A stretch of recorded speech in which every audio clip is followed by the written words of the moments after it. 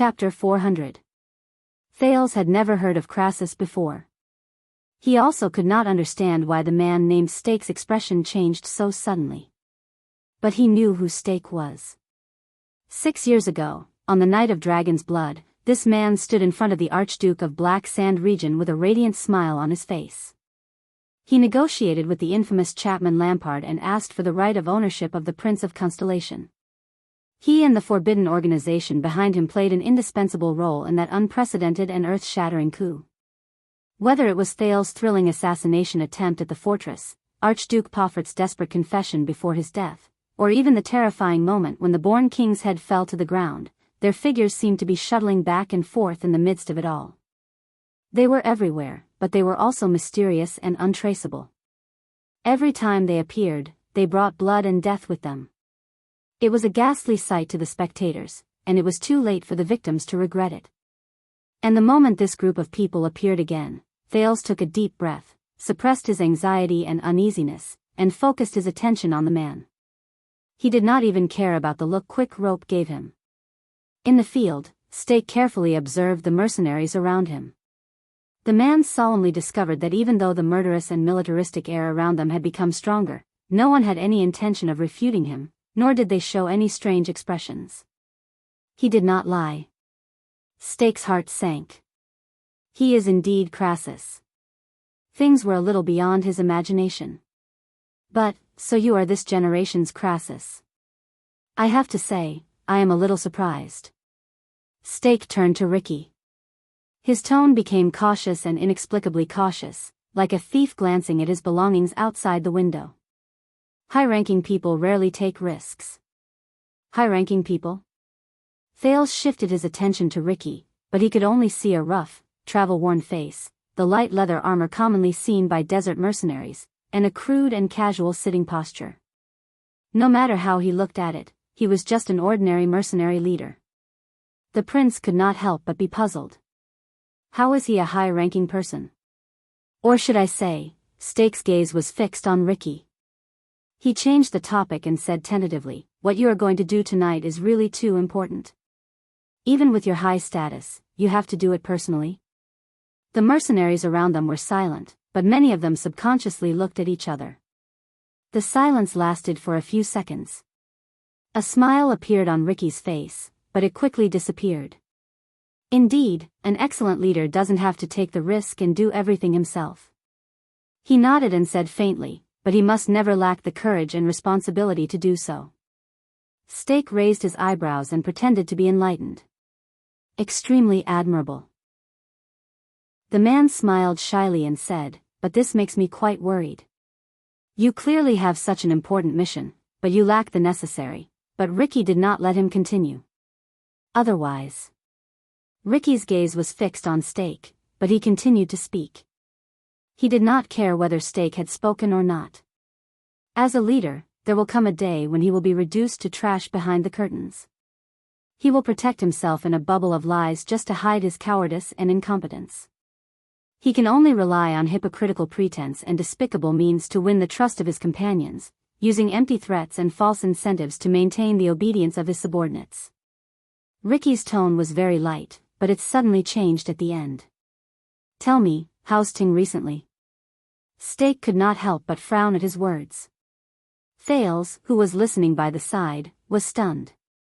What? How's Ting recently? He did not understand the monosyllabic word. But Steak's reaction made him quickly understand that it was a name. Ting. The moment he heard the name and saw Ricky's burning gaze, Steak's expression froze for a moment. But he quickly adjusted himself and smiled again. "Everything is well, Shadow Master." Steak bowed again. He looked at the mercenaries around him with a humble expression. "As well as you, Shadow Master." Thales furrowed his eyebrows. He was not the only one who seemed to have gained something. "Damn it, Thales, I think." Quick Rope's face was pale. He poked Thales under the table and whispered in disbelief, "I think I know who these people are." Thales nodded without batting an eyelid. "As well as I do?" "I don't think so." Ricky chuckled and shook his head. He raised a finger and pointed at Steak, who was sitting across from him. If he was as good as I am, then Ting would not have sent you, a person who is permanently stationed in Dragon Cloud City, into the Great Desert, into the Constellation's Blade Fang's camp, into the territory that is extremely dangerous for all of you. I don't remember Kessel V pardoning you. Compared to his previous kind persuasion, Ricky became fierce when he faced Steak. The tavern owner, Kampa, who sat across from him could not help but break out in cold sweat. Steak furrowed his eyebrows tightly. That's not right. It shouldn't be like this. In this risky and unique meeting, he should be the one to initiate the conversation, make suggestions, and state his conditions. But, at that moment, Steak realized, to his dismay, that the initiative in this conversation was firmly held in the other party's hands. If he was as good as I am. Ricky's expression turned cold. His tone was as tense as a noose around his neck. Then, he wouldn't have sent you to us like a stupid, arrogant blackmailer who knowingly delivered yourself to us at a moment that we valued so much, claiming that, I know what you're going to do, in a pretentious, secretive, and mystifying way of saying, I know what you're going to do. Ricky said in disgust, as if you really have us in your hands. Steak's pupils slowly shrank. Everyone, you mean, do you remember, Steak?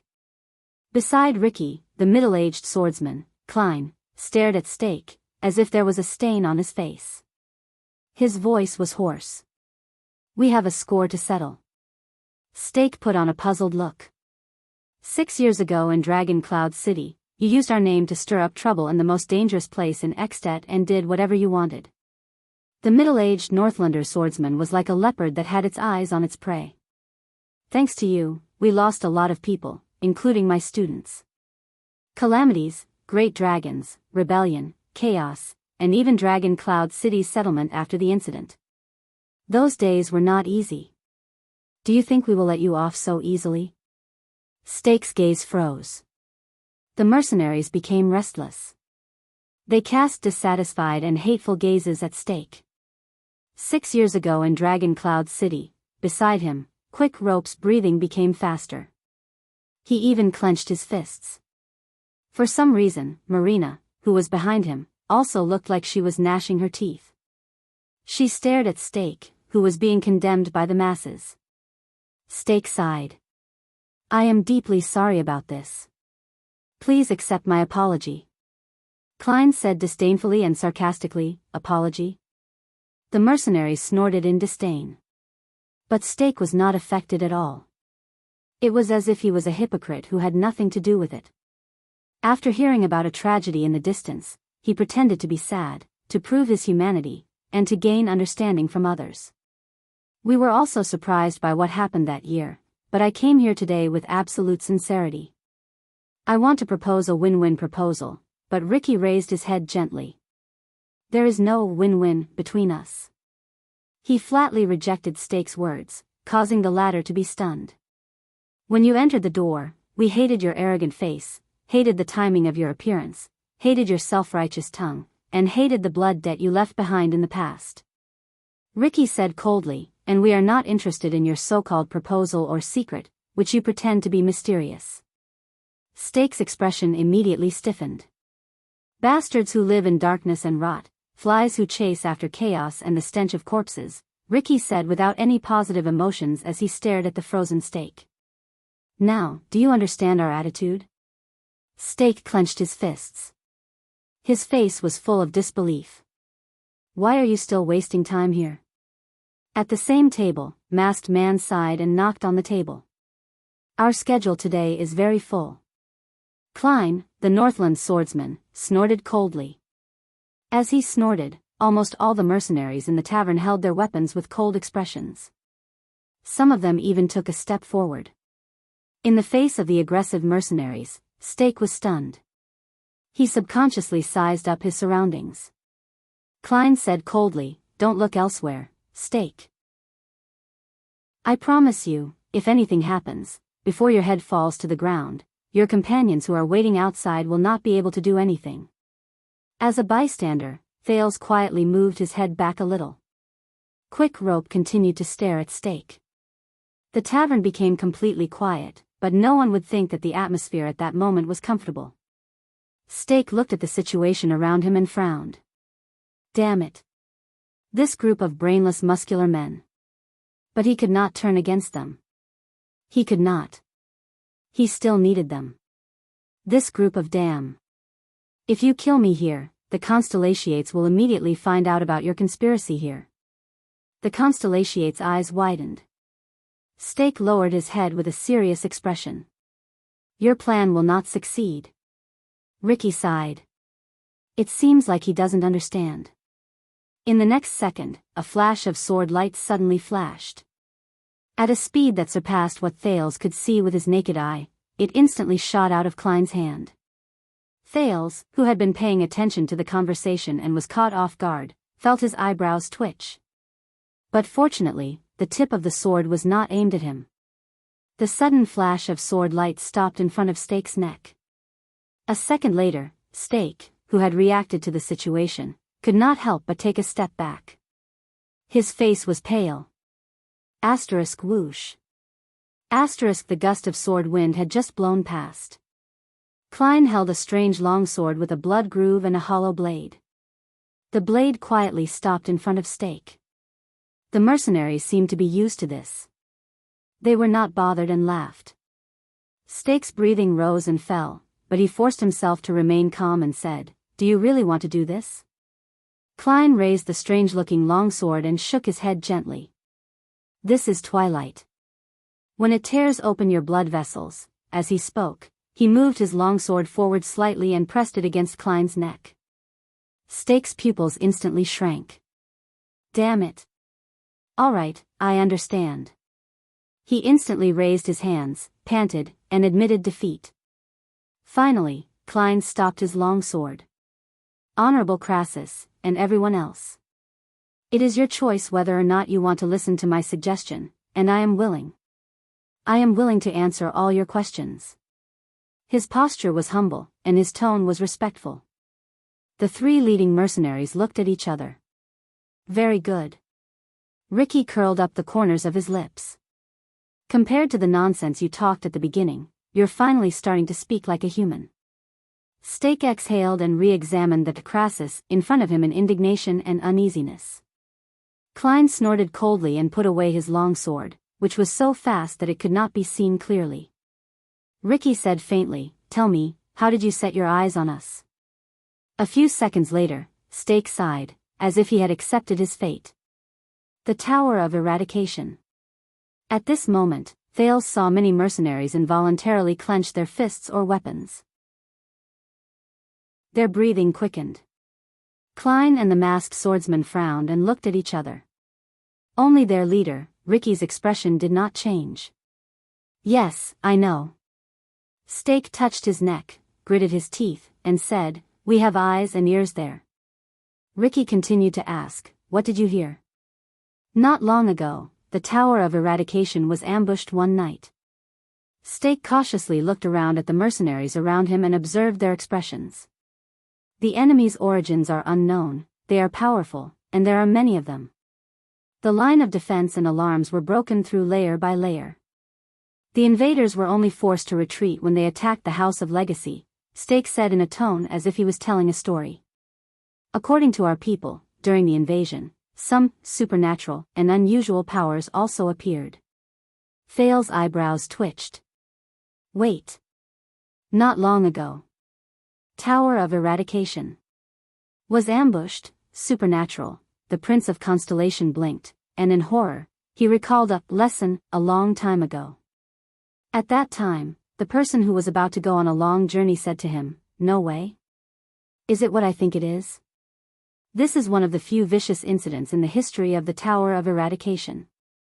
Even if the Grey Sword Guards kept it strictly confidential, it was difficult for them to cover up everything. All 8 major sects suffered heavy casualties. Even Constellation's Red King's army besieged Sharpblade Valley 200 years ago was not as exaggerated as this. Stake sneered and looked at the dozens of mercenaries. You did it, didn't you? At least you were involved. You worked with Blood Bottle Gang, and they recruited many psionic warriors from the Western Desert. The mercenaries around them were in a commotion. Blood Bottle Gang. Thales covered his head in his heart. He felt that his guess was getting closer to the truth. Klein shook his head. It has nothing to do with you. After that, you fled into the desert and returned to Blade Fang's camp. You hid in Blood Whistle, and one of our spies in the desert recognized you. Stake continued to speak. But Blade Fang's camp wanted to send their troops to the desert. After they issued the blockade order, your mercenary group did not disperse, even though there was no more business. Instead, you continued to recruit people from all over the place. So I thought that no matter what you encountered in the Tower of Eradication, you did not intend to give up. That is why I sent someone to leave a message for you. We will visit tonight. Masked Man snorted in disdain. Ricky and Klein did not say anything. Listen, I don't care about the grudge between you and the Tower of Eradication.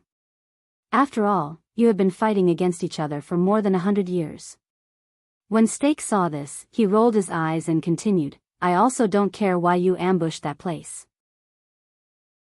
Do you want to vent your anger, stage a coup, or dig for treasure? You have been fighting against the Tower of Eradication for more than 100 years, a thought appeared in Thale's mind.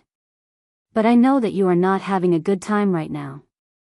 The invaders must have paid a hefty price to make the famous Tower of Eradication, which stands firmly between two powerful countries, suffer such damage. Stake's eyes brightened. He raised his hand and spoke in a high-spirited tone, as if he had forgotten the awkwardness and humiliation just now. Now, no matter what you want to do, you will definitely lack manpower, especially when you want to break the infamous Prison of Bones in Constellation's Blade Fang's camp and launch an unprecedented prison raid. What? Thales could not react for a moment. But the others were different. At that moment, be it Ricky, Klein, or Masked Man, all of them suddenly raised their heads. They stared at Stake, who was in front of them. It was as if they could not believe it. The mercenaries also became restless. There was a slight uproar. What are they doing? Quick Rope whispered to Thales in disbelief, these people, they want to raid the Prison of Bones, that damn place. There must be something wrong with their brains. In the field, Stake continued to speak, this will not be an easy task. However, in the next moment, the familiar flash of a sword came. Klein's longsword was once again pressed against Stake's throat. Who told you that? The middle-aged Northlander swordsman asked coldly. Damn cockroach. It was the Masked Man. Ricky frowned. How did you know? Stake, who once again fell into misfortune, panted rapidly. But this time, he refuted in a manner that was neither servile nor overbearing. A few days ago, you deliberately sent some people into the Prison of Bones to act as spies when the time comes. Stake snorted coldly and said, tonight, you decided to gather here. You even chased away and kidnapped our men, including this tavern owner. Isn't this obvious? Asterisk bang. Asterisk on the other side, Tampa, who had been silent for a long time, was dumbfounded. He slammed his palm on the table. *CK. Is that why you kidnapped me? The tavern owner suppressed his anger. He was surprised and bewildered. You already knew that my home is a place that provides supplies to the Prison of Bones. You wanted to wait until dawn, and then use our fleet to transport supplies. Sean the mercenary slapped the back of his head and swallowed Tampa's words. Shut up. Why? Why do they want to break out of the prison? What do they want to rob? Most importantly, if this group of mysterious mercenaries really want to do this, what will they do with Tampa and the two of them? The chaotic scene lasted for a few seconds before Ricky raised his arm again and calmed down. We underestimated you, Stake. Ricky seemed to be deep in thought. His eyes were bright.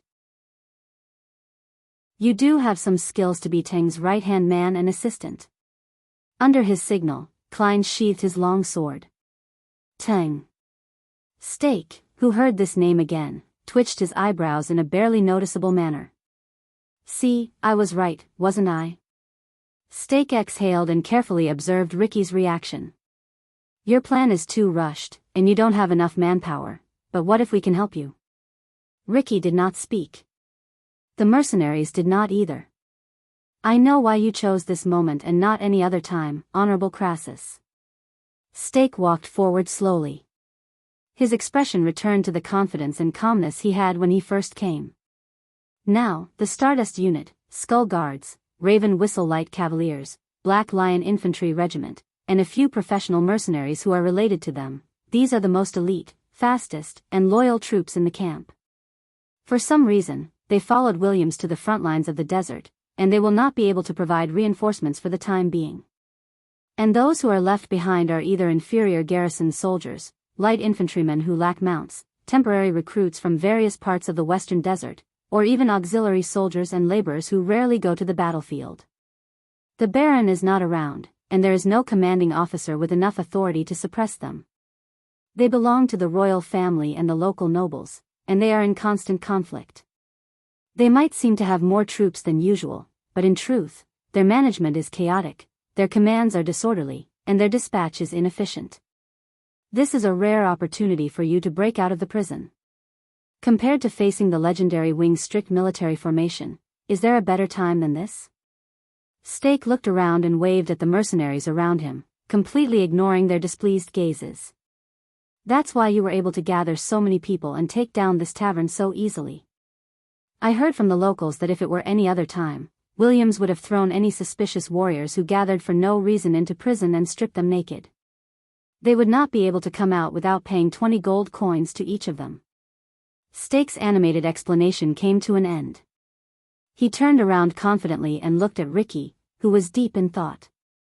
Breaking out of the prison during chaos? You're right. Stake raised a finger. But it's still too difficult. For you, even if you are professional mercenaries who have fought in wars for many years, even if you are only facing the old, the weak, and the disabled, it is still not easy.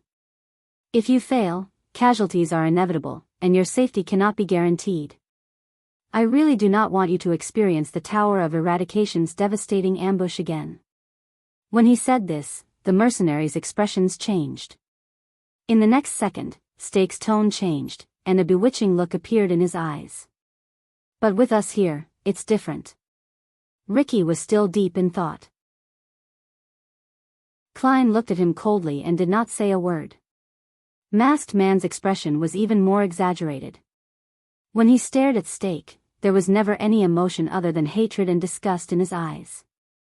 You know what we are capable of. Stake tried his best to make his words sound more tempting. With us here, you don't need this lousy plan, and you don't need this talkative boss. Tampa stared at him fiercely. Stake's eyes lit up. We can provide you with the most accurate information, fight for the best conditions and timing to take action, and even help you move out of the prison of bones, or even paralyze the guards in the prison of bones within a short period of time, so that you can prepare a safe escape. You don't need to disguise yourself as a transport team in fear and sneak into your destination, or draw your swords and break through those damn prison doors by force, paying a huge price. He clenched his fists lightly. You will get what you want faster, better, and easier, no matter what it is. Stake paused for a moment, as if he wanted to observe the crowd's reaction. Honorable Crassus, and all-powerful warriors. Stake spoke again. At this moment, your swords are the greatest support we can find in this unfamiliar and hostile land. At this moment, he was incredibly humble. He clasped his hands together, and his expression was respectful and submissive.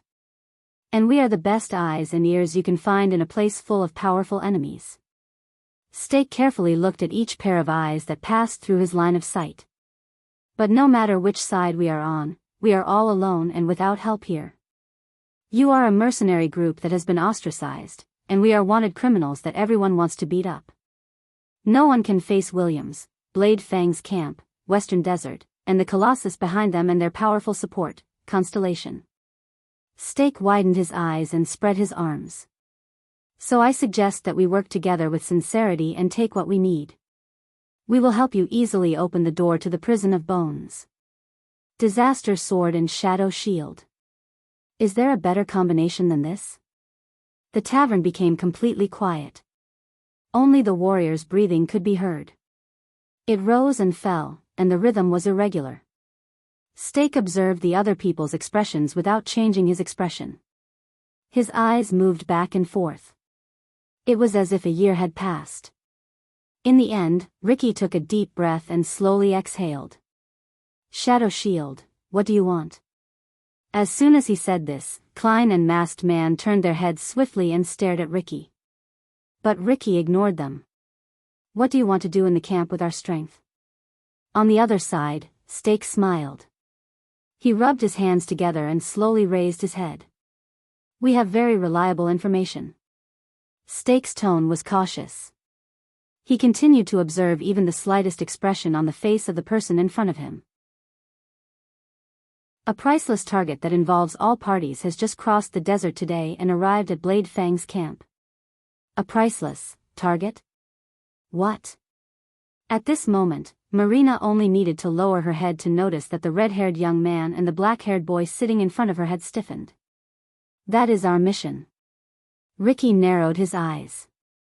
The target may receive unimaginable reinforcements at any time. Hordes of troops and countless experts, incessant reinforcements, and thorough security are far from something that can be taken care of by stealth or brute force. Steak smacked his lips and nodded with a cold smile. Under the watchful eyes of countless mercenaries, Thales and Quick Rope sat still. Their gazes were dull. In the teenager's hell senses, he heard Tampa's indignant breathing rise and fall, Marina's cold snort resounded in his ears, and the mercenaries' whispers were endless. There was also his and Quick Rope's heartbeats. Only faster and faster. Heavier and heavier. And we, the Honorable Crassus, and all of you, Steak lowered his head, as if he was treasuring some secret. What we need to do is to work together and take down this target in the camp, who is not easy to deal with, but has great rewards. Thales and Quick Rope fixed their gazes on Steak. They were anxious and terrified, but they did not dare to show even a hint of their terrible mood. Under many people's puzzled and hesitant gazes, Steak looked like a question maker who revealed the answer to a riddle at the last moment.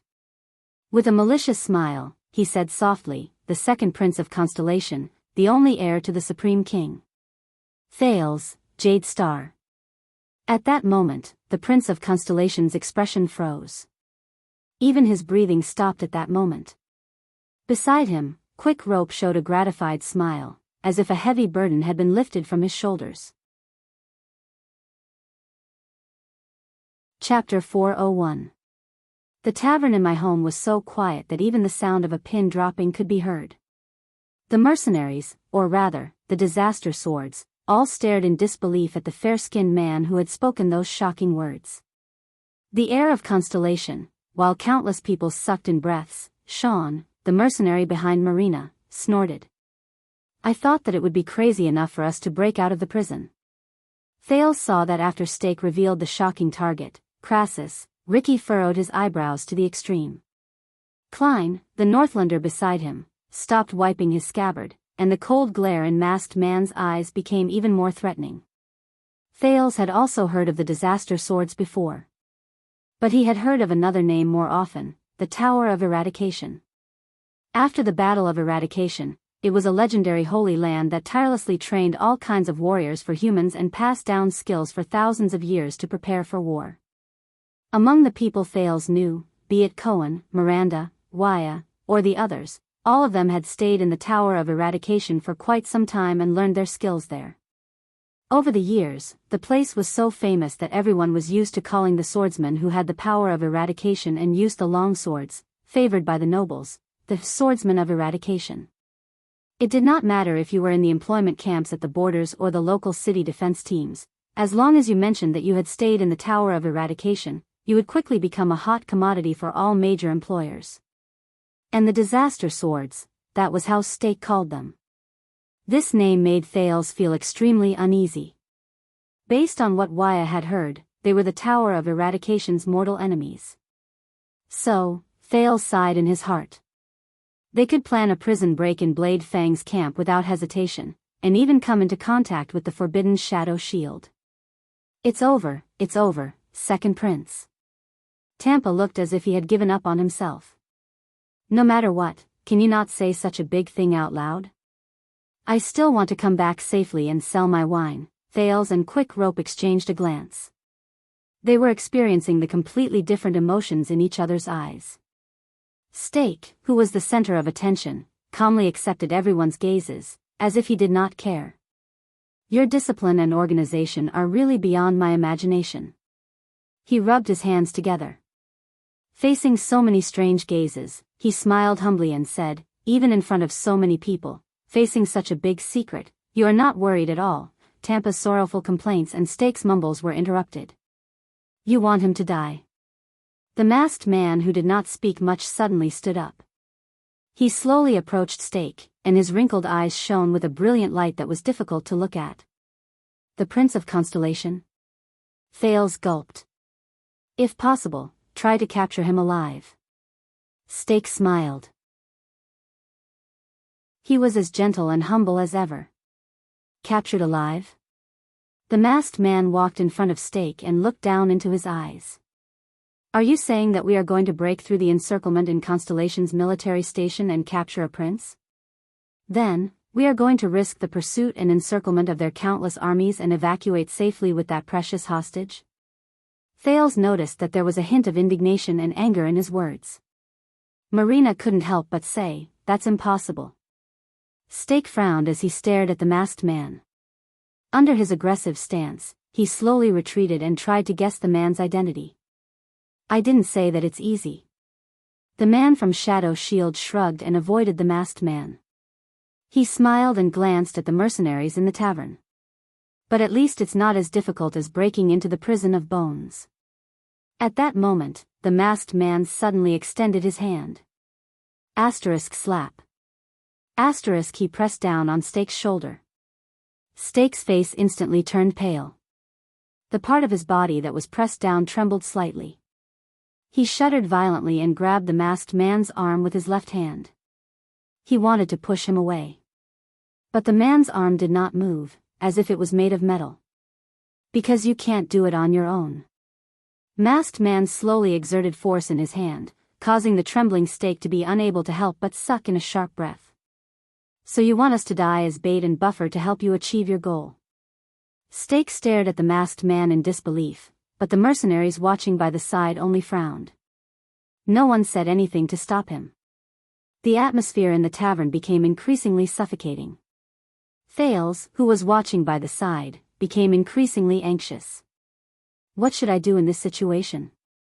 We're not bait, but reliable reinforcements. Steak gritted his teeth and endured the masked man's suppression and coercion, but he still insisted on speaking. At the same time, we'll provide you with our resources. In a perfect plan, we'll take down the prison of bones and the Jade Star Prince at the same time, we'll protect each other and kill two birds with one stone, we'll help each other. His words were intermittent. The masked man snorted coldly. Is that all? Is there nothing else? In the unbearable pain, Steak forced a smile.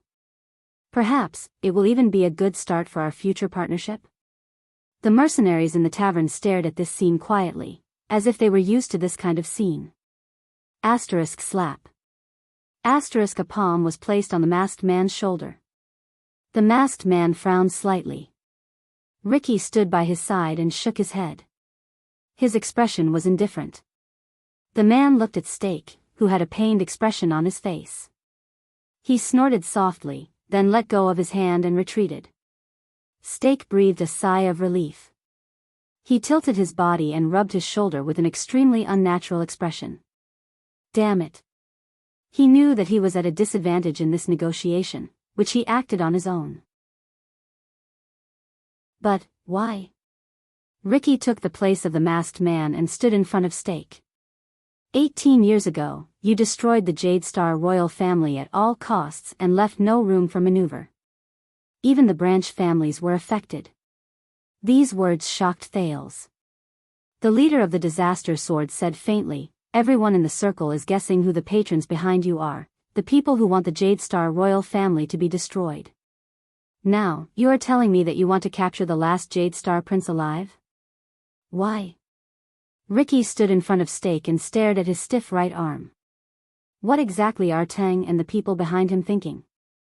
What exactly do they want to do? Could it be that the so-called blood of the imperial family, which has been passed down to this day, is really as brilliant as gold and can cure all diseases? Klein, who was behind him, laughed sarcastically. Steak revealed an unpleasant smile. Honorable Crassus, why do you care about this?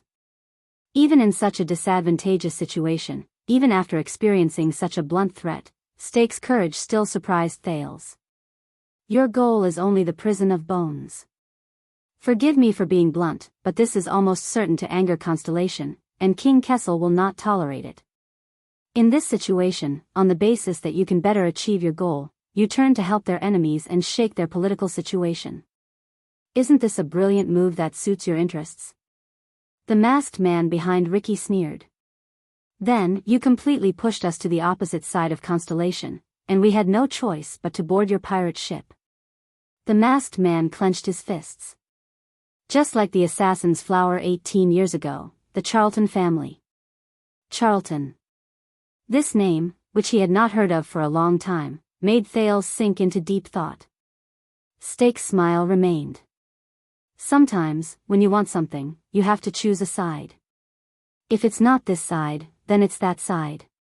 He still had that amiable look that said, I'm sorry, but this is the reality.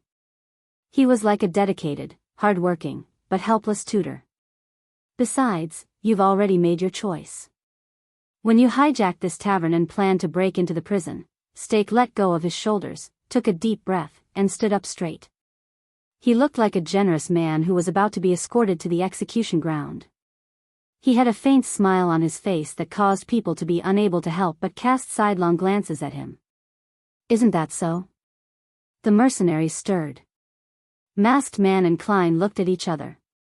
Ricky still did not move. He quietly stared at Steak. Thales and Quick Rope exchanged glances between themselves by the table. Their leader's silence affected the disaster swords. The tavern gradually became quiet. Everyone looked at Ricky. Steak waited quietly. Only his eyes occasionally darted around to observe the people around him. After a long while, Ricky's gaze on Steak changed a little. The leader of the disaster sword smiled and moved his chin a little. Just like him. The same. Steak, who had expected that he would be questioned, was stunned for some reason. What? Ricky snorted softly and turned around. How funny. Ricky sat down again, as if he did not care about the person in front of him. At that moment, the way you spoke and what you said were exactly the same as Teng. Steak's pupils instantly trembled. Teng. Thales heard the name with short syllables again. Ricky leaned back on the stool and raised his chin. His gaze at the ceiling became unfocused. I have seen that man, if Teng can still be considered a man. Sometimes, he is cunning, scheming, and cunning. Sometimes, he is passionate and ambitious. His existence is the world's merciless mockery of human nature. Steak slowly lowered his head. Are you old acquaintances with the Shadow Master? Ricky curled his lips. Yes, Teng. I have seen his methods and how he does things. I have to say, he is unforgettable. Steak smiled. He was about to answer, but in the next second, Ricky's eyes shone with a terrifying glare. So I absolutely do not believe it. Ricky lowered his head abruptly and stared straight at Steak. His tone was urgent and resolute, and it was unprecedented. I absolutely do not believe that my contact and meeting with him is a coincidence or luck. I also do not believe that any cooperation with him will be of a win-win result. Even if there are short-term benefits, it cannot cover up the greater losses we will suffer in the long run. Steak was surprised. Leave immediately, Steak. Ricky's face was dark, and his tone became firmer. He did not allow anyone to refuse. Out of admiration for your courage, I will not make things difficult for your companions who are hiding outside the house. When he heard this, Thales breathed a sigh of relief. Fortunately, as long as I am not directly involved, I still have a chance to deceive them. Steak stared at Ricky in a daze. He looked at his cold gaze. Please forgive me. I am not quite sure about your, Ricky snorted coldly, and his words were short. I don't trust you. I especially don't trust Teng. He straightened his back, and his entire body instantly turned into ice. He said through gritted teeth, "So, worry about that stupid prince. We have nothing to do with each other. Is that clear enough?" Steak stared at him, as if he did not believe that they would refuse. But there was surprise and hesitation in his tone. "You are alone and without help. The process of breaking into the prison of bones will be very difficult. Even if you are lucky enough to succeed, Constellation will not have a place for the disaster swords in the future." Klein snorted softly and said, "If we were worried about what you said, then we would not be here at all. Also, don't call us disaster swords. No one likes that title." In the face of Steak's solemn face, the middle-aged Northlander put down the long sword known as Darklight and wrapped his arms around himself. "We are the Scions from outside the tower. We are not a group of bugs in the gutter who serve a certain eunuch of Mainyi as their leader, and who only have the false reputation of our ancestors." As he said this, the disaster swords snorted in agreement. Their tone and expressions revealed their unruly arrogance and self-satisfaction. Steak lowered his head tightly, and his cheeks trembled slightly. Ricky snorted softly, as if he did not know whether to laugh or cry. He waved his hand at Steak. "You can go now." A few mercenaries came forward on their own accord and surrounded Steak from 3 sides. But in the next second, Steak raised his head swiftly. "Wait a minute." Steak seemed to have figured something out. At that moment, there was an inexplicable hint of hesitation and struggle on his face. "I have a rough idea of what you think of the Lord of Shadows, but this..." Ricky shook his head and did not even look at him. "I said, you can go now." Masked Man snorted in disdain, while Klein continued to pay attention to his dark light. The mercenary, Sean, came forward. "You heard what he said, worm." Sean looked at Steak coldly. "Are you going to help yourself, or do you want us to help you?" Even though he said that, he did not have the slightest intention of letting Steak help himself. 2 sturdy mercenaries reached out and grabbed Steak's shoulders, intending to drag him out. At that moment, an inexplicable hint of determination appeared on Steak's face. He raised his head abruptly and looked over the mercenary's shoulders at Ricky, who was unmoved. "What if this has nothing to do with Ting?" These words made Ricky move slightly. "What if this is not some bullsh T cooperation, but just a deal between you and me, and Steak and Crassus?" These words made Ricky turn his head around. "What?" As he asked the question, the mercenary's grip on Steak lessened. Ricky narrowed his eyes, as if he was meeting Steak for the first time. "What do you mean?" Steak broke free from the mercenary's grip, and regardless of how disheveled he looked, he struggled forward. "As I said, what happened today, whether it is the kidnapping of the prince or the cooperation between us, has nothing to do with Ting." Steak gritted his teeth, and his expression was resolute. "Master of Shadows, no, Ting doesn't know what happened here at all." When he said this, Klein widened his eyes in shock. Masked Man even let out a soft gasp of surprise. Only Ricky did not move. But his tone changed. "I have to say, you captured my interest," the leader of the disaster sword said slowly. "What happened to Ting?" In the suffocating silence, Steak showed a forlorn smile and shook his head in resignation and regret. "Ting is done." Ricky's eyes shone brightly. His body unconsciously leaned forward. "Say that again?" Klein and Masked Man exchanged a surprised look. Thales originally had a headache over his future, and was not interested in the grudges between these mysterious organizations. Until Steak's next sentence. 6 years ago, on that day. Steak turned his head around abruptly and stared at Klein with slight excitement. "You know, Klein, you and I were in Dragon Cloud City at that time. On that day when the Great Dragon and the calamities descended, we witnessed the upheaval that shook the Western Peninsula." Thales felt as if his heart had skipped a beat. Even Quick Rope did not move. On that same day, when everyone's eyes were focused on King Nuven's death and the ownership of the Dragonscale crown, many things that the world does not know happened in the dark side of Dragon Cloud City, Steak said angrily.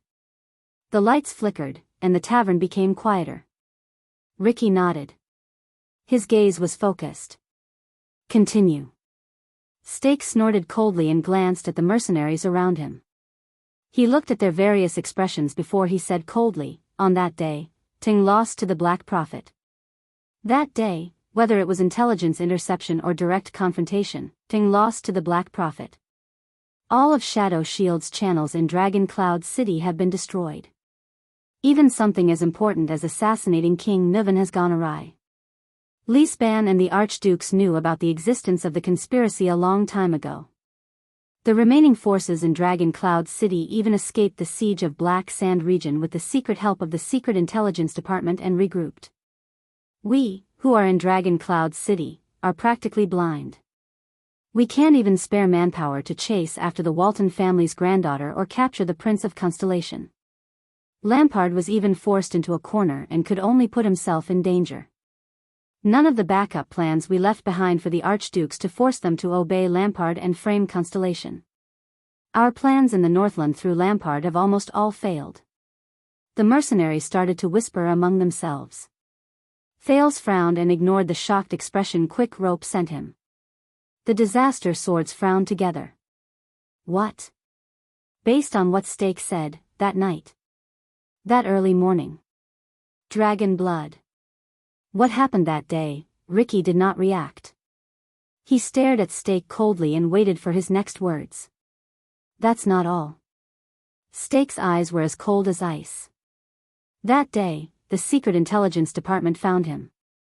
Teng was ambushed in Dragon Cloud City. The Secret Intelligence Department caught him red-handed, Stake said coldly. There was an indescribable emotion in his voice. They gave Ting a fatal blow that severely injured him and left him on the verge of death. At that moment, the three disaster swords trembled. That man's forces, including the trusted aides of the Far Easterners who followed him since Main of Night, suffered heavy losses. Ricky turned his head and looked at Klein. Klein shook his head to show that he did not know anything. Ricky frowned. There was suspicion in his eyes.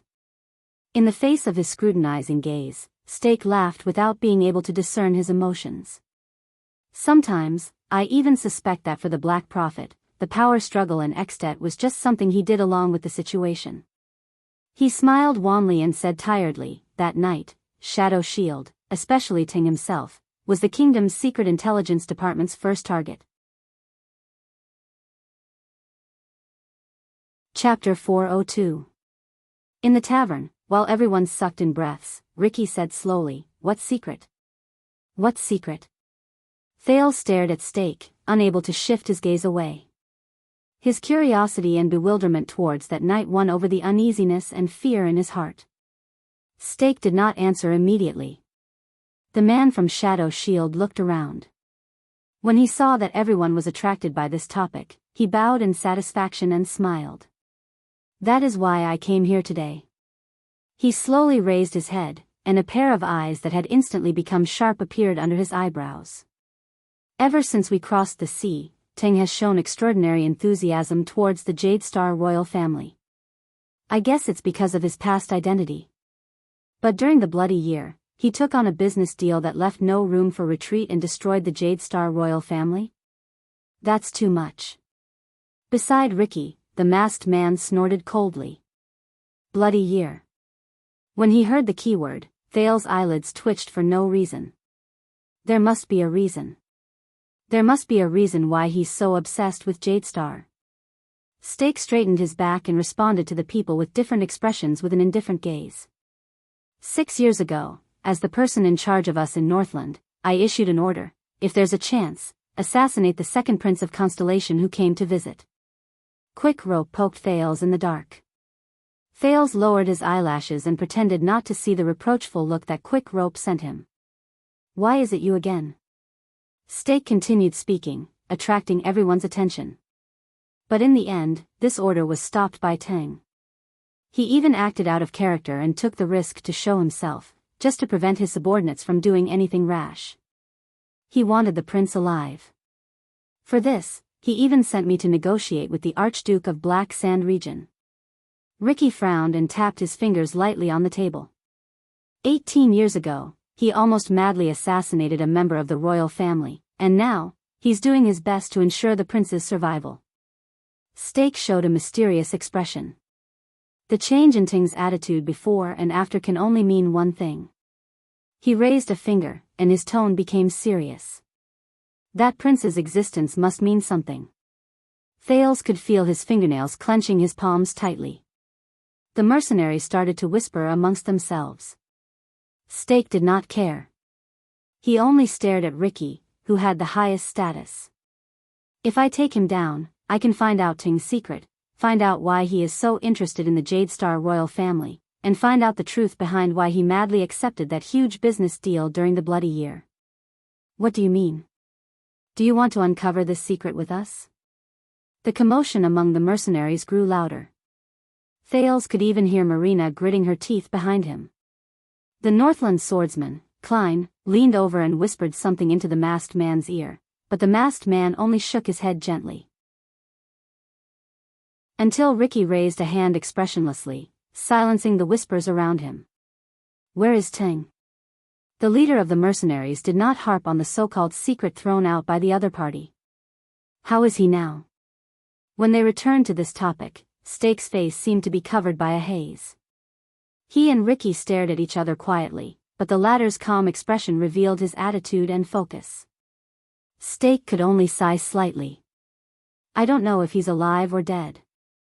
The three leaders of the disaster swords frowned at the same time. But I can tell you that his situation is bad, very bad. Steak clasped his hands together and quickly took over the conversation. Since then, Ting has not appeared in the organization for a whole 6 years.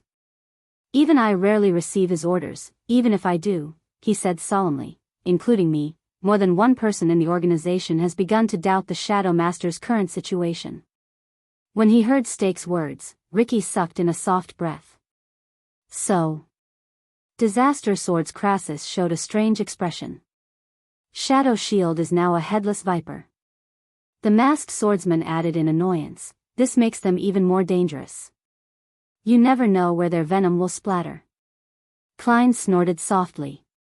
Steak could only respond with an awkward smile. Then what are you doing here? Ricky shook his head. Uncover his secret and inherit his unfinished mission? Steak's smile slowly disappeared. Needless to say, after Ting's disappearance, Shadow Shield is at a critical turning point. Steak coughed. As I said, taking down the prince is the key to solving the puzzle. It is a summation of Ting's actions over the past decade. Masked man snorted softly. It sounds like you are very dissatisfied with your master. Dissatisfied? Steak's expression first changed, then he shook his head resolutely. No, I came here to save Shadow Shield, who has nowhere else to go, from despair and trouble. We can't continue like this. Shadow Shield needs to be motivated, needs to rise again, needs new stimulation. Masked man interrupted him again. Or a new leader, I guess that's what you want to say. Steak's words were instantly stuck in his throat. It's been 20 years since Ting came to the Western Peninsula, right? Masked man said coldly, as if he knew a lot of things. He's been Shadow Master for 20 years. Based on Shadow Shield's excellent tradition of changing leaders, his reign is indeed a little too long. Steak's expression turned cold. You don't have to hint like that. I revealed these secrets to all of you because I wanted to win your trust, Steak said coldly. I wanted to prove to all of you that Shadow Shield, or at least the Part 1 lead, is no longer the same as it was during Ting Xing's time, and we should not bear the treatment and stigma of that time. When he said this, Masked Man snorted and shook his head, while Klein chuckled. Unexpectedly, Marina was the one who took over Steak's words. Ridiculous. The woman in red had a hateful tone. What kind of stigma do you think we can give to a bunch of stinky rats in the sewers? When he heard this retort, Steak frowned and looked at Ricky, but found that the other party did not seem to be unhappy that their conversation was interrupted. He could only sigh and turn to Marina. I'm not speaking carelessly. Under Marina's hateful gaze, Steak said sadly, once upon a time, Shadow Shield was not a rat that everyone wanted to beat up. Once, we also had noble and respectable ideals. The mercenaries looked at each other at a loss. Steak took a deep breath. 1,000 years ago, the final empire was rebuilt, and all the great powers were born.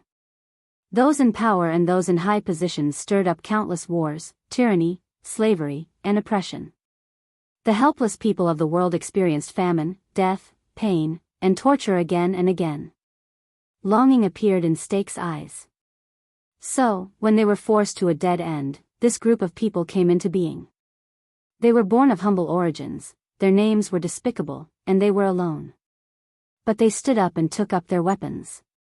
When they were weak, they used a small force to win against a large force. They risked their lives to attack in the shadows. They used the most primitive, simplest, but also the most powerless and clumsy method to assassinate tyrants, resist tyranny, and fight back against power. They stood in front of the tyranny of the rulers and the ruthlessness of the feudal lords, and let out the voices of the common people who suffered. That's rare. A hint of praise appeared in Ricky's eyes. Compared to those assassins who act blindly, at least you understand your organization's past. Thale's eyebrows twitched. This was the first time he heard Shadow Shield described from this angle. Steak bowed, then let out a long sigh. His gaze was unfocused. Once upon a time, we were the last hope of the poor, the vanguard of the insurgents, and the brave warriors of the rebellion army. With unimaginable methods and costs, we threatened, reminded, and warned the tyrants who were in high positions but oppressed the people. In the shadows cast by the rulers, there will always be a restless existence. It will always turn into the most steadfast and troublesome shield, protecting the people who are trampled under their feet and despised like ants.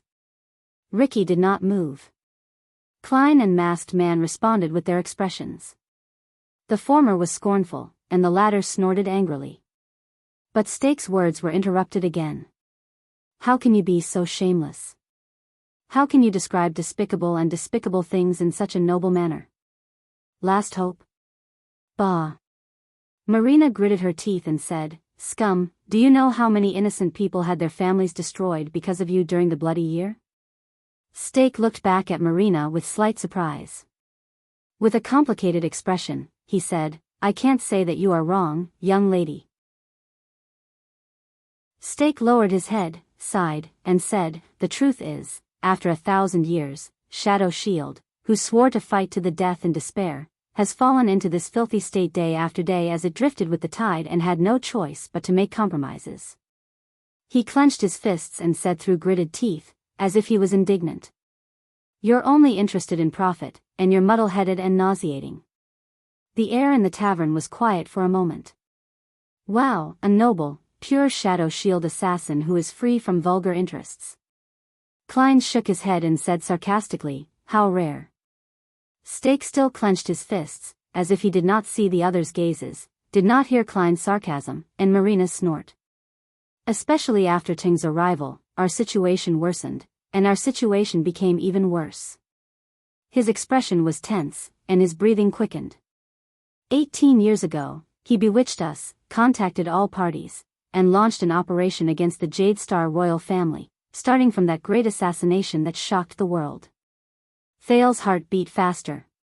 My home tavern gave me too much information tonight. Steak raised his head abruptly and gritted his teeth.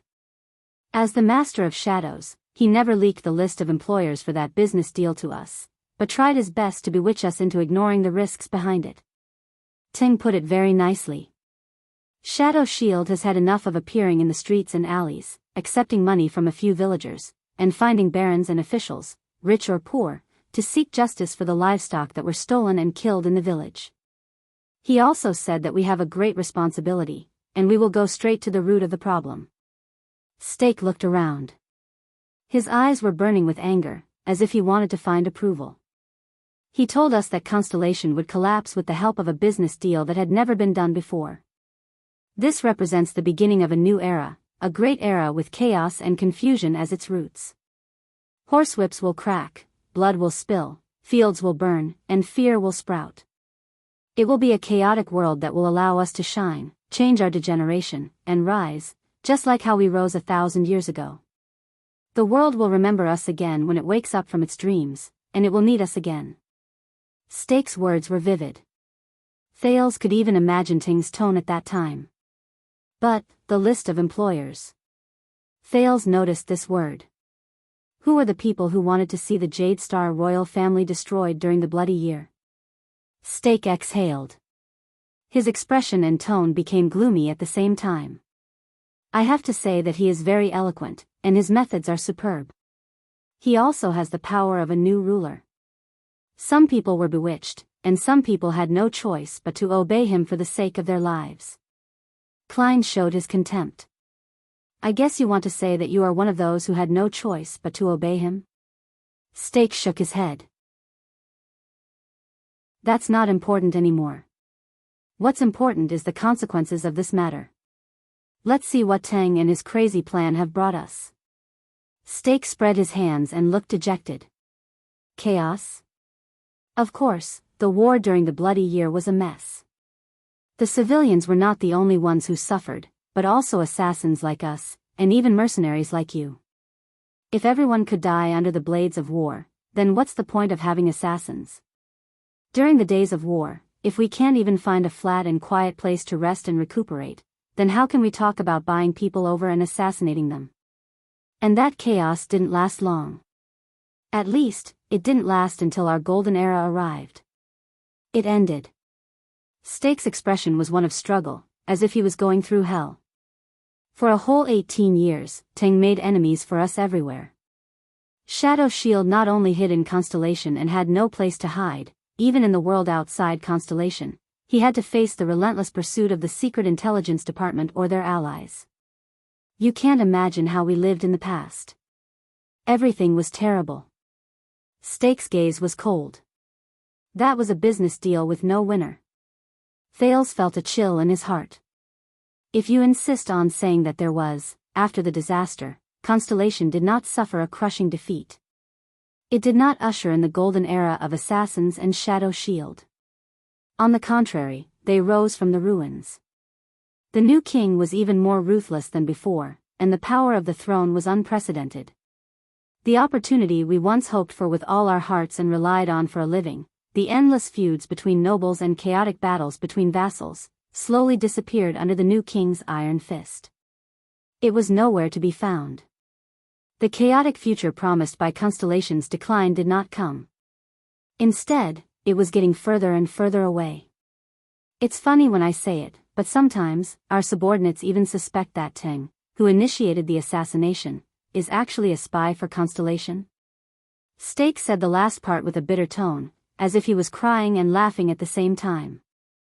It made people frown. Ricky and the others exchanged glances. Did you just ask me that I was dissatisfied with Tang?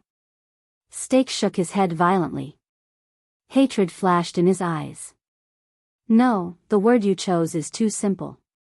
It is not enough to describe how we feel about Tang. Tang brought this to Shadow Shield over the past 20 years. It was a disaster. The tavern fell silent again. Only Thales was still immersed in his own thoughts. Tang. What kind of person is he? You said that 6 years ago, Tang risked his life to appear in Dragon Cloud City, ran into an ambush, and was on his last breath? Ricky's voice rose, bringing Thales back to reality. Steak nodded politely. Yes. Ricky stroked his chin. His eyes were clear as he chuckled. Let's not talk about whether your words are trustworthy. How did someone as careful as Tang get his tracks discovered in Dragon Cloud City, where you have been operating for a long time? Steak's expression stiffened. Ricky snorted. So, either you are spouting nonsense, Steak, or, Ricky's smile turned cold. Now, the person we are dealing with, Steak, is someone who was unwilling to submit to others, and killed his master out of anger. Ricky's eyes were still and cold. A traitor. The tavern returned to a suffocating and frightening silence. Everyone looked at Steak with a strange gaze. Damn it. Steak rubbed the sweat from his palms. This so-called Crassus, Ricky did not move. He waited for Steak's response. A few seconds passed. The latter sucked in a deep breath. Finally, at this moment, Steak no longer had a smile on his face. Instead, his face was cold, and there was a fierce look in his eyes. If you have never been loyal to someone or something, what betrayal is this? When he said this, both Klein and Masked Man looked at Steak with even fiercer gazes. But unexpectedly, Ricky smiled. You must be very afraid of him, right? The leader of the Disaster Sword said flatly, afraid of Teng. Steak's body trembled. Regardless of whether you subconsciously imitate his speech and actions, or whether you deliberately show resentment and dissatisfaction, you cannot hide the fear you inadvertently reveal. Steak's breathing stopped for a moment. Ricky seemed to have grasped Steak's weakness. To you, he is like an insurmountable mountain, a boundless shadow, isn't he? The reason why you want to know his secrets so much is because you can't wait to surpass him, surpass Teng. Steak gulped softly. His lips trembled, but he did not make a sound. He seemed to be struggling. It was as if all his eloquent arguments had lost their color at this moment. In the end, Ricky looked at him, clicked his tongue, and shook his head. Come. Ricky did not ask further. Instead, he leaned against the back of the chair and snapped his fingers. It's time to talk about our cooperation. Steak was startled, as if he did not expect Ricky to return to the main topic he wanted to talk about so easily. Then, Ricky clenched his fists, and there was a cold glare in his eyes. For the sake of possible cooperation, why don't you tell me something about the prince? Thales, who was listening by the side, froze. He tried his best to act as natural as possible. How did you find him? A few seconds later, Steak took a deep breath and smiled. A moment later, a man dressed in plain clothes was led into the tavern. The new guest was dressed in light clothes. He was travel-worn, and there was fatigue on his face after a long journey. But even when he faced the hostile swordsman in the tavern, he still maintained his bearing and pride. He walked in neither servile nor overbearing, and immediately found the person in the tavern who kept his word. Steak was all smiles. Let me introduce you. This is Baron LaSalle Weeder. As he said this, the new guest bowed slightly. Thales moved a little. He subconsciously felt that he had seen this man before. But, Ricky frowned slightly. Baron? Klein's face was filled with suspicion. He said softly, Weeder. I remember this Northlander's noble surname.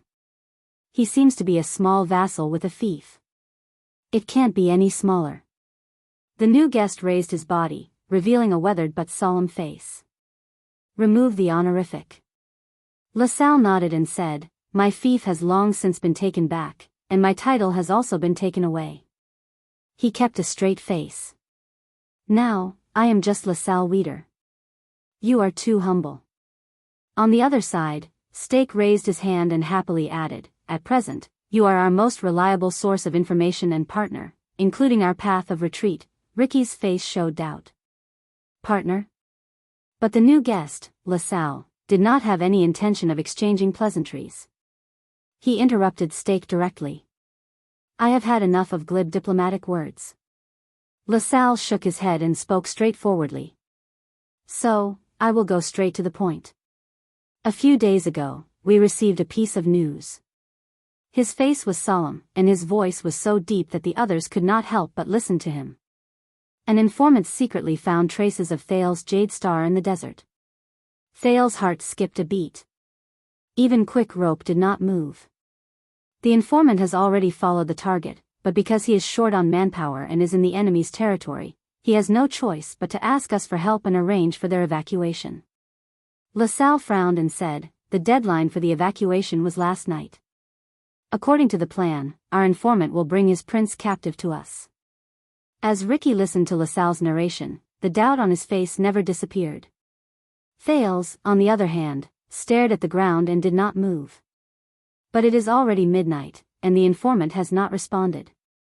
LaSalle exhaled and said sternly, Because of this, we have reason to believe that he has failed. This is why I came here today, broke the usual practice, and urgently asked for help from both of you. LaSalle looked at Steak, who had a smile on his face, and then at Ricky, who had an infuriating expression.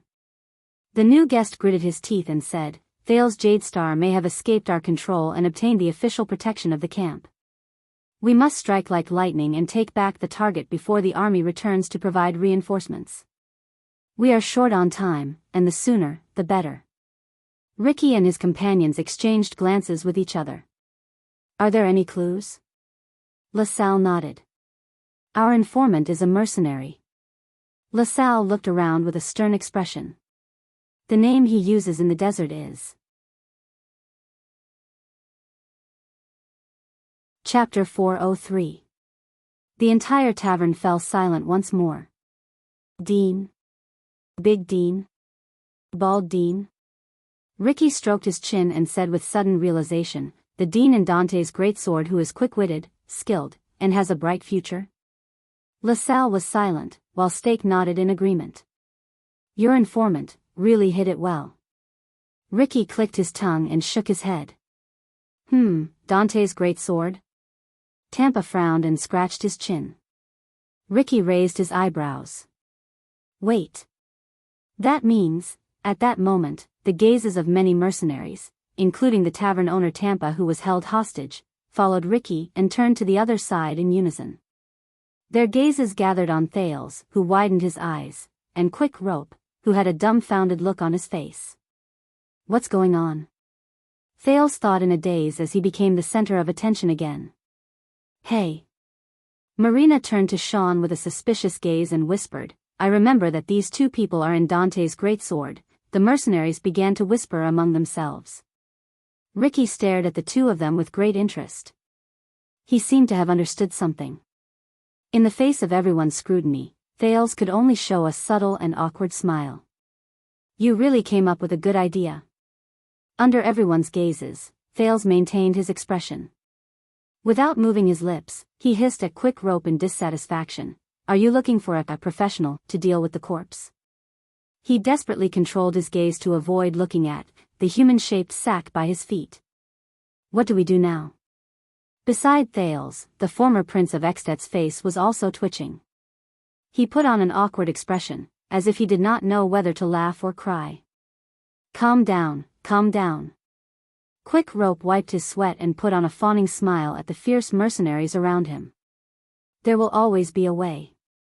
The guests outside Blood Whistle noticed these small changes, but they obviously did not have the spare energy to care about these small matters among the mercenaries. LaSalle coughed. "In short, that is our target. Even though we lost our initial clue, we still have reliable information from our informant, but at this moment, Ricky shifted his attention away from Thales and Quick Rope and raised his hand. "Wait, this is Mr. LaSalle Weeder." The leader of the Disaster Sword said faintly. Following his voice, the lights in the tavern swayed slightly, bringing up the shadows of people. Ricky looked up and smiled. "We haven't agreed to cooperate with you yet." LaSalle was stunned. The man, who had the air of a noble, put on a stern expression and looked at Stake. "When you informed me, I thought you had convinced them." Stake spread his hands and put on a helpless smile. "The road to happiness is strewn with setbacks." LaSalle's brows furrowed and relaxed, perfectly suppressing his dissatisfaction. "We didn't reach any agreement, Mr. Weeder," Ricky said with a smile. "In fact, we suddenly welcomed you uninvited guests on the eve of our operation. You wanted to cooperate with us. Even now, we are still very surprised." Clay snorted softly, echoing Ricky's words. The mercenaries around him pressed down on their weapons, looking displeased. Stake waved his hand at LaSalle. "So you must be there in person. I alone am far from enough." When he saw the hostile expressions on the Disaster Sword's faces, LaSalle came to a realization. He understood the atmosphere of the scene. "All right." He nodded and quickly sorted out his emotions. His taut face revealed a sense of competence. Thales found it strangely familiar. Blood Whistle, or should I say, Disaster Swords. LaSalle raised a finger. "I think we must come to a consensus." Ricky showed an interested expression and gestured for him to continue. You intend to rob the prison of bones. LaSalle looked around and raised a second finger. His expression was stern. And we aim to capture the Prince of Constellation. In Blade Fang's camp, these two things cannot be done separately. Ricky narrowed his eyes slightly. If you invade the prison of bones tonight, LaSalle said solemnly, then in just a few hours, the entire Blade Fang's camp will be startled awake. Then, in just a few hours, all of Blade Fang's camp will be alerted. Thousands of regular armed forces of the kingdom will flood this place like a tidal wave. They will bring with them cordons, search teams, patrols, and all the trouble you can imagine. After that, it will be impossible for my people to deal with the Prince of Constellation. LaSalle gestured at Stake, and the latter nodded humbly in agreement. Thales was even more puzzled about their relationship. LaSalle changed the topic. Similarly, if we kidnap the Prince of Constellation tonight, before dawn, the alarm in the camp will ring. Any suspicious forces, gatherings, and even mercenary groups will become the first targets of the Constellations. At that time, if you want to attack the prison of bones again, it will be even more difficult than ascending to heaven. The conclusion is very clear. We are like two people tied to the ends of a rope. If we don't exert our strength in one direction, if we do our own thing regardless of the consequences. LaSalle turned around. His words were full of force. That will just be two futile efforts. No one will get what they want. Ricky, Klein, and the others exchanged glances. They saw the wariness in each other's eyes. So, everyone, do you understand why we came here uninvited and late at night?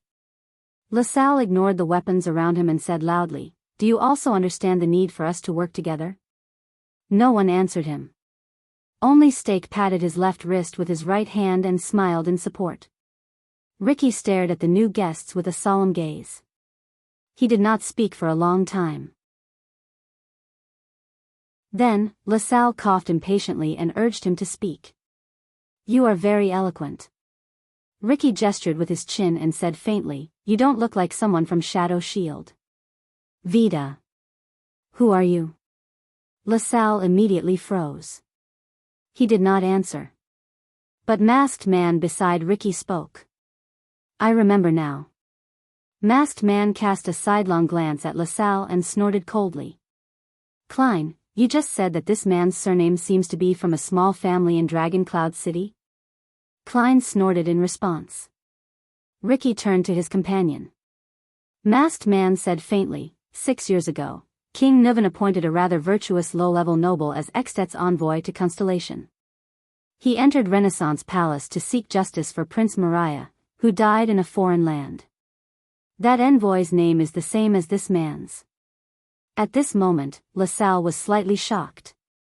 But he was not the only one who panicked. On the other side of the tavern, Thales hid his surprise in a low cough. Beside him, Quick Rope had an aggrieved expression that said, why is it me again? Thales remembered now. Him, Thales Jade Star, and LaSalle Vida. It was indeed not the first time they met. So. Thales stared at LaSalle in a daze, then at Stake.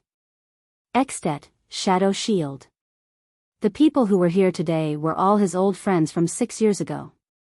And the only thing that could link the two of them together was, King Nuvan and King Chapman entrusted you with an important task at the same time, but you failed. Tell me, Baron Vida. Masked Man said in disdain, for a Northlander, a failed and humiliating diplomatic mission must have troubled you a lot, right? LaSalle Vida's face instantly turned livid. Stake coughed and came out to calm his cheeks. Can we? But LaSalle interrupted him. I don't deny my failure. The former Extet envoy clenched his fists and said solemnly, that is indeed a stain in my life. His voice trembled slightly. And I have paid the price, I am no longer a baron. Masked Man snorted and shook his head. I'm guessing that Dragon Cloud City did not deprive you of your title for no reason. And Black Sand Region could not give you any more compensation. Masked Man walked slowly to LaSalle and looked down into his eyes. After all, no one likes a traitor who appears to be loyal to Dragon Cloud City on the surface, but secretly colludes with Black Sand Region. He said coldly. The moment he said this, LaSalle raised his head abruptly. The former envoy glared at Masked Man in anger. But Masked Man did not seem to notice. He continued to chuckle and said, "So you can only come to a foreign country and be in charge of some shady affairs." LaSalle clenched his fists tighter and tighter. Ricky, Klein, and the others watched this scene with indifference. But Stake frowned by the side. A Shadow Shield assassin who betrayed the Shadow Master, and a Northland noble who betrayed the former king, Masked Man continued to mock him. Traitor and traitor, what a good combination. LaSalle snorted loudly. "It's not up to you to judge me, mercenary." He gritted his teeth and glanced at Blood Whistle in the tavern. "Based on what you said," LaSalle said angrily, "tonight, no matter which side we are on, we are all shameful traitors. At the end of the day, you are just traitors of the Tower of Eradication." Before his voice faded away, asterisk clang. Asterisk asterisk clang. Asterisk more than one sound of weapons being unsheathed rose at this moment. Marina already had both swords in her hands. Sean also gritted his teeth and pulled out his axe. More mercenaries took a step forward in unison and approached the insolent emissary with malicious intent. Murderous intent immediately filled the tavern. The uneasiness was so strong that Thales resisted the urge to reach for his weapon. "Take it easy, everyone." Stake's voice rose among the murderous mercenaries. "We are not here to fight." At the moment when swords were drawn, Ricky raised his right hand gently, as if he was used to it. He shook his hand gently. The mercenaries of Blood Whistle felt indignant, but they obediently withdrew their weapons and returned to their original positions. Their gazes on LaSalle became increasingly hostile. "I understand now." A noble who no longer has his glory, but is indignant. "He can only do some unimportant general affairs at the borders," Ricky said calmly. "He wants to rely on a rare achievement to win back his master's trust." LaSalle inhaled softly, as if he was unwilling to admit this fact. "So, LaSalle Weeder, you represent Chapman I. Extet's kinslayer king." Ricky's tone was slightly solemn. And the content of his words caused quite a commotion among the mercenaries. They whispered to each other, and the shock on their faces was clear on their faces. Thales felt quick rope tremble beside him. Wait. Thales subconsciously felt that something was off. Something doesn't seem to match up. LaSalle is King Chapman's envoy, and his informant is Dean. Dean discovered Thales' tracks, so he informed LaSalle. And LaSalle noticed that something is wrong from Dean missing his appointment, so he wants to save the situation? That's not right. Something is definitely wrong. Ricky sized up LaSalle and said, "Your king intends to draw us to his side?" LaSalle raised his head and showed a faint hint of arrogance.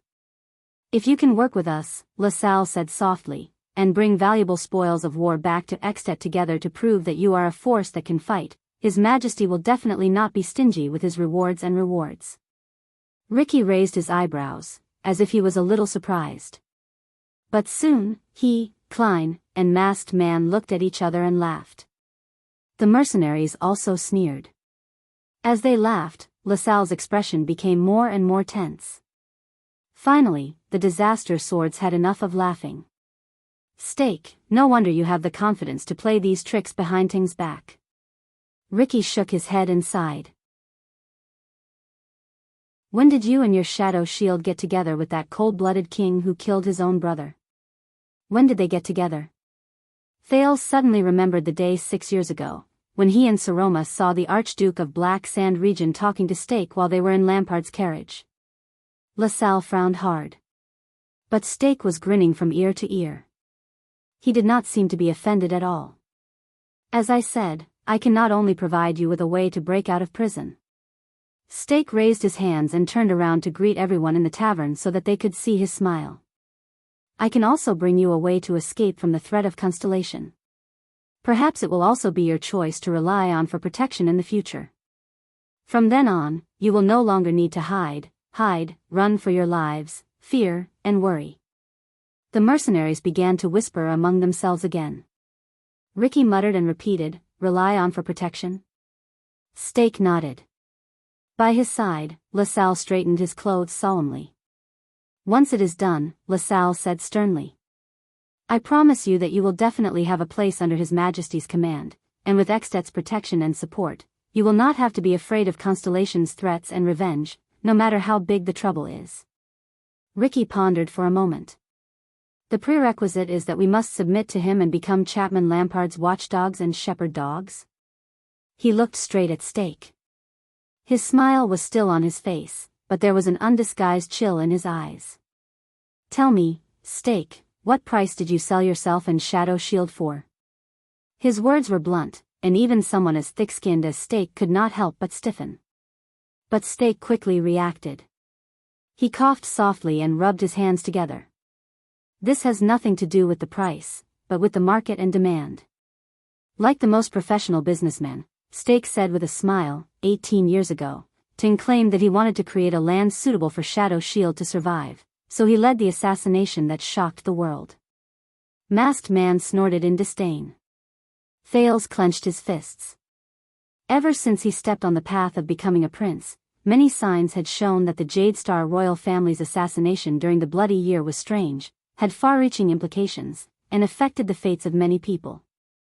And the source of that assassination was right in front of him. But Teng was wrong. Steak said resolutely. The most suitable era for us assassins is not a chaotic world filled with starving people, and neither is it a peaceful age of wisdom. He raised his voice, and his expression was stern. It is an era where peace and conflict alternate, where opportunities and dangers coexist, and where employers and targets coexist. Ricky furrowed his eyebrows. Everyone knows that we are assassins. We are warriors who take risks and face death with equanimity, Steak said calmly. And you are mercenaries, swordsmen who wield swords for others, or sellers of swords. It doesn't matter what you want to call yourselves. The mercenaries looked at each other at a loss. Assassins and mercenaries, apart from everything else, are both living with their specialties and working for other people. That is the only way to maintain their normal operations.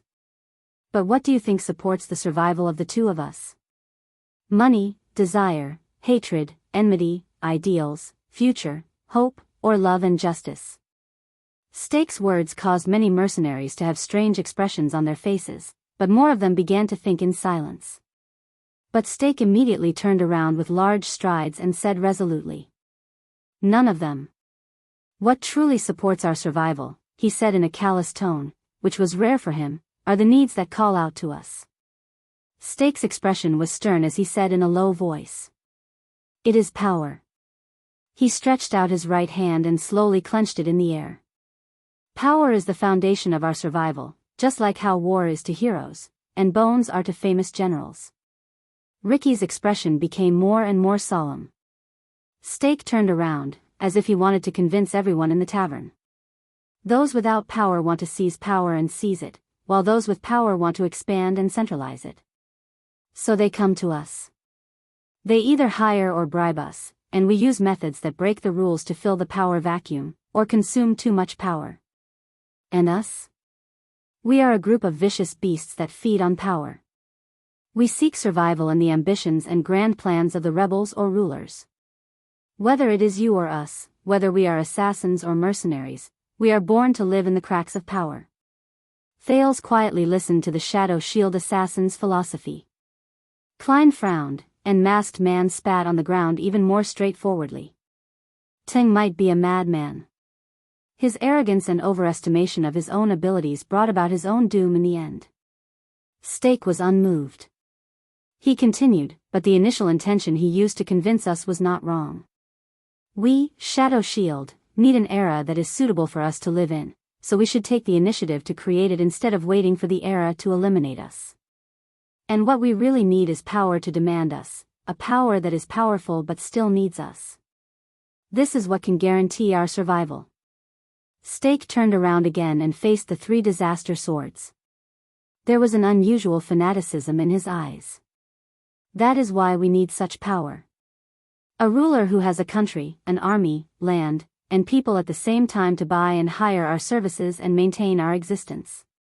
But he cannot be too strong, so strong that he tries to control us and annex us, just like how Constellation controls the kingdom's secret intelligence department. But he cannot be too weak, so weak that he cannot support us or protect us, just like the pitiful vermilion tail guards of Anlenzo dukedom. Steak put up a finger, twitched the corners of his mouth, and nodded. This is the secret that allows assassins and mercenaries to live forever. The assassin ended his speech, but the mercenaries looked at him suspiciously. So, this is the power you found for us? The Kinslayer King? Ricky raised his eyebrows. Steak exhaled in resignation.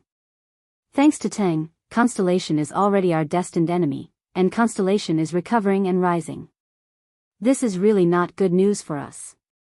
In this case, I guess that we don't have many choices left. Steak showed a mysterious smile, as if he had remembered something. And I have to say, King Chapman is a very special king. Besides, Chapman I fits our standards very well. He is strong and powerful. Not long ago, he completed the purge of Black Sand region and became the suzerain of Extet. Secondly, Extet is in internal strife. Although he is at the peak of his power, he is also in trouble. The Archduke is eager to fight, the enemies outside are eyeing him covetously, and the disputes in his territory are difficult to settle. And King Chapman's ambition is unfortunately all-encompassing. He will need us. As Steak spoke, he exchanged a glance with LaSalle, who nodded. Have you solved your doubts?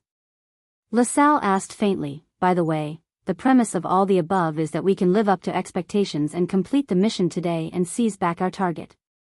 But Ricky obviously had other opinions. Power is the foundation of our livelihood? He rubbed his chin. Interesting way of putting it. But you left out half of it, Steak. Steak raised his hand to show that he was all ears. LaSalle frowned, as if he was dissatisfied with the group's lack of cooperation. Ricky leaned forward and pointed his index finger at LaSalle. The Kinslayer King, or any other power, will slowly seize our throats when they develop step by step. And when they become completely powerful, they will not leave us with too many choices. His gaze slowly became focused. He will turn you into the secret room and the secret intelligence department who spread rumors, and turn us into the white blade guards and royal guards who guard the door and sweep the floor. If you are unwilling, Masked Man snorted angrily and crossed his arms. Also, once Chapman Lampard becomes so strong that he can ensure the stability of a region, the prosperity of a country, and the peace of an entire lifetime. Ricky sneered. It's just as you said, Steak, a peaceful and wise world is not suitable for assassins. Steak smiled but did not say anything. LaSalle did not move. So, what you want is not loyalty or attachment. Ricky's tone suddenly changed, and his tone was cold. You want to be a parasite. Steak's smile froze on his face. What you want is not attachment or belonging, but to live on King Chapman's body like a blood leech.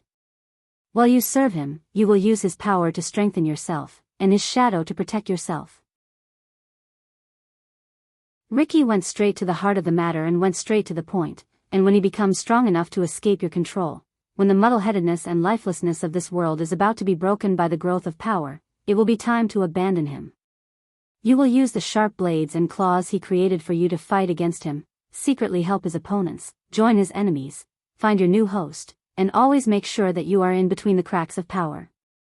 This time, even LaSalle's expression became very unpleasant. Just like that, you will live on, grow, move, become a parasite, and grow again. Repeat your cycle over and over again. Live with power, and live side by side with conflict. Wherever there is power, there will be Shadow Shield. Masked Man snorted softly to show his approval. Be careful, Baron Weeder, Ricky said coldly. When blood leeches suck too much blood, they will also suffer a backlash. His tone made Steak and LaSalle's expressions turn solemn. Ricky stared at LaSalle, who put his hands behind his back and furrowed his eyebrows. A few seconds later, Ricky spoke again. But...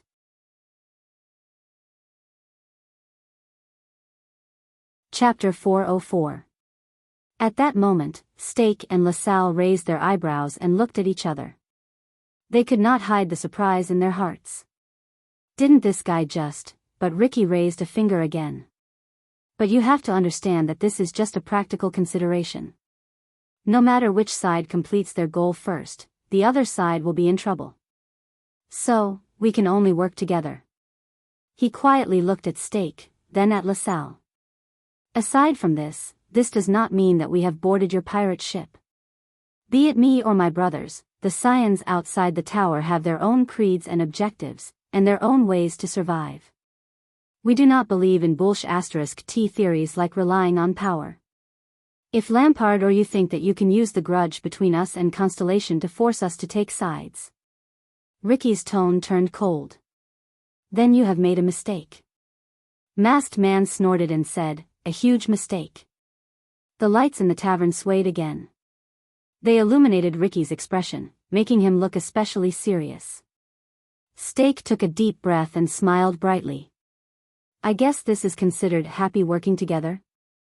Ricky stared at him for a long time before he curled up the corners of his lips. That's right. In the next second, the mercenaries exhaled together and regained their energy. It was as if their leader's words had livened up the atmosphere. Then let's do it, Steak said with a beaming smile. We'll start with the prince. At that moment, Thales cursed in his heart. Shadow Shield, Disaster Sword, King Chapman, the three parties had formed an alliance. Their target was himself. This is not good. Especially when a certain person is sitting right under their noses.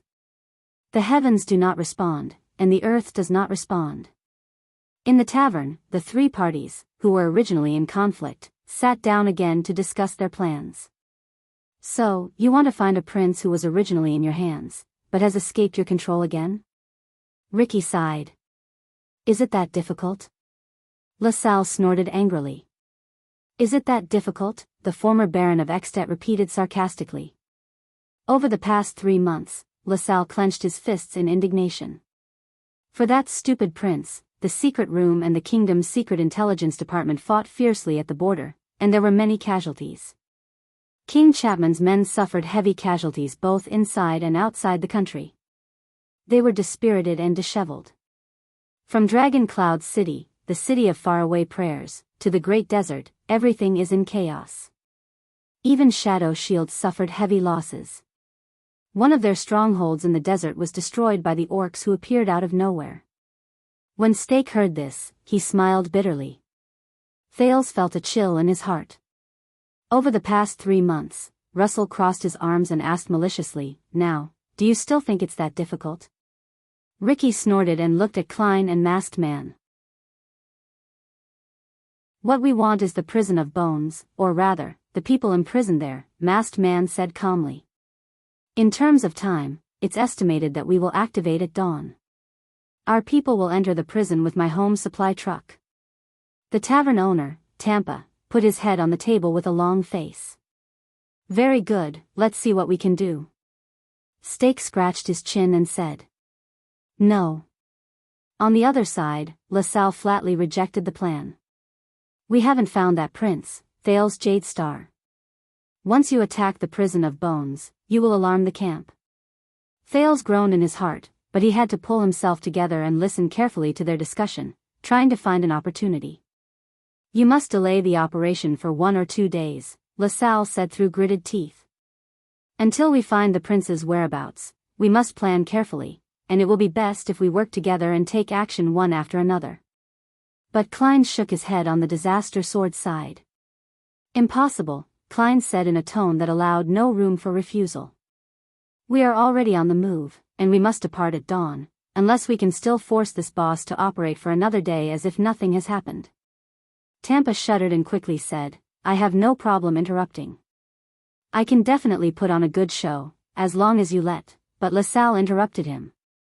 Prince Thales must be sent to Black Sand region, or else there's nothing to talk about. He was very firm in the face of this.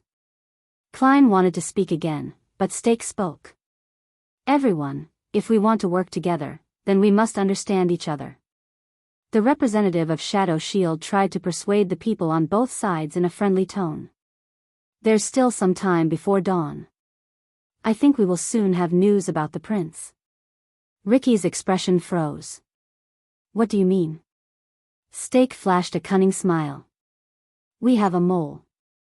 If Blade Fang's camp finds out about the prince's whereabouts, we will also know immediately. A mole? Ricky frowned. You'd better be more detailed. We don't want to bet such a big operation on an unclear promise. Steak exhaled and looked at the mercenaries around the tavern. But Ricky did not have any intention of evacuating his subordinates. In the end, Steak could only raise his eyebrows. With a mysterious gaze, he lowered his voice and revealed the secret. We have eyes and ears inside Williams's freak squad. When he said this, the people around him were stunned. Even Thales was shocked. The group of psionic freaks who came out of the prison of bones? Masked Man's tone was full of doubt. Are those scums reliable? Steak shrugged. Of course they are. Our mole is one of William's most trusted captains. There's no problem with our information channel. Ricky raised his eyebrows. William's people can ensure his loyalty? Steak took 2 steps forward and revealed a cold smile. In truth, we don't need his loyalty, because he still needs to rely on us to get a windfall and treat his wife and daughter's hereditary terminal illness. We only need his loyalty to his family. You're using this to threaten him? LaSalle frowned and said, once he gets out of our control. Steak stretched out a finger and waved it in the air. Of course it's not just this, Steak said coldly. You know, we have to secretly poison his wife and daughter on a regular basis. It costs a lot of money. The meaning behind his words made everyone feel a chill in their hearts. Despicable, Masked Man commented in disdain. Steak bowed. Thank you, he said without shame, this is a compliment to us. Thales sighed in his heart. They told us everything from the plan to the details of the operation without holding anything back. This means that they're not going to let innocent people like us leave. Thales glanced at Quick Rope, who had an innocent look on his face, and shook his head. Perhaps they're not that innocent. Ricky coughed to attract everyone's attention. So, you're relying on this to wait for news from the prince? Steak blinked. Ricky looked at him and smiled. How about this, we have another mole. Steak's eyes lit up. Oh. More reliable than yours. Ricky looked at Masked Man beside him. A constellatiate noble, a rising star under the Count of Wing Fort. He's good at fighting, leads troops alone, and is deeply trusted. Steak's expression changed. Wow, a new noble. He took a deep breath and could not hide his excitement. After the bloody year, that's something we can't get. But Steak immediately asked cautiously, forgive me for offending you, but if he's a constellatiate, then his reliability and loyalty. This time, Marina stood up. She glanced at Steak with her usual disdainful gaze. There's no need to doubt his loyalty. Steak snorted coldly and said, that's not necessarily true. I just told you our secret, and do you also need to? But before he could finish, Marina interrupted him angrily, no need. The woman in red, who wielded 2 swords, gritted her teeth and said, he's my fiancé, or at least, he used to be.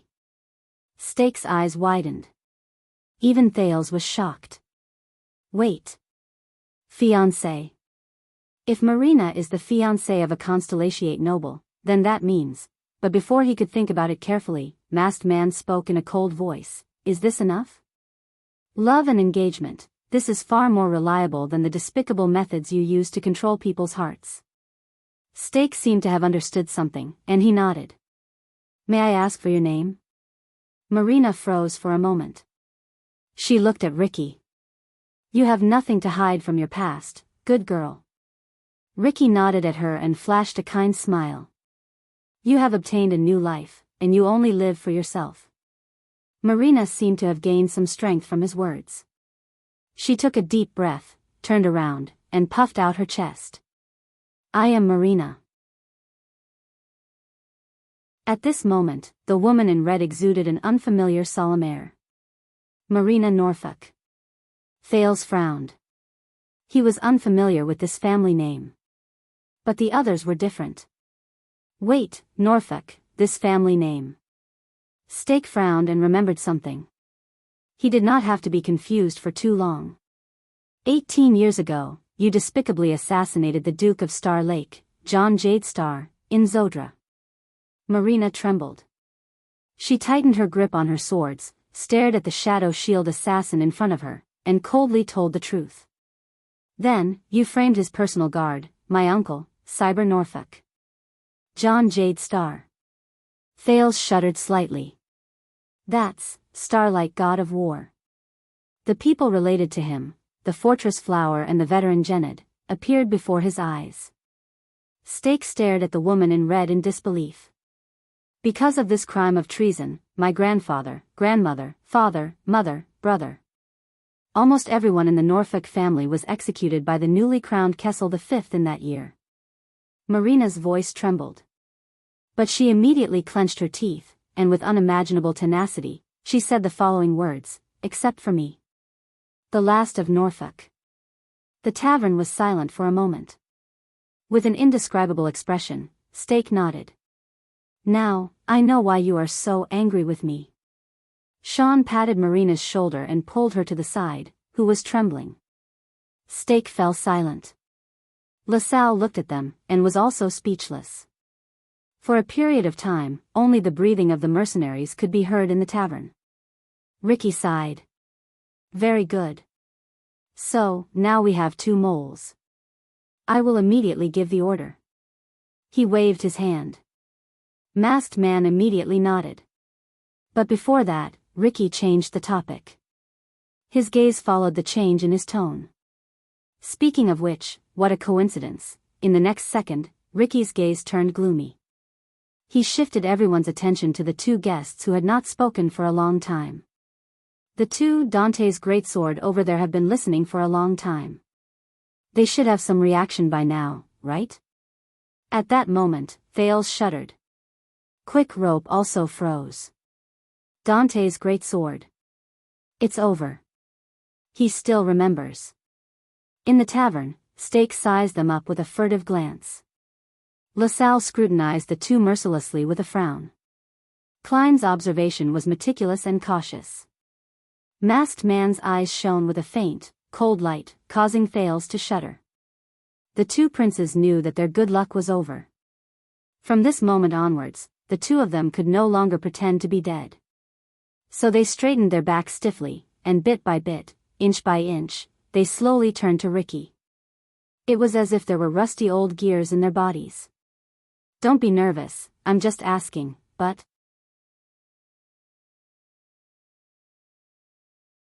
Chapter 405. In the face of the unavoidable question, Thales and Quick Rope looked at each other numbly with great sorrow. What should we do? This was the only thing they could see from each other's eyes. But they had no answer. Ricky urged, could it be that you need some motivation like just now? When he remembered the feeling just now, Quick Rope immediately trembled. What should we do? In the face of everyone's doubtful gazes and Quick Rope's fearful gaze, Thales could only brace himself and say, what should we do? He poked Quick Rope's abdomen, hoping that he would have an idea. Quick Rope trembled a few times before he awkwardly took over, that, he only managed to say one word before he stomped on Thales' foot and urgently asked for help. Ricky was amused by their performance. Thales glared at Quick Rope indignantly and said in a drawl, actually, he nudged Quick Rope with his thigh, indicating that he should hurry up and continue. Quick Rope glared at him in disbelief, then braced himself and said, it's like this. Ricky smiled. He smiled very happily. Forget it, Ricky waved his hand.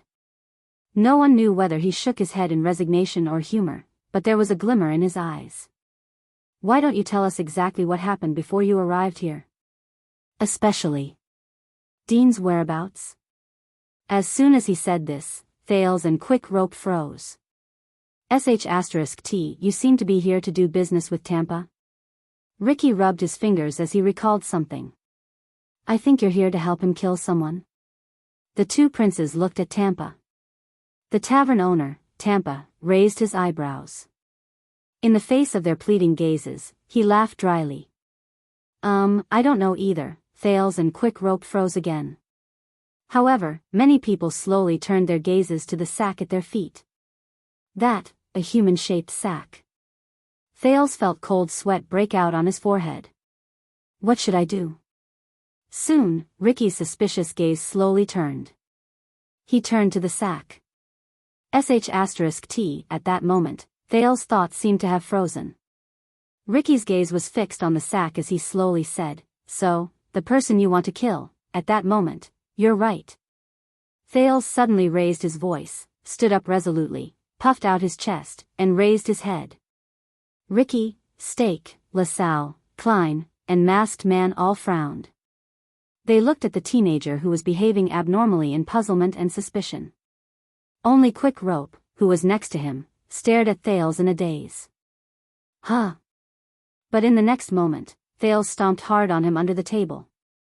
Dong. Under the intense pain, Quick Rope's expression became stern.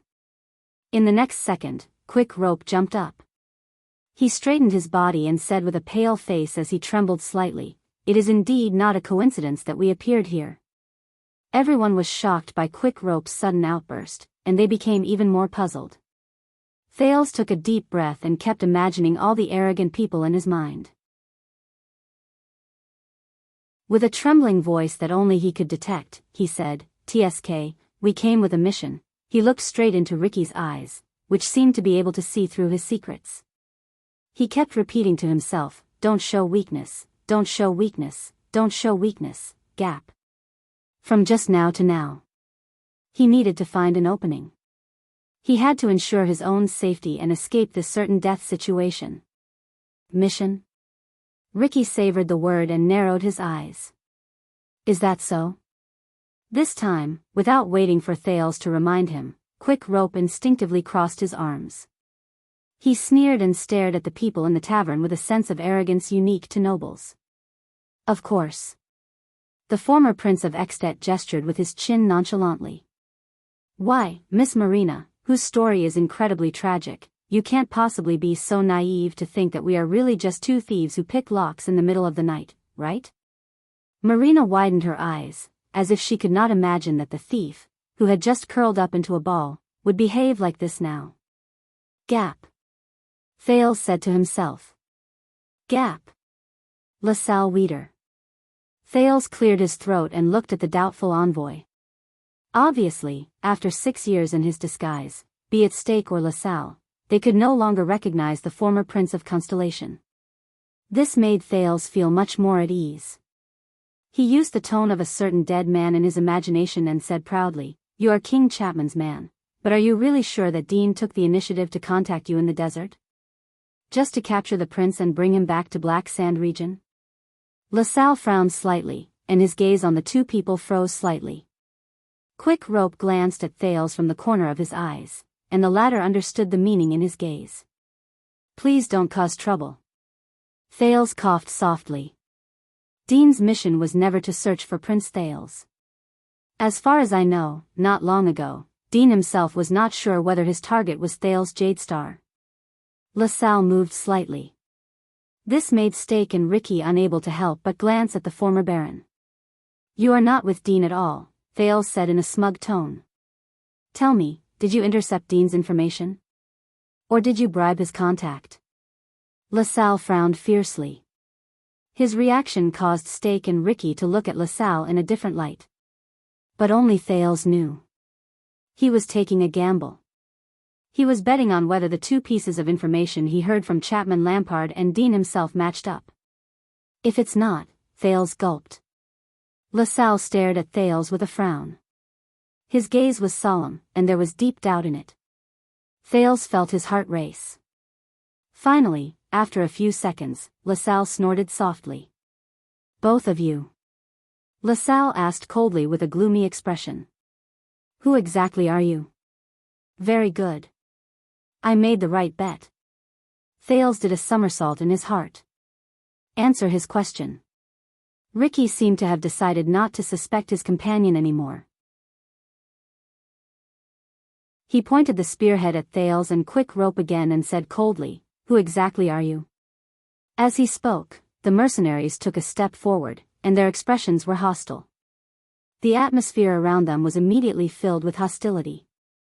Even Stake pressed his hands against his chest and glanced at them indifferently. Quick Rope shuddered. But Thales held him down. "Hey." Thales spread his hands, looking helpless. "Maybe it's time, Quick Rope." Quick Rope tried his best to hide the sudden surprise and bewilderment. He gave a faint and indifferent response. "Are you sure?" "Yes." Thales glanced around and sighed. "It seems that there is no other choice." Quick Rope's eyebrows twitched. "What? What choice?" But he suppressed his questions, shrugged, and threw the topic back to Thales in a very cooperative manner. "Then let's do it." Under everyone's wary and suspicious gazes, Thales whistled. Under the illumination of the light, he revealed a cold and malicious smile. "The stars shine, and the dim places are dark." When he said this, everyone in the tavern, including Quick Rope, was stunned. But almost at the same time, the people who heard him had solemn expressions on their faces. Ricky gritted his teeth, Stake took half a step back, and LaSalle could not hide his surprise. But without exception, everyone pressed down on their weapons. Asterisk clang. Asterisk asterisk swoosh. Asterisk quite a number of people had even drawn their blades. "Huh. That's not right," Thales shuddered and quickly nudged Quick Rope. Quick Rope, who was almost scared stiff, had an idea. He continued the second half of Thales' sentence, The dragon soars in the sky, and the shadows under its wings are endless." These words caused everyone to be startled once again. Many of them stopped their movements of drawing their swords and charging forward. Thales breathed a sigh of relief. "That was close. Fortunately, I knew earlier, you." Ricky stared at the two in disbelief. Thales, who had relaxed, raised his fist and coughed softly. He chuckled and said, "Yes, we are the Secret Intelligence Department." Everyone's eyes twitched again. This time, it was Quick Rope's turn to hit Thales' stomach with his elbow. Asterisk bang. Asterisk Thales shuddered. When he realized that he had made a slip of the tongue, he was so frightened that he quickly changed the topic. "My mortal enemy." He almost bit his tongue. Quick Rope secretly exhaled and swore that he would never work together with this talkative person again. Silence. Absolute silence.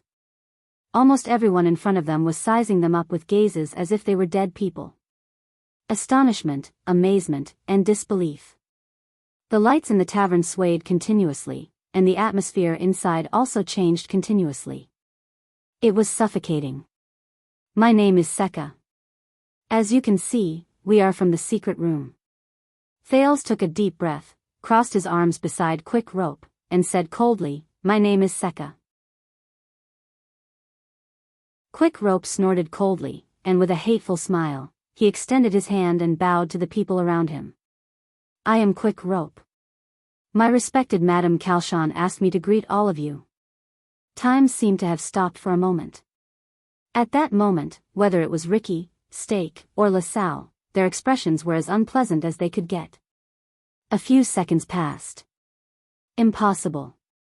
Ricky took a deep breath, as if he was adjusting his fluctuating emotions, and said to Thales, "With your age, isn't it a little too early for you to be a secret agent?" "Ha." Thales chuckled, and he seemed to have a card up his sleeve. "Too early? You might not know this, but Madame Calshon has been taking on missions since she was 8 years old, and she has been dealing with the kingdom's secret intelligence department." Ricky furrowed his eyebrows tightly. He never relaxed his gaze as he sized up Thales. "Secret room? Why are you here?" Stake asked quietly in a low voice. Quick Rope sneered, as if he was mocking the other party's ignorance. "Didn't anyone tell you, my friends from Shadow Shield?"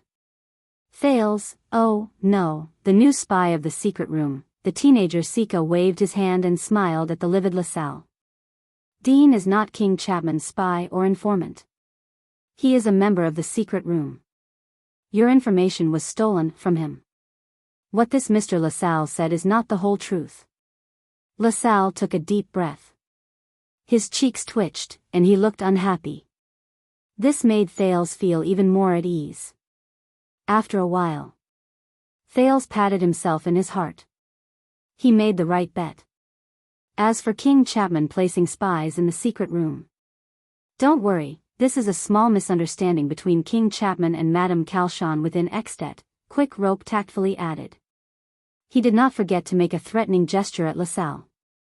Madame will soon find His Majesty to solve this. Ricky frowned. His gaze when he looked at LaSalle was no longer the same as before. Even Stake frowned. You did not answer my question, Stake said in a dark tone. The atmosphere became a little oppressive. Thales let out a puff of air. We've lost contact with Dean for a while. He patted the table, completely unconcerned. So we had to come and see for ourselves. Quick Rope arched his shoulders and curled up one side of his lips. But since we've already heard the news of your conspiracy, at that moment, everyone in the tavern looked at them nervously. Quick Rope raised his finger and placed it in front of his lips.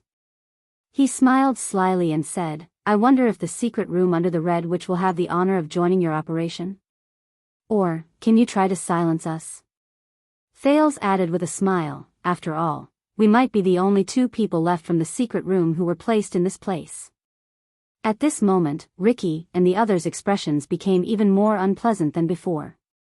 Secret room. Stake's breathing slowly quickened. He turned to LaSalle and cursed in a low voice, you should have told me from the beginning. LaSalle did not say anything. He only gritted his teeth. Thales and Quick Rope stood side by side. Their smiles remained the same. No one knew that both of their backs were drenched in cold sweat. But at this moment, thud. A soft sound traveled into Thales' ears. Thales froze for a moment. Everyone was taken aback as well. Thud. Another sound rang out, and it was even louder than before. But in Thales' heart, it was like a bolt from the blue. There was no other reason. Because of this sound, it came from his and Quick Rope's feet. As they followed the sound, Thales and Quick Rope lowered their heads stiffly, like frozen ice sculptures. Then, they shuddered at the same time. No. It can't be, right? This came from Thales, who was stunned. Thud. Another sound rang out. But the source of the sound was already very clear. It was that human-shaped sack. No. More accurately speaking, it was a person. A man. A man who should have died was lying on the ground with his hand on his throat in pain. Inch by inch, he crawled out of the sack that had been freed. The man looked exhausted, and his gaze was unfocused. But when he raised his head and saw Thales and Quick Rope, he punched the ground fiercely. Thud. With indignation and resentment, Big Dion, the bald mercenary who was resurrected from the dead, cursed fiercely, ck. In an instant, everyone was stunned. Be it Thales or Quick Rope, both of them stiffened on the spot. At this moment, their expressions were extremely unpleasant.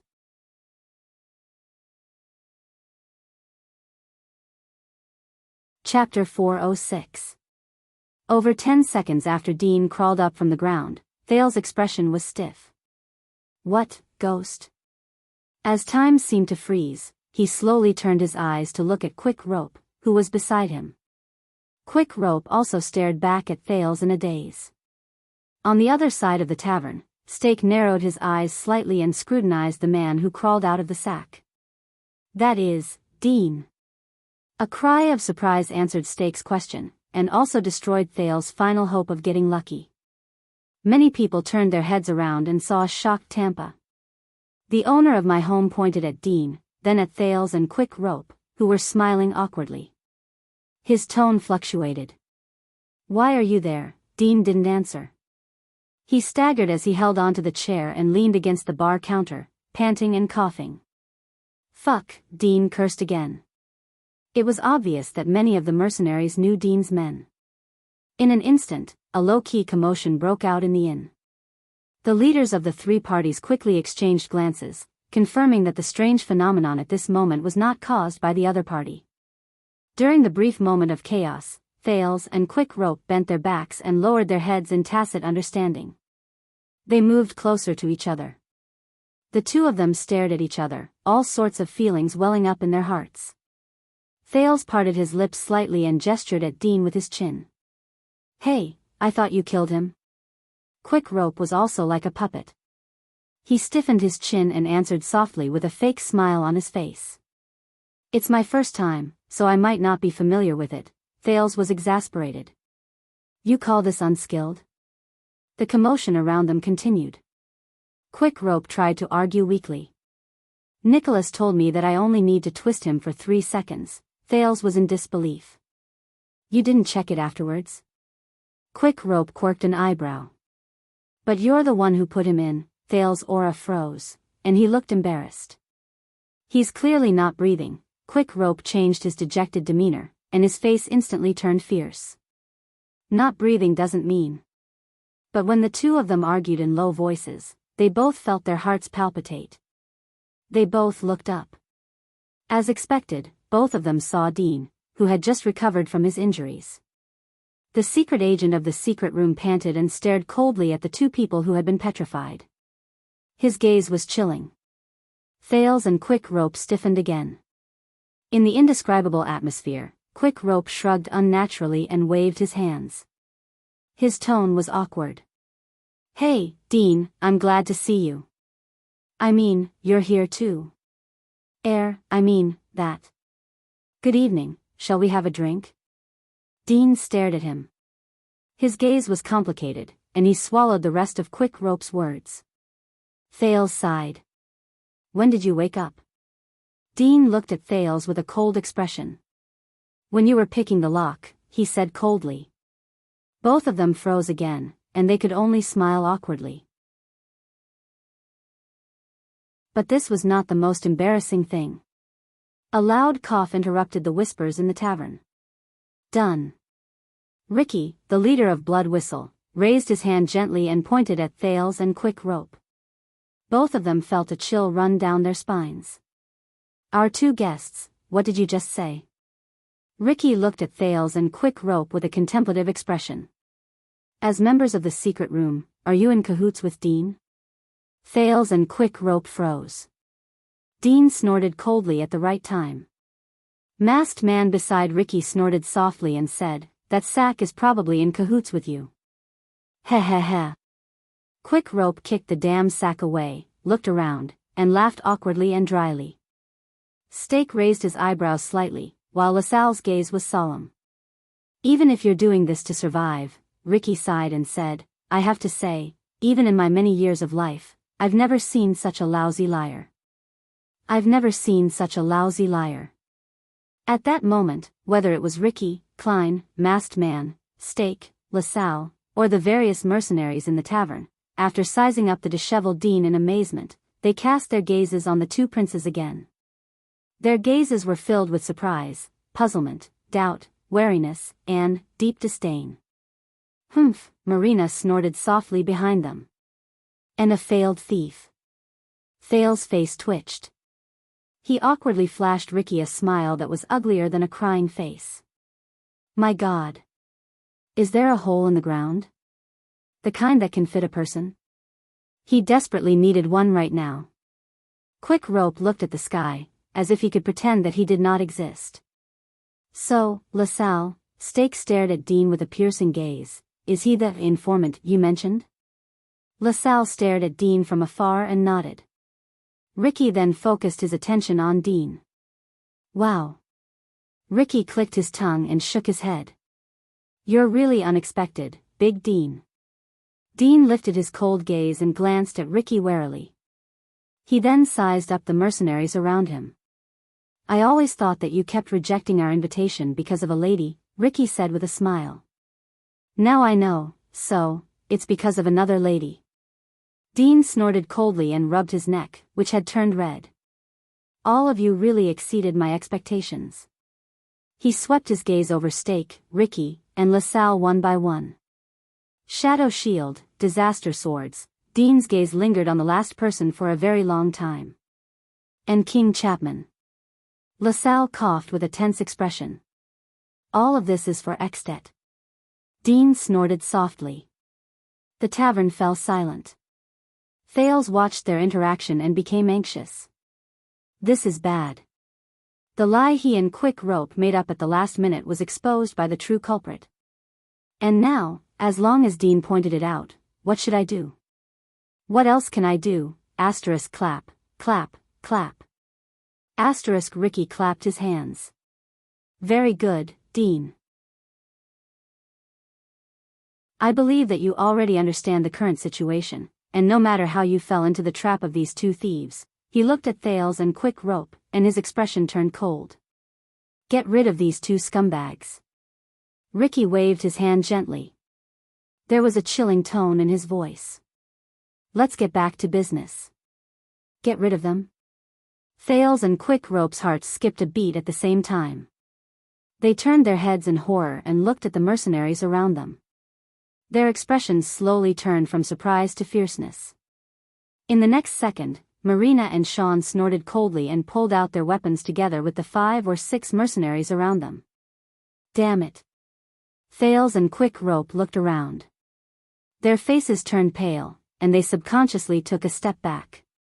Their backs were pressed against each other. Have you had enough acting, boy? Marina's expression was cold. She spun the 2 swords in her hands. It's time for the curtain call. The mercenaries pressed forward with a murderous aura. In the next moment, Thales and Quick Rope felt a weight on their shoulders. Asterisk clap. Asterisk wait. A low but steady voice interrupted the aggressive footsteps of the mercenaries. This time, it was Thales and Quick Rope's turn to be stunned. They turned their gazes around and stared in disbelief at the man who stood between them. I don't want to fall into their hands. The bald Dean, who had just escaped death, had his hands firmly on their shoulders. With a solemn expression, he pushed them away and spoke in a barely audible whisper through gritted teeth, I don't want to fall into their hands. Then, listen to me. He did not hide the volume of his last sentence. It was filled with hatred and anger. You two damn bastards. Thales and Quick Rope were suddenly stunned. The former was deep in thought, while the latter lowered his head in embarrassment. That's right. Thales' heartbeat gradually steadied, and his thoughts suddenly became clear. This is still the bet I made before. The people in this tavern are not on the same side. Even on Extet's side, King Chapman's people and the secret room's people had never been on the same side. They were wary of each other and did not trust each other. 6 years ago, the secret room did not stand on King Niven's side. 6 years later, it was even more impossible for the secret room to be blindly loyal to King Chapman. And this is my chance. Madame Calchon, thank God. At this moment, Thales suddenly missed the Red Witch, who had a friendly tone and a friendly smile. She claimed that she was not loyal to any family or the king, but only to Extet. He was sincerely grateful for her persistence and independence. He even hoped that at this moment, the secret room's power could be a little stronger, just like the secret intelligence department. The mercenaries in the tavern frowned. Klein also stood up and placed his hand on his long sword, Darklight. What's wrong, Dean? Ricky observed the changes in the scene and said coldly, Is there a problem? Dean turned around and dragged the 2 behind him to face Ricky. They are my people, Dean said coldly in a tone that seemed as if he was keeping people at arm's length. It's not your turn to make a move. Ricky's eyebrows twitched again. Many people, including Steak, LaSalle, and the others, were surprised again. Thales and Quick Rope, on the other hand, resisted the urge to tremble, look each other in the eye, and show any other reactions that might expose them. They lowered their heads slightly and looked dejected. Your people? Ricky looked as if he had discovered a new world. He sized up Thales and Quick Rope 3 times and could not help but laugh. Why, are these 2 clowns really from the secret room? Dean extended his hand and pushed Thales and Quick Rope to sit on the chairs. He then sat down on another chair. As you can see. So, this is the secret room's internal affairs, he said coldly. Stake narrowed his eyes and carefully scanned the three people. LaSalle frowned. Why? Is it fashionable in the secret room to put their companions in a sack now? Dean looked up abruptly. He looked at LaSalle and said sarcastically, and King Chapman and his Black Sand region are obviously putting moles in Extet's intelligence agencies? LaSalle and Dean's gazes met in the air, and it was as if blades were clashing. Stake coughed softly and patted LaSalle. So, Dean, Ricky's voice was still tense and full of suspicion, you were stabbed in the back by your people? Everyone saw Dean shudder at that moment. Thales and Quick Rope watched his back nervously. The man touched his bald head and slowly turned around. Dean stared at the two quiet princes with hatred. Obviously, they are dissatisfied with their current positions and don't want to be under me. So when the opportunity comes, they want to take credit. Thales forced an ugly smile. Bah! Dean spat on the ground. The anger on his face only increased. But they didn't expect me to be quite resistant to the drug, and to have a way to escape. Isn't that right, Seka, and you, Quick Rope? Thales swore that Dean was absolutely sincere when he said that. He hated them. But he was grateful for this moment. Things have come to this, Dean. Thales imagined the Duke of Northern Territory's expression in Renaissance Palace. He pretended to look as if his secret had been seen through, and said casually, I don't regret it. Kill me or torture me, it's up to you. Dean suddenly stretched out his hand. He grabbed Thales by the collar. Thales felt a chill in his heart. Quick Rope, who was beside him, instinctively wanted to stop him, but Dean pushed him away with a backhand and grabbed him by the neck. The mercenaries became nervous because of this sudden scene. Sean pulled his shield away and took a step forward. Marina also instinctively wanted to move forward, but Ricky suddenly stretched out his hand and ordered her to stay where she was. The people in power in the tavern were watching this scene with cold eyes. Dean grabbed Thales' collar with one hand and strangled Quick Rope's neck with the other. His eyes were burning. Thales' expression was indifferent, as if he was facing death with equanimity. Anyway, I wasn't the one who strangled you just now. Quick Rope, who had a guilty conscience, stared at Dean in shock and bewilderment.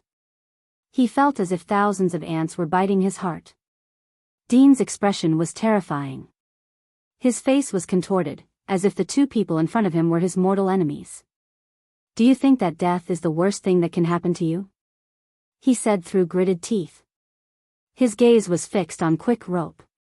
You don't know that there are things in this world that are scarier than death. Quick Rope's eyebrows twitched. This was all his idea, Dean.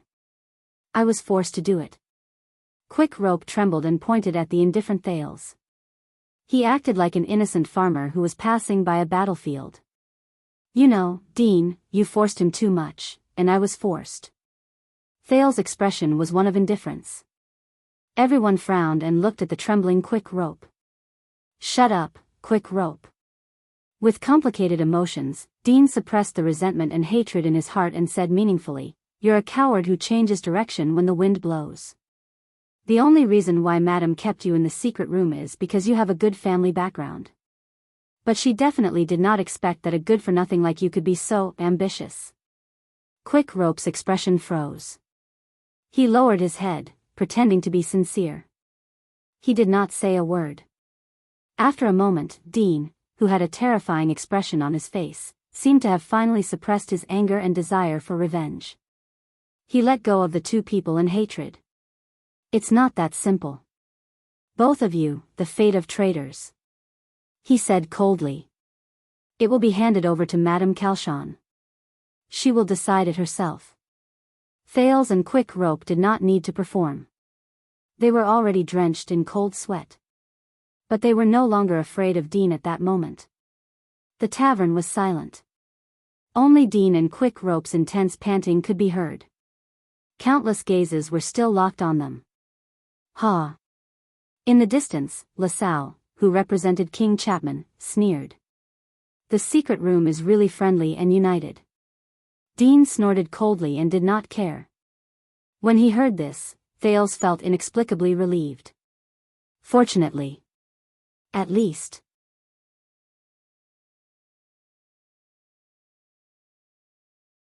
Chapter 407. Enough. Ricky raised his voice and ordered the mercenaries to put away their weapons and return to their original positions. He looked at the three of them impatiently. I don't care about your internal grudges, whether it's the secret room or Extet. LaSalle and Dean looked at each other before they looked away. The three of you, tell me. Ricky's patience seemed to have reached its limit. The Prince of Constellation, where is he? Thales tensed up again. Beside him, Quick Rope, who had just escaped Dean's gaze, sighed and patted his chest. Dean snorted coldly and turned his head around. What does he have to do with you? When he said this, Stake, LaSalle, and the Disaster Swords all frowned.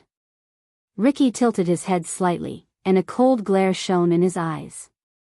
That's right, that stupid prince has nothing to do with us. But he is related to whether we can get help from our allies, Ricky said. Stake smiled and bowed at the right time. So he is our business. Ricky's tone became colder and colder, and it made them have the urge to retreat. You have always been smart, Dean, so you better understand one thing. Right now, we are in control of this place, including who can come in and who can go out. Who can walk out, and who must go out lying down. Do you understand? As he said this, the Disaster Swords drew out their weapons in unison. Asterisk swoosh. Asterisk Dean's expression froze. He looked around with a solemn expression. He observed the tavern, which was as sturdy as an iron wall, and sensed the hostile gazes of the mercenaries. No, Thales sighed in his heart. There are still too many of them. Finally, Dean exhaled, and his tone became more relaxed. All right. Dean said reluctantly, the secret room must participate in your plan regarding the prince. Even if you hand him over to King Chapman, it must go through our hands. LaSalle's expression tensed. If the secret room is still Extet's, then you should not, asterisk bang. Asterisk there was a loud sound of a heavy palm slamming on the table. It made Thales and Quick Rope tremble. That's your problem, Ricky said word by word. His tone was as cold as winter frost. I don't King care at all. The atmosphere in the tavern instantly tensed up, as if someone was pulling on a thin rope. I don't care which one of you captures the prince. I don't care if you roast him or eat him alive. I don't care if you skin him or break his bones. I don't care if you kill him or *ck him. But do you know, whoever stops us from accomplishing our goal is our enemy. Mortal enemies. And if you become the mortal enemies of the Outer Tower inheritors, trust me, you don't want that. Ricky glanced at LaSalle and Dean. His gaze was filled with a deathly stillness, causing the latter two's heart to skip a beat. So I'm going to ask you one last time, Dean. Ricky's expression turned sour. Beside him, Masked Man and Cray looked at each other. Cray then extended his hand towards Gloom. Where is that prince called Thales? Dean clenched his fists. Beads of sweat rolled down his forehead. Everyone, the familiar voice of mediation sounded again. Who the prince ultimately belongs to is a matter of operation. We can discuss it later. Stake smiled and walked between Ricky and Dean. The most important thing now is to determine Prince Thales' whereabouts. Don't ever talk about how sweet honey is before you taste it. Stake looked at Dean, then at LaSalle. His smile was still gentle. Do we agree? Dean pursed his lips tightly, while LaSalle's entire body tensed up. On the other side, Ricky looked at them coldly. Beside him, Cray slowly touched the hilt of his sword. Time seemed to have stopped. Even the sound seemed to have been turned off by someone. Thales could only hear countless heartbeats. As the dead silence continued, they became more rapid. Including himself. Finally, after what felt like a century, Dean took a deep breath and slowly exhaled. I met him in the desert, the prince called Thales. His voice sounded a little tired and hoarse. There were too many variables, and I was alone and without help, so I didn't dare to take action. This time, it was Thales' turn to be nervous. Cray snorted softly and lowered his weapon. And then? Ricky said faintly, the prince? Dean furrowed his eyebrows. Thales bit his lip gently. He's very cunning, that prince. Dean clenched his fists. He recalled something, and the muscles on his face tightened. He's very cautious, malicious, good at acting, and full of schemes. He befriended a merchant named Seth Tormorden in the desert, and followed his merchant caravan into Blade Fang's camp. He raised his head. Yesterday. Thales secretly sighed in relief. Tormorden. Ricky's gaze shifted. That poor peasant who talks about the glory of nobility all day long? Dean nodded. He still owes me a sum of money for hiring him. Don't forget to get it back. But obviously, his lies were not so easy to pass. But this is not what your information said. LaSalle stared at Dean from afar. He stared at his compatriot, who had secrets about him, and said softly, you said, we have the Prince of Constellation. Retreat tonight. At this moment, Dean tensed up. Even Thales' breathing trembled a little. Dean slowly raised his head. His eyes were filled with anger. I'll deal with you after this, LaSalle, Dean said coldly, no matter how you and your master stuffed the rat into the secret room and intercepted our information. As for you taking matters into your own hands here, be it the lady or the king, their expressions will not be pleasant. Taking matters into my own hands? LaSalle snorted and retorted, humph, you're the one who reported yesterday that you found traces of the Prince of Constellation, aren't you? Everyone. When he saw that it was about to turn into an internal conflict among the extensions, Stake had no choice but to raise his hands again to maintain order in the meeting. Can we focus on the topic? Dean and LaSalle then averted their gazes. Dean. Ricky seemed to be deep in thought. Tell me, you caught him, didn't you? We have the Prince of Constellation. Dean curled his lips. He looked very indignant. Almost, he said through gritted teeth. I planned to take him down tonight, and I already planned when to act. Once he finished speaking, he turned his head and stared at Thales. Until these two damn bastards ruined my plans, right before I moved. Thales coughed softly and twitched the corners of his lips. If you had stayed in the sack obediently, Dean, the prince glanced at Ricky with an unyielding look, perhaps by this time, we would have already caught that cunning little prince, along with all of you.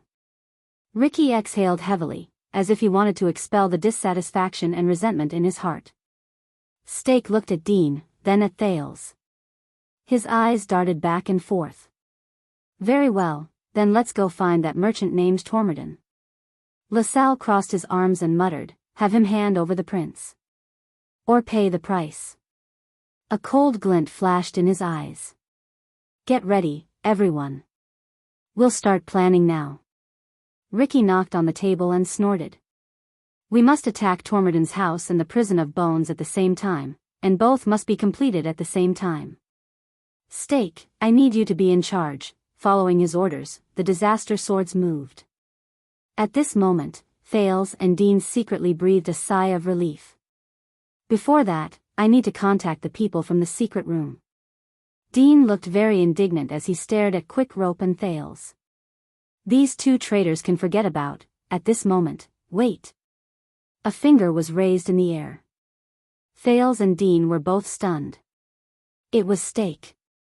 The spokesperson of Shadow Shield still had a smile on his face. The tavern instantly fell silent. Ricky and the others, who were formulating their plans, raised their heads. This distinguished guest of the secret room, Dean. Stake gestured amiably at Dean, then pointed at Thales. Tell me, did they attack you to replace or take all the credit for your work? Dean's heart froze. Thales also gritted his teeth. It's the same as you, isn't it? Dean said calmly. Stake of Shadow Shield, the person who betrayed the Shadow Master. But Steak ignored his sarcasm. Instead, he continued asking, "And you met the prince in the desert? Because you were not confident, and you were alone and without help, you did not dare to take action?" Dean snorted softly. "I don't want to repeat myself." This time, Ricky felt that something was wrong. He looked at Steak, then at Dean. "What's wrong?" Steak waved his hand, signaling him to calm down. "But look at you, Dean. You don't look like you're alone and without help." Steak's expression was rich. His gaze kept switching between Dean, Thales, and Quick Rope. "Even though your two subordinates don't look very reliable. Not only did they wake up halfway through the drug, they even had to come here to ask for help when they wanted to destroy the corpses." Tisk tsk. Steak chuckled. "How pitiful. As a spy, no matter how amateurish they are, there should be a limit." Thales and Quick Rope's expressions were very unpleasant. "Laugh all you want," Dean retorted calmly. "I don't deny that there are good and bad people in the secret room. We are not like the Secret Intelligence Department, where we have a rich royal family that provides endless support for hundreds of years. However, there are too many people in the world who laugh at Madame Calchon and the secret room. You are just one of those ignorant people." Steak let out a soft cry and shook his head apologetically. No, please don't misunderstand. I have never doubted the famous Red Witch. It's just that this made me very interested in your two subordinates." Steak seemed to be really apologetic. He hunched his shoulders, tucked his chin in, and chuckled at Thales. "Especially when the mastermind of the conspiracy against you is just a 14 or 15-year-old boy." When he heard this, the muscles on Thales' arms tightened. Everyone turned to look at him. Steak was like a bard, and his voice was full of emotion. Perhaps this teenager, who started his career in the secret room at the age of 10 and has a promising future, is also cunning, vicious, cautious, good at acting, and even very scheming? At that moment, Thales felt a chill in his heart. His pupils, which met Steak's, shrank. *T***. When he heard these adjectives, Dean clenched his fists. The others did not react as quickly, but they soon thought of something while feeling puzzled.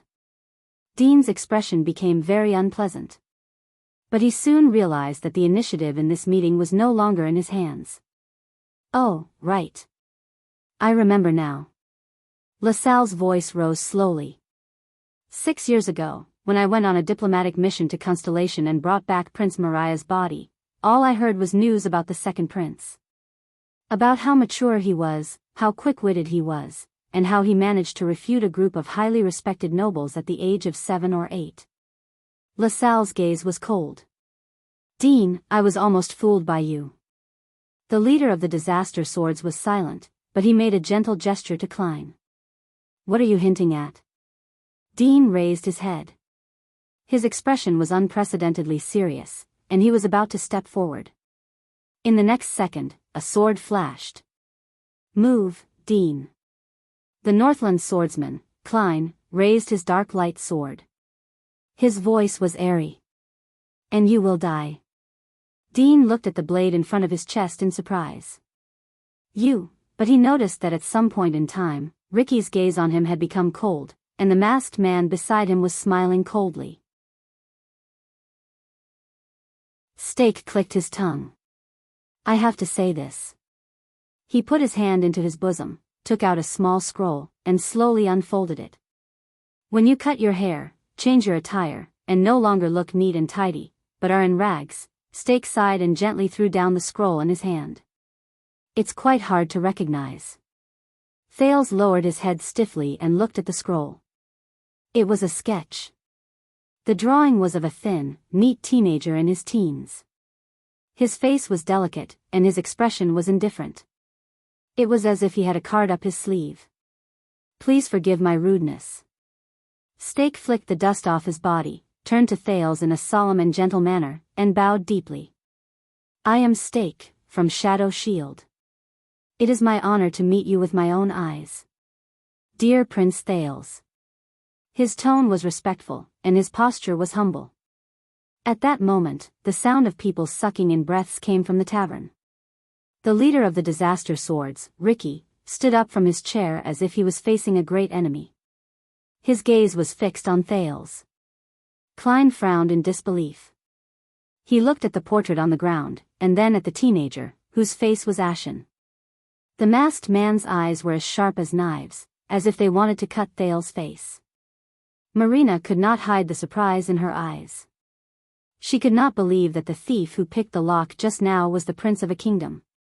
LaSalle stared at the prince with a complicated expression. He stared at the culprit who caused the Extet diplomat group to suffer a crushing defeat in the past.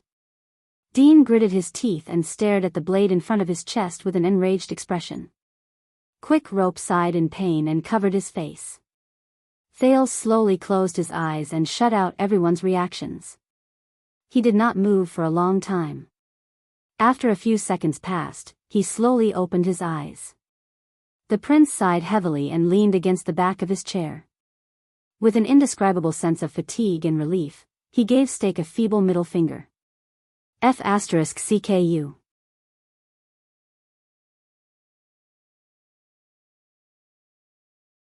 Chapter 408.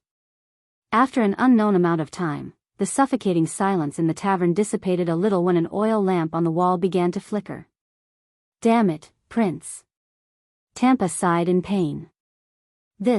Why am I so unlucky today? Oh no, this isn't a good sign. Quick Rope lowered his head and muttered. You. Marina widened her eyes and stared at Thales with her palm pressed against the hilt of her sword. The mercenaries also began to whisper to each other. Quiet. Klein ordered flatly. His gaze never left Thales, but his long sword was still pressed against Dean's chest.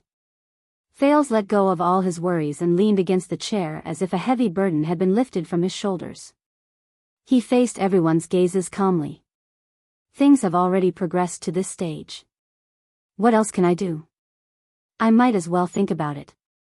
Next. Do you really think you can smuggle the spoils of war out right under our noses, Dean? LaSalle Weeder, the former special envoy of Extet who was no longer a baron, snorted through his nose. He glanced at Thales and said coldly to Dean, especially with such a large portion. Dean pursed his lips in disdain. You're just lucky, the king's lackey. LaSalle gave him a scornful smile. Ricky slowly walked forward and stood in front of Thales. He stared straight into Thales' eyes. Thales Jadestar? Ricky curled up the corners of his lips and sized up Thales with a slightly unfocused gaze. You've really exceeded my expectations. At that moment, his gaze became piercingly cold. Just like the other Jadestars. Thales was a little stunned. Whether it was Nicholas, Monty, Dean, or even Stake and LaSalle just now, when they sized up Thales, most of the time, it was as if they were sizing up a prey or a valuable treasure. But strangely, Ricky's gaze when he looked at Thales did not have that kind of meaning. Instead, it was slightly perplexed. It was as if he was looking at another person through Thales. But Thales, who was in danger, could not think so much. He carefully thought about his own chances. Thales first coughed, then took a deep breath. The same goes for all of you, Disaster Swords. Choosing the most difficult path is really beyond my expectations. Ricky retracted his gaze, pursed his lips into a smile, and turned around. His shadow on the wall swayed in the light. Looks like you completed your mission ahead of schedule, Stake. Ricky cast a sidelong glance at Stake in the distance. It was easier than I thought, maybe too easy. Stake bowed from afar with a smile on his face. Thanks to everyone. Don't waste any more time, LaSalle interrupted them decisively. This is the enemy's territory. We still have to arrange an evacuation. You guys are intercepting the secret rooms. Dean wanted to say something, but Klein turned his wrist slightly, and the threatening edge of his sword stopped the secret agent's words in his throat. Ricky waved as he walked back. Clay and Masked Man nodded at him. Thales observed their interaction. When he saw Ricky's gesture, He knew that he could no longer remain silent. I don't understand, Ricky. Thales cleared his throat and said loudly to Ricky's back, I heard from an attendant that you are a group of swordsmen who are determined to overthrow the Tower of Eradication, right? Ricky stopped in his tracks. Of course, you've heard of us. Disaster Swords, Crassus sneered. But you don't know. Thales snorted softly. Is it worth it? The prince stood up from his chair. The mercenaries beside him subconsciously changed into battle stances until Ricky waved them away.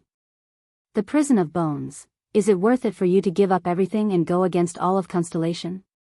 Even to the point where you have to work with these people to kidnap me and turn yourself into Constellation's mortal enemy? Thales said in a low voice. LaSalle frowned in the distance. Don't waste your breath on him. This prince is used to inciting, but Ricky raised a hand and silenced the extension's words. The leader of the Disaster Swords turned around again and approached Thales step by step. Compared to the others, who were either murderous or had a sharp, unapproachable presence, the leader of the Disaster Swords had a gentle gaze and a calm demeanor. He was not aggressive, but for some reason, there seemed to be a vortex around him that was slowly accumulating. It slowly built up with each step he took, and wherever he went, Thales could not help but hold his breath. As I said, you don't know. He bent down and looked straight into Thales' eyes. You don't know what we want. Thales clenched his teeth and raised his finger. Listen, no matter what you want, or who you want to save in the prison of bones, I can satisfy you. You just need to give me a small order. The prince took a step forward and said firmly, Don't forget, I am the Prince of Constellation, the heir to the kingdom. This is your best and safest chance, as long as, but Ricky only smiled mysteriously and shook his head. Masked man behind him said in a low voice, You can't. His tone was cold. Unless you are the king. There was a negative emotion in Masked Man's tone that was difficult to get rid of, as if Thales was his enemy. This stunned the prince for a moment. But I will eventually be the king. Thales snapped out of his daze and tried his best to seize the opportunity. And all of you are destroying this opportunity, Ricky suddenly spoke up and interrupted him. I will become the king. I heard this from another Jade Star, Ricky said flatly. Guess what happened to him? Thales was stunned for a second. Ricky straightened his back and looked down at Thales. Even if you really become king one day, Thales Jade Star, when that time comes, everything will change, regardless of whether it's us. His eyes dimmed slightly. It's still you. In comparison, I prefer to choose the present. The melancholy in his tone made Thales fall into deep thought. Ricky shook his head. Tie him up and pack him up. The leader of the Disaster Swords regained his calmness and mercilessness. This made Thales nervous. Oh no. What to do? Ricky glanced at Quick Rope beside Thales and frowned. As for the other person, Quick Rope immediately sat up straight and pointed at Thales with a terrified and innocent expression. No, no, no, I swear, he paid me to do this. I really have nothing to do with this person, what? Thales raised an eyebrow. Ricky snorted. Very well, then kill him. What? Quick Rope's throat felt as if it was instantly choked by someone. He froze on the spot along with his incredulous expression. The two mercenaries behind Quick Rope drew their weapons and were ready to step forward. Dean could not help but frown. Really have nothing to do with. Quick Rope looked at the mercenaries and forced the word relationship to stay in his mouth. He repeated in shock and in a mechanical manner, really have nothing to do with. In the next second, the dumbfounded Quick Rope seemed to have made up his mind. He gritted his teeth, raised his voice, and instantly finished the words that he was still stuttering, really have no possibility of separating us. Under everyone's strange gazes, Quick Rope flung his arm away and looked like he was filled with righteousness. He stood in front of Thales and shouted resolutely under the latter's dumbfounded gaze, Wyacasso, must stay by Prince Thales' side. Quick Rope bravely raised his arm and pointed at the people around him. His tone was brave and fearless, as if he was facing death with equanimity. I swear in the name of my father, Gilbert Casso, don't even think about separating me from the prince. Dean stared at him in disbelief, as if this was the first time he got to know the newcomer in the group. Thales's face twitched a little. Casso? LaSalle's expression changed a little, and he asked suspiciously, "You're the son of the cunning fox of Constellation?" Quick Rope, who was originally panicking, was elated when he heard that. But he still kept a straight face and ignored Thales and Dean's strange gazes. He faced everyone's questions and finished speaking. "Yes." Quick Rope said with a righteous expression, "Do you miss him, or do you miss the Fortress Treaty? Are you Northlanders who don't learn from your mistakes?" Beside him, Thales could only cover his forehead and sigh deeply. LaSalle stared at Quick Rope for a long time before he flashed a smile. "Very good. Then tie this young Master Casso up as well," Extet's former special diplomatic envoy said with a sneer. "It will be very useful." Thales noticed that Quick Rope, who was beside him, secretly breathed a huge sigh of relief. "Well done, my dear Wuxia Casso. I can't help but applaud you," Thales said mockingly without moving his lips. "What's next?" Marina and Sean gestured, and a few mercenaries immediately followed them. Klein sheathed his sword and retreated, allowing these people to approach Thales and the other two. "What's next?" Quick Rope raised his eyebrows. Dean, do you still have any secret weapons?" "No matter what weapon I have," Dean said sarcastically in a low voice as he suppressed his anger and watched the enemies get closer and closer. "After being strangled by someone and put into a sack, it's useless." Quick Rope's expression was serious. He curled his lips to show that he understood. Thales listened to their conversation and sighed. "Then, all that's left is, wait a minute." Thales raised his palm and blocked the mercenary's path. The Prince of Constellation raised his head, took a step forward, and said loudly to Ricky, "If I'm really that important, Ricky, are you going to hand me over to Shadow Shield or King Chapman?"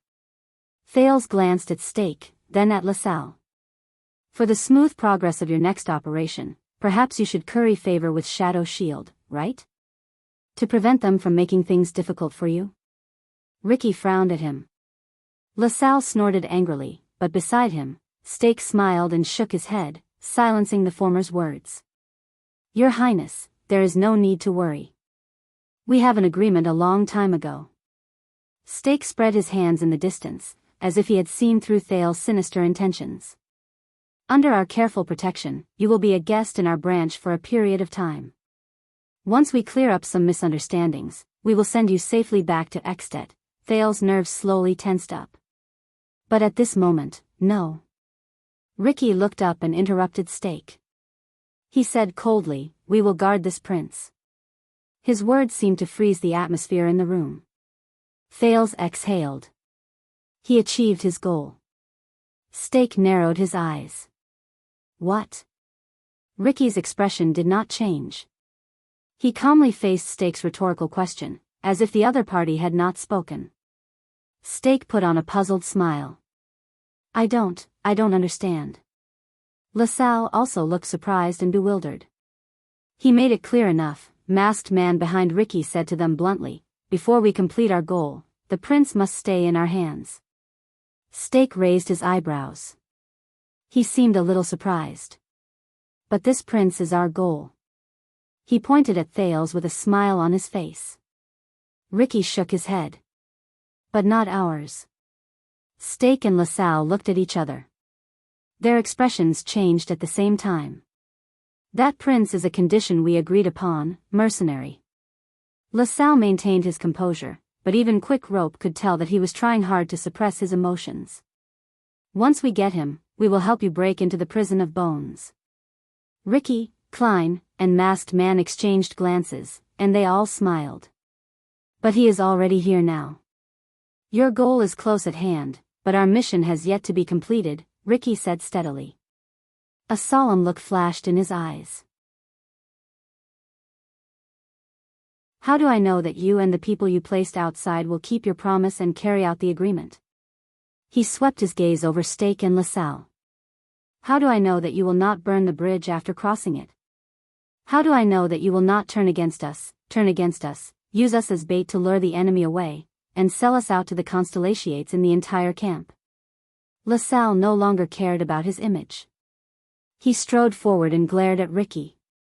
You should not doubt Extet's promise, the extension said coldly. But as if it was prepared for him, Masked Man took a timely step forward and blocked LaSalle's path. The mercenaries became nervous again. They moved secretly to block the two guests' path. Just because of the Kinslayer King's character? Masked Man answered with hostility, don't overestimate yourselves, extensions. LaSalle looked around, and his gaze turned cold. Aha, I smell the stench of constellations. Ricky clapped his hands gently to stop this small conflict. I do not doubt your promise, Baron Weeder, Ricky said faintly, but he stared straight at Stake, who had a complicated expression on his face. But I do not trust him. I do not trust Ting's assistant and student. And I do not trust a person who dares to betray Ting. Stake's expression froze for a moment. So this prince will remain in our hands. We will guard him until you complete the part of the cooperation. Until we get what we want. LaSalle turned his head around and frowned at Stake, who was silent. Stake sucked in a breath and curled up the corners of his lips. You know, tonight, I gathered so many people at the last minute and took the risk to return to the camp to meet you at all costs. I did not do this to ruin your plan, or to cause both of us to suffer great losses. Stake spread his hands and said with a smile that was filled with profound meaning, I came here to prevent your plan from clashing with our goal, causing both sides to suffer a loss when both sides clash. Ricky snorted softly. So, Honorable Crassus. Stake lowered his head. His tone slowly became tense, and his gaze gradually turned cold. When you have our target in your hands, but refuse to let go of it, you are wasting my efforts today and destroying the bridge of our cooperation. And also bringing about the conflict between our goals. You know, we still have a lot of resources in our hands that can help you, such as the guards in the prison of bones. Ricky's smile slowly disappeared. Threat? Klein sneered and showed his sword hilt. Very well, this is how you should act, Shadow Shield. The atmosphere in the hall became tense again. Really? You? LaSalle gritted his teeth when he saw that the situation was slowly turning against him. He slapped his thigh indignantly. Oh, please. Thales gritted his teeth and observed the situation. He thought about how he could add fuel to the fire. The alliance between Shadow Shield and Disaster Swords was not that stable. Just as Stake said, they had their own desires, and were wary of each other. That was why they temporarily made peace. In fact, the former was calculating and using the latter's power, while the latter was constantly on guard against the former's retaliation. As long as I destroy the foundation of their cooperation, Ricky shook his head. The bridge of our cooperation? On the contrary, Stake. I am strengthening it. Ricky stared at him. Just waiting for your next brick. To ensure that our cooperation will not collapse because one side of the bridge is too heavy. He slapped the table. In the next second, the mercenaries around them, including those by the railings on the second floor, stood up and stared at Stake coldly. Stake furrowed his eyebrows tightly. He put his hand into his robe and clenched a secret signal whistle. He knew that as long as he blew it, the assassins of Shadow Shield would invade the tavern from the weak spots around it. But, Stake looked at the mercenaries standing around him, and his expression grew paler. Damn it. The atmosphere became more and more oppressive. The two leaders of Shadow Shield and Disaster Swords exchanged glances countless times. Finally, in the midst of the indescribable tension, Stake exhaled. You always like to have the initiative in your hands, don't you? He put on a friendly smile again and faced Ricky. Ricky snorted softly and did not answer. Stake blinked and waved his hand in a seemingly resigned manner. I understand, Honorable Crassus. If that's the case, he lowered his head and seemed to hesitate for a second. In the next second, under everyone's worried, wary, puzzled, or fearful gazes, Steak raised his head and smiled brightly. I can vouch for you. Ricky narrowed his eyes. Vouch? Steak nodded with a smile and extended his hand to his chest. I guarantee that once my people are lucky enough to invite Prince Thales over, they will not ruin your plans. He brought out a short knife. When they saw Steak's actions, the mercenaries nervously pressed down on their weapons to prevent any sudden attacks. At that moment, Thales' heart sank, even though he thought that there was still a chance to turn things around. An ominous feeling rose in his heart. But Ricky raised his hand gently to restrain his nervous subordinates. What did I say? Klein said coldly with dark light in his hand, they can hide a weapon even in their private rooms.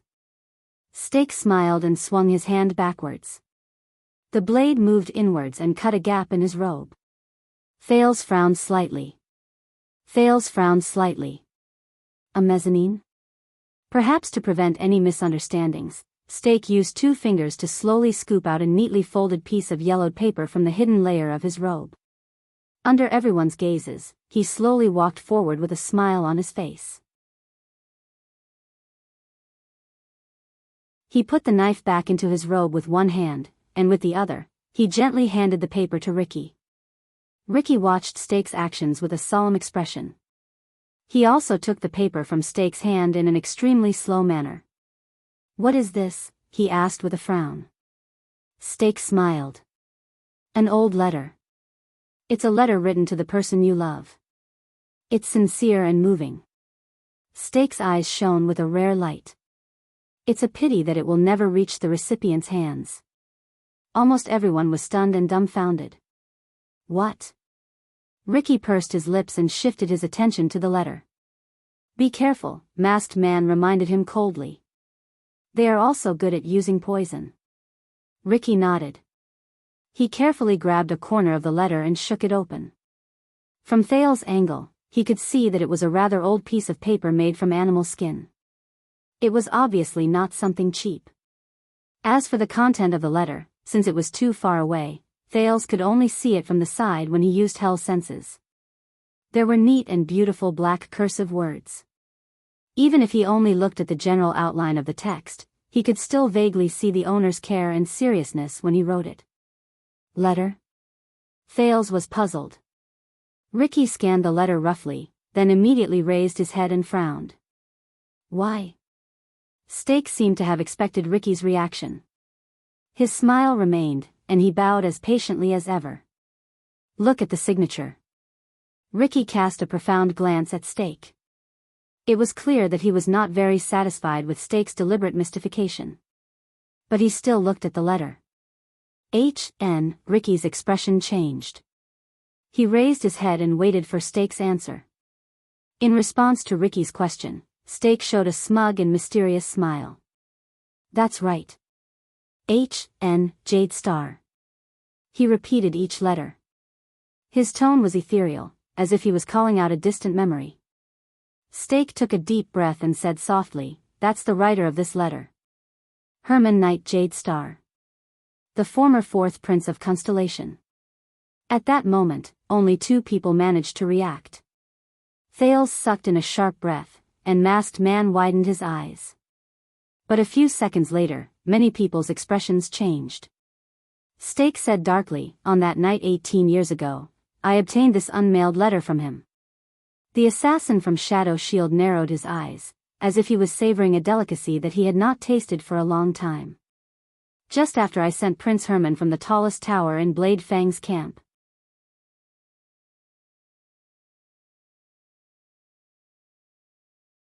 Chapter 409. At that moment, Thales' breathing stopped.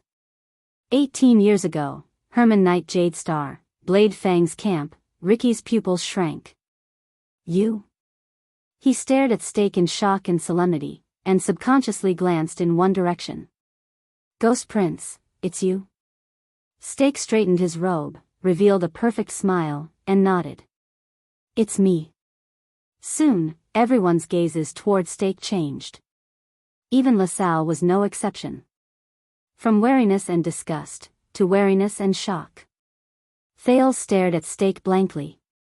Let's put it this way. He is. Look, everyone has a past. And the reason why Ting promoted me to one of his assistants and sent me to be the person in charge of Shadow Shield and Dragon Cloud City, Stake said with a smile. He spread his hands and flashed a strange smile. There's a reason. He turned to Thales, still smiling. But the prince only felt that this man's smile suddenly became chilling. A long time ago, the bloody year was just a label in Thales' mind, a backdrop. Only when he talked to others about it would he occasionally bring up the background of that era in a conversation that had a sense of history and vicissitudes.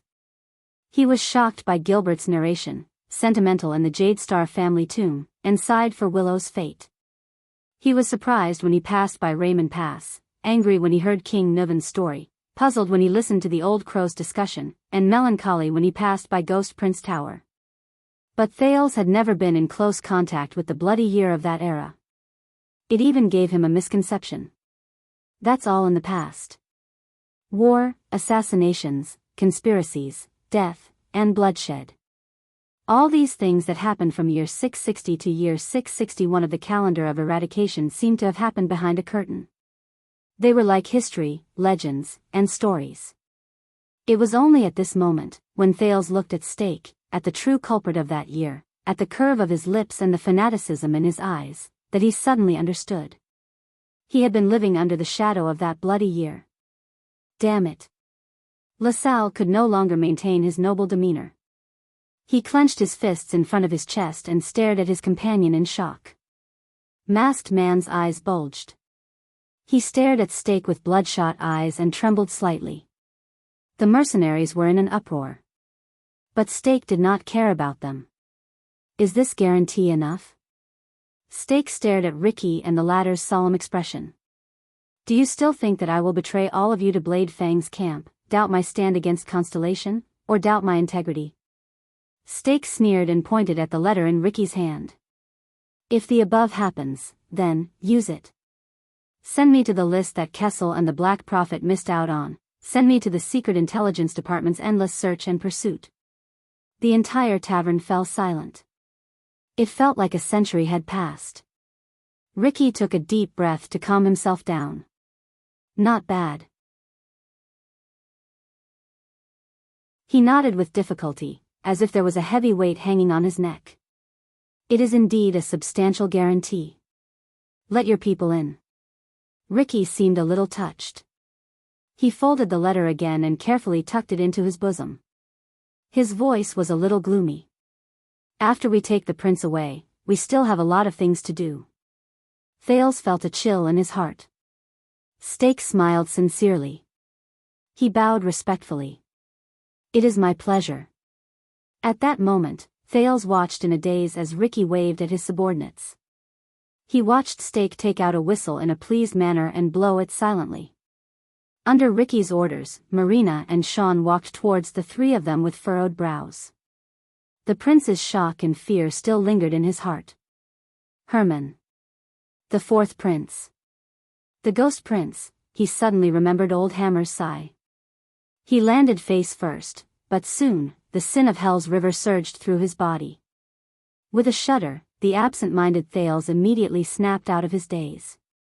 No, he raised his head in a daze. Ricky's sternness, Stake's smile, and LaSalle's solemnity were all in his eyes at that moment. Thales panted as he watched the people from Disaster Swords hand over his ownership to Shadow Shield. His heart tensed up. No, it's not over yet. Shadow Shield, I can't go with them. Thales thought and gritted his teeth. He turned his head and observed his surroundings. Then, with a firm expression, Thales whispered to Dean and Quick Rope behind him. Cover me. Quick Rope, who was also panicking, frowned. What? Dean, on the other hand, looked at Thales' gaze and guessed his intentions. He could not help but say, Are you crazy? Thales clenched his fists. He stared at Stake's satisfied expression from afar. Trust me. Thales said through gritted teeth. Their secret conversation ended there, because Marina had already arrived behind Thales. The prince pushed Dean and Quick Rope aside and took the lead to meet Marina and the mercenaries behind her. Put your hands behind your back, Your Highness, and it won't hurt so much," Marina said coldly to Thales. There was a malicious look in her eyes. But Thales snorted softly and slowly approached Marina. "Marina, am I right? I think you must be very angry right now." The prince sighed and said, "Your whole family was wronged and died with a crime they should not have committed. Today, your actions will make that crime a reality." Marina trembled slightly. She clenched her fists and took a deep breath. "Jade Star?" Marina snorted softly and went forward. She stared at Thales at a close distance and said disdainfully, "You look no different from a normal person, don't you?" Her gaze slowly turned cold. "What makes you so important that even if you shed a drop of blood, countless innocent people will die with you?" Thales took a step closer and winked playfully. "Maybe it's because our blood glows?" Marina frowned when she sensed the provocation in his words. Clang. Thales felt a chill in his heart. The swordswoman in red drew the sword in her right hand and slowly raised it from the side of her body to approach the prince's face. Marina sneered, "Then let us see your, I'm sorry." Thales put on a stern face and abruptly said. She probably did not expect him to surrender so quickly. Marina was slightly stunned. "What?" Thales sighed and said, "Blame Kurtz. Go blame Kurtz. She's the one who taught me." Marina frowned in puzzlement. Kurtz. However, in the next moment, Marina felt the prince seize her sword-wielding wrist. Marina's combat instincts, which had been trained for many years, made her instinctively want to swing her wrist with a backhand. However, a strong force erupted from Thales' hand and pulled her forward. Marina, who instantly lost her balance, felt a chill in her heart. This force is far from what this thin and weak teenager before me can produce. Marina was about to raise her elbow to fight back, but what happened next was far beyond her expectations. Thales took a step forward as if he was dancing and pulled the swordswoman in red into his arms. In that second, Marina felt the prince's bright and lively eyes suddenly widen. Even his eyelashes could be seen clearly. He was so close that she could see his pupils. Her lips trembled slightly, and she touched another piece of softness. "It's a little dry, a little rough, and a little warm." Marina was slightly stunned.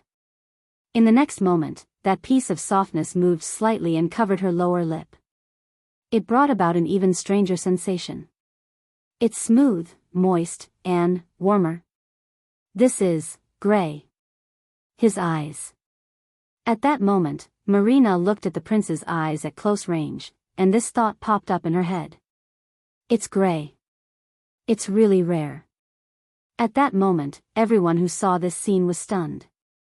But just a fraction of a second later, poor Marina realized the situation she was in. No. In an instant, the shocked and angry Marina pressed her palm against Thales' chest and pushed the prince's face away from her. Slap.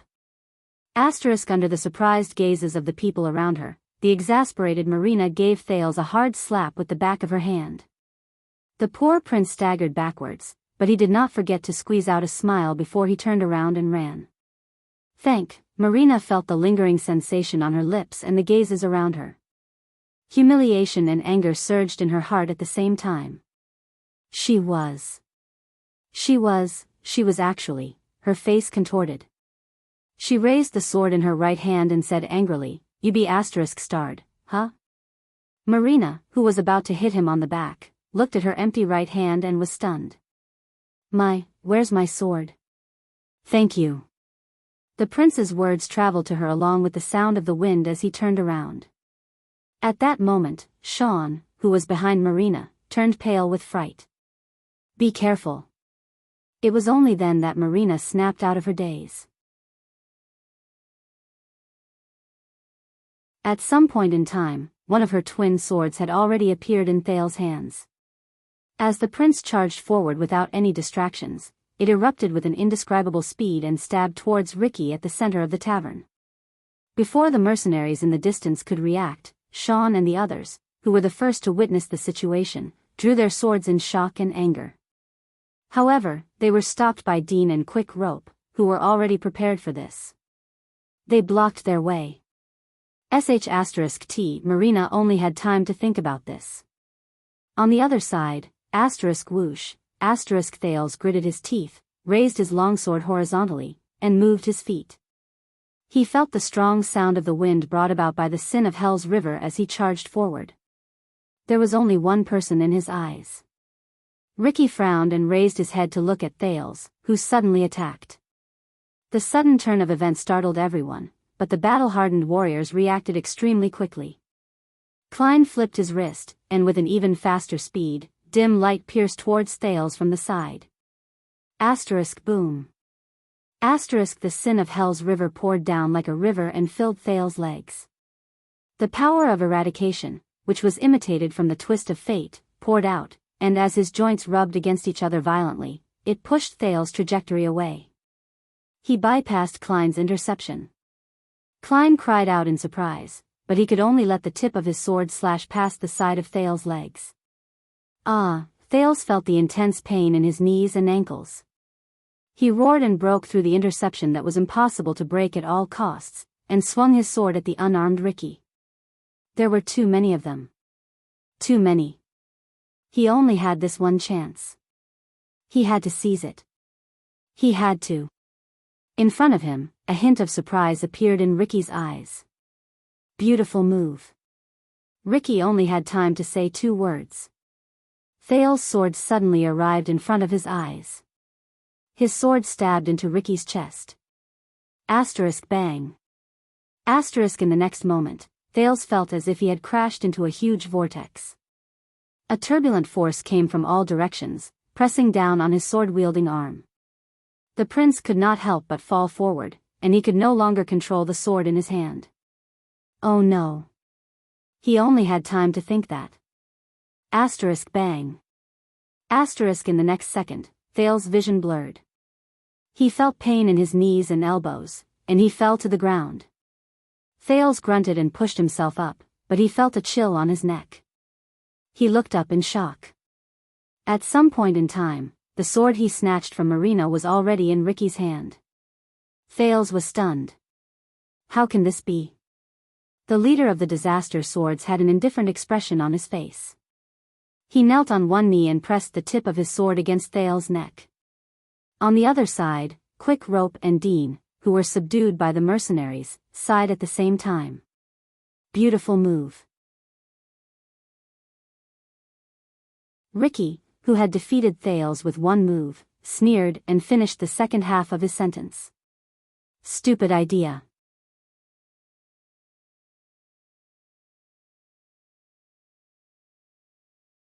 Chapter 410. Marina's blade was very cold, especially when it was pressed against his throat.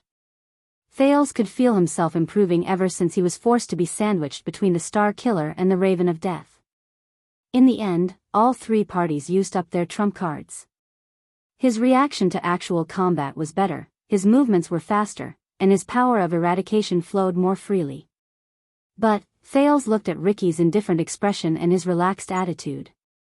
He had no choice but to move his neck along with the other party's blade.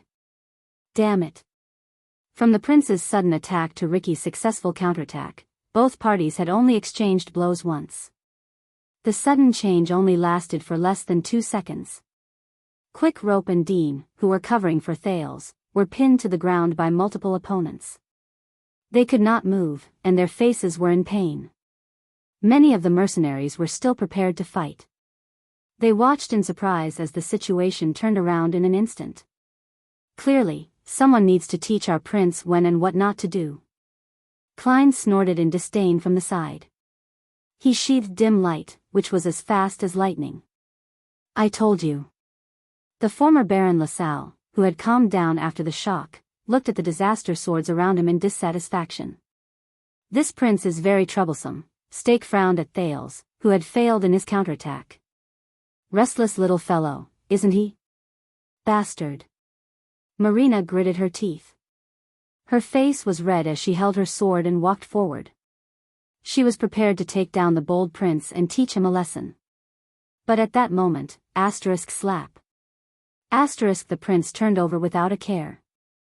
He stretched out his right arm and firmly grasped his enemy's sword hand. Ricky's expression changed. He looked at Thales in surprise. Even Marina's footsteps paused. Hey, disaster swords. Thales' arm muscles tensed. He pushed the sword away from his throat with all his might. His voice trembled slightly as he wrestled with Ricky. It's not over yet, however. At that moment, the prince felt that Ricky's wrist was like a 1,000-year-old tree that had taken root, or a huge rock that weighed 10,000 pounds. It could not be pushed away, nor could it be shaken. I heard that you're very interested in Black Sword, right?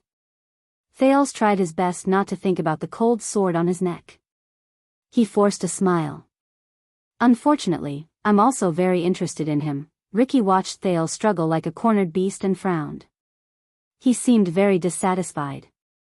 A smart person should know when to give up.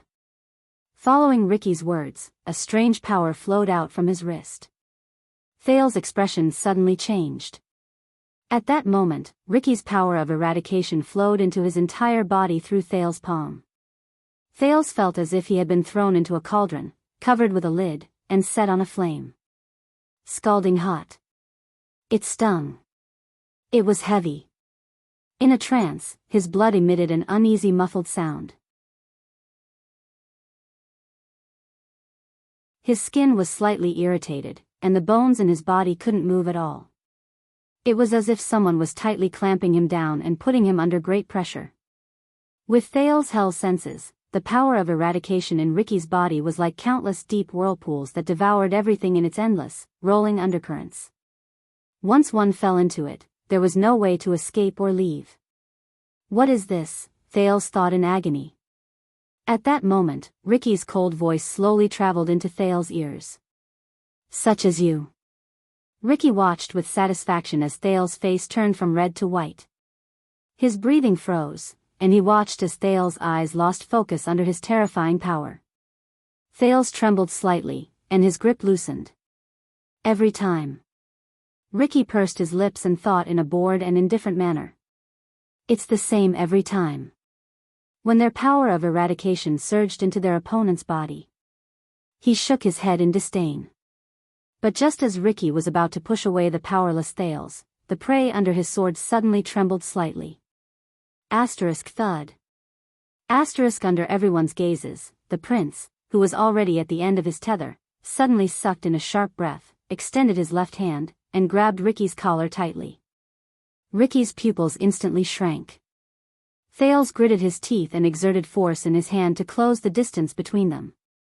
Ricky stared at Thales in a daze and asked in slight doubt, You can still move? As a leader, you are indeed very special, Ricky. Thales' breathing became more rapid. Sweat broke out on his forehead, but his face was flushed, and his words were smooth. They are all cold and violent, but you, Ricky shuddered violently. What? Yours is scorching, oppressive, heavy, and blots out the sun. It's like a terrifying whirlpool that you can't escape from. Thales smiled with his forehead drenched in sweat. He felt the power of eradication in his body surge inch by inch, as if it had a mind of its own, expelling and clearing the foreign power that invaded his body. But that ominous energy is still the same. The disaster swords. The power of eradication began to spread in Thales' mind. It was boiling and excited. When he heard Thales' words, Ricky widened his eyes in shock. You. How did you? Thales gripped Ricky's wrist and collar tightly. He resisted the influence of the power of eradication on him, and suppressed the urge and desire to immediately counterattack. Damn it. Not enough. Not enough. I still don't believe it. I need more. As he thought, Thales grunted with his forehead drenched in sweat. He observed the characteristics of Ricky's power of eradication. Just like how he imitated the twist of fate not too long ago, he urged the power in his body to change. Scorching. As Thales thought about this, the sin of hell's river in his body began to flow on its own. It emitted a terrifyingly high temperature in his senses. Oppressive.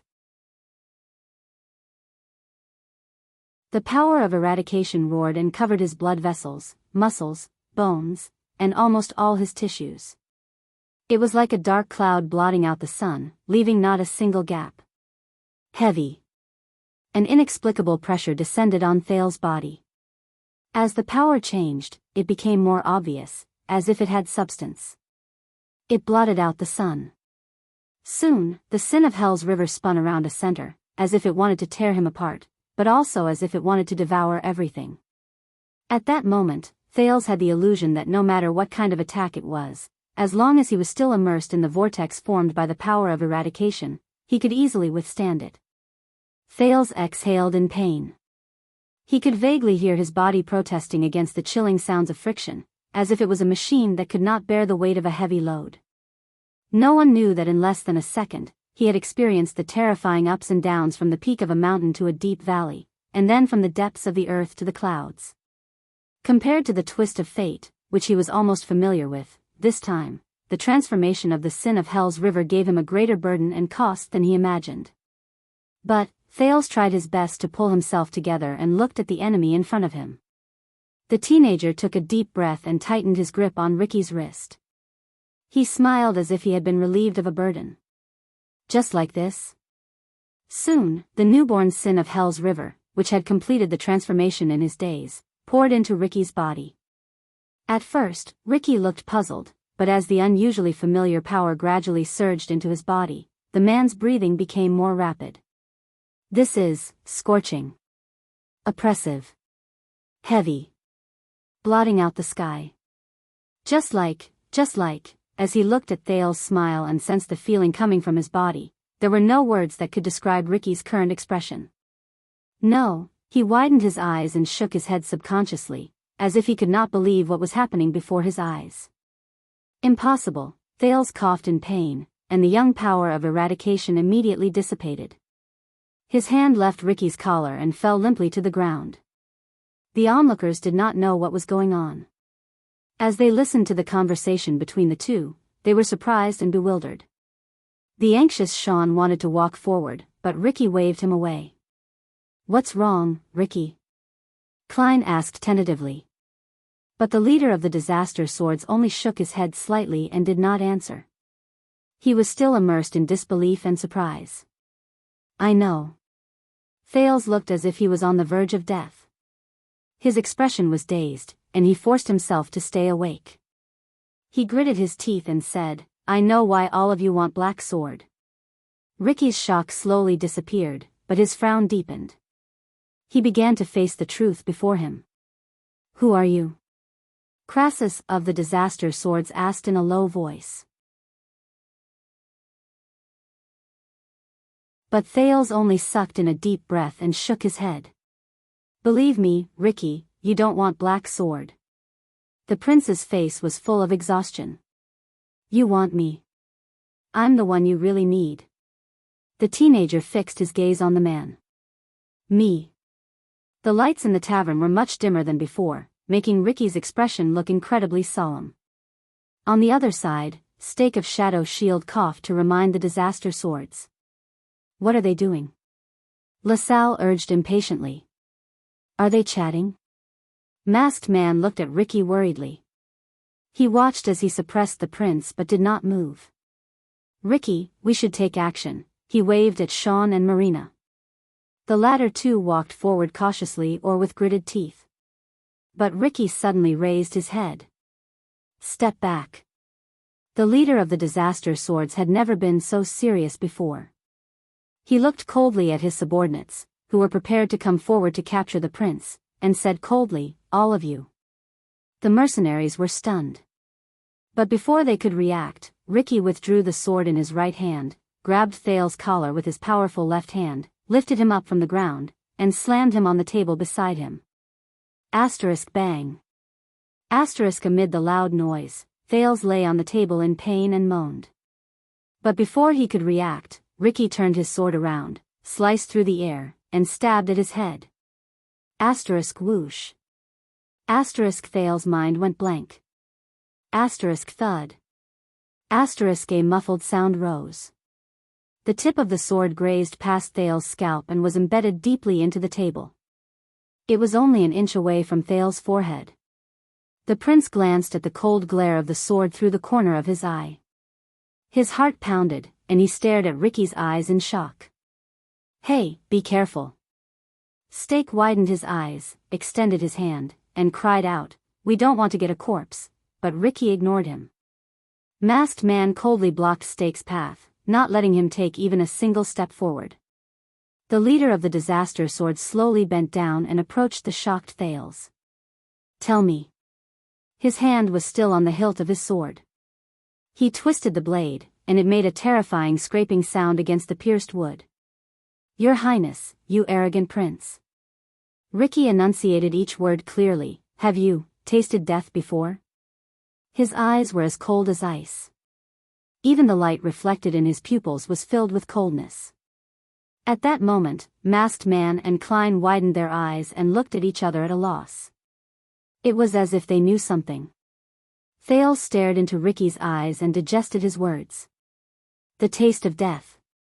Ricky understood. Thales breathed a sigh of relief in his heart. He had achieved his goal. But obviously, the others did not understand. "Honorable Crassus, forgive me for being blunt. He might have angered you, but the prince in your hands is very valuable." Stake seemed to be worried about the hidden meaning in Ricky's tone. He raised his hands anxiously. "If you are dissatisfied with him," Ricky suddenly turned around. He glared at Thales and shouted fiercely. "Shut up." Stake was rendered speechless. The rest of his words were stuck in his mouth. In the next second, Ricky turned around and continued to stare at Thales on the table. He said sternly, "Answer me, Prince." His breathing quickened. "Have you seen death before?" At that moment, Ricky was like a fierce beast with sharp claws and a long beard. He no longer had the indifference and indifference he had when they first met. "Death." Thales frowned. His thoughts drifted away. Only those who have survived death have the right to use and control it. At the moment it fused with you, you wandered between life and death, and the boundary between life and death became blurred. As he mulled over the past, the prince recovered the energy he had used just now and clenched his fists. And Ricky still held him hostage. He did not relax in the slightest. The whispers in the tavern slowly disappeared. Although the mercenaries were puzzled, they still stayed in their positions and waited for their leader's decision. A few seconds passed. "Of course." The prince gritted his teeth. His breathing was chaotic. "I have seen it before. More than you can imagine." Ricky's frown slowly disappeared. "But you're alive," he said slowly. His anger and shock slowly disappeared. It was not a question. "Yes." Thales repeated his words. His smile was forced. "Although I can't remember clearly, but..." Thales took a deep breath and did not look at the blade of the sword that stopped next to his forehead. "Yes, I'm back. I'm back every time." He raised his trembling right hand and pointed at his chest. Together with it, Ricky's frown disappeared completely. He no longer twisted the blade on the table. "How did you know?" His tone was cautious. "About us, about..." Ricky's gaze followed Thales' finger. He said the next word solemnly and sternly, "It." Thales exhaled laboriously. "Don't forget, I am a Jade Star." The prince smiled weakly. "We know everything." Ricky's expression froze. He narrowed his eyes. "Jade Star, Horus Jade Star?" Ricky took a deep breath. His tone became downcast along with his head. "Is it him? He learned all of this from the Tower of Eradication?" Thales was slightly stunned. "What? Whether it's him or not." Thales gulped. He was determined to get through the crisis before him first. "But you want me?" He stared straight at the slightly confused Ricky. "You want me more than anything else?" "Because I represent the miracle and opportunity that all of you have been dreaming of," Thales repeated their words in a low voice. "The end of the old era, and the beginning of the new era." As Thales spoke, the confusion on Ricky's face slowly faded. He looked up. Yes. Ricky looked at the prince in front of him, sighed, and said in relief. I want you. There was a profound meaning in his words. In the next second, Ricky exerted force with his right hand, pulled the blade out from the table, and turned to the others. Thales was left alone, lying on the table, panting in shock. Take him down. Be polite. Ricky brandished his sword and tossed it back to Marina, who was staring at Thales unblinkingly and indignantly. Sean nodded and walked forward. Get ready. At that moment, it was as if Ricky had become the calm and indifferent leader from before. We will begin the next step. Klein and Masked Man looked at each other. They glanced at Thales uneasily and nodded in unison. The mercenary started to move. Stake coughed to remind them of his existence. Since we have subdued this mischievous prince, let us take him away, at least to a safe place. But Ricky suddenly raised his head and interrupted him. The prince must stay in our hands as a pledge. Stake could not help but be stunned by his firm words. Only when we complete our goal and leave the camp, Ricky said lightly, will I hand him over to you. When he said this, both Stake and LaSalle widened their eyes. Thales exhaled and felt slightly at ease. Finally, Quick Rope and Dean, who were subdued on the ground, became even more confused. Just like the mercenaries, they did not know what was going on. Wait. Stake stared at Ricky from afar. His tone was filled with disbelief. I gave you such a huge guarantee, but you still insist on maintaining the status quo? He pointed at Thales, who was violently dragged down from the table by Sean. But Ricky only snorted softly. You didn't give me anything, Stake. Shadow Shield has always been Constellation's enemy, the leader of the Disaster Sword said coldly. Even if that letter is exposed, it will only push your name forward on the Secret Intelligence Department's enemy list. Stake's expression turned cold. The veins on his hand could be vaguely seen. So, the letter I gave you is equivalent to throwing away my money? Stake's tone slowly tightened along with his expression. This is not the way to do business. He put his hands in his robe and slowly paced forward. Masked Man consciously stood in front of him. The mercenaries sensed the barely discernible tension. They did not need to be reminded to be prepared for battle. They stood in formation and were wary of the enemies hiding outside the eaves. We, mercenaries, have our own way of doing business. Ricky said nonchalantly, accept it, or screw it up. It's your choice. Stake's gaze became extremely cold. Screw it up. The guest of Shadow Shield gritted his teeth. His words were cold. Everyone. When LaSalle saw that the situation was about to reach a stalemate again, he quickly said, this camp is filled with Constellation's army. If we drag each other down, no one will be able to walk out of here safely, and we won't be able to achieve our goal. Ricky smiled in response. We did what we promised you. The prince is here. I think you don't mind us temporarily detaining the goods, Ricky said loudly, but intentionally or not, he glanced at a few corners at the top of the tavern. Until you pay the rest of the money? Stake stiffened. He knew that the places Ricky looked at just now were the places where the assassins of Shadow Shield had been hiding outside the tavern for a long time and were ready to attack at any moment. But, Stake clenched his fists in indignation. You don't think I'm blind, do you? Stake gritted his teeth and said, just now, you and the prince whispered in each other's ears for a long time. Sean had just roughly tied Thales up. He noticed that Sean was carrying Thales' luggage on his back. When he heard this, he was stunned. Stake glared at Ricky, who looked calm and composed. You weren't really tempted by the prince's words and reached some kind of deal with him, right? Such as, some kind of deal between you and Constellation, such as the prison of bones? Ricky stopped what he was doing. LaSalle stopped talking as well. He stared at the others with deep distrust in his eyes. Masked Man frowned. Then it'll be very ugly, Stake said coldly. Do you think that Shadow Shield would come all the way here just to let you take away our target so easily? Ricky took a deep breath, turned around, and met Masked Man's gaze. He laughed. Ha ha ha, Masked Man laughed as well. It was as if he had heard the funniest joke in the world. I can understand. You gave us that letter, so you were very indignant. You felt as if you were being taken advantage of. Ricky laughed very happily. He waved his hand. Are you still worried that we will judge the situation and turn around to collude with Constellation?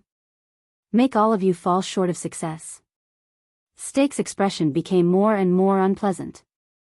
Ricky walked forward, moved past Masked Man, and arrived in front of Stake.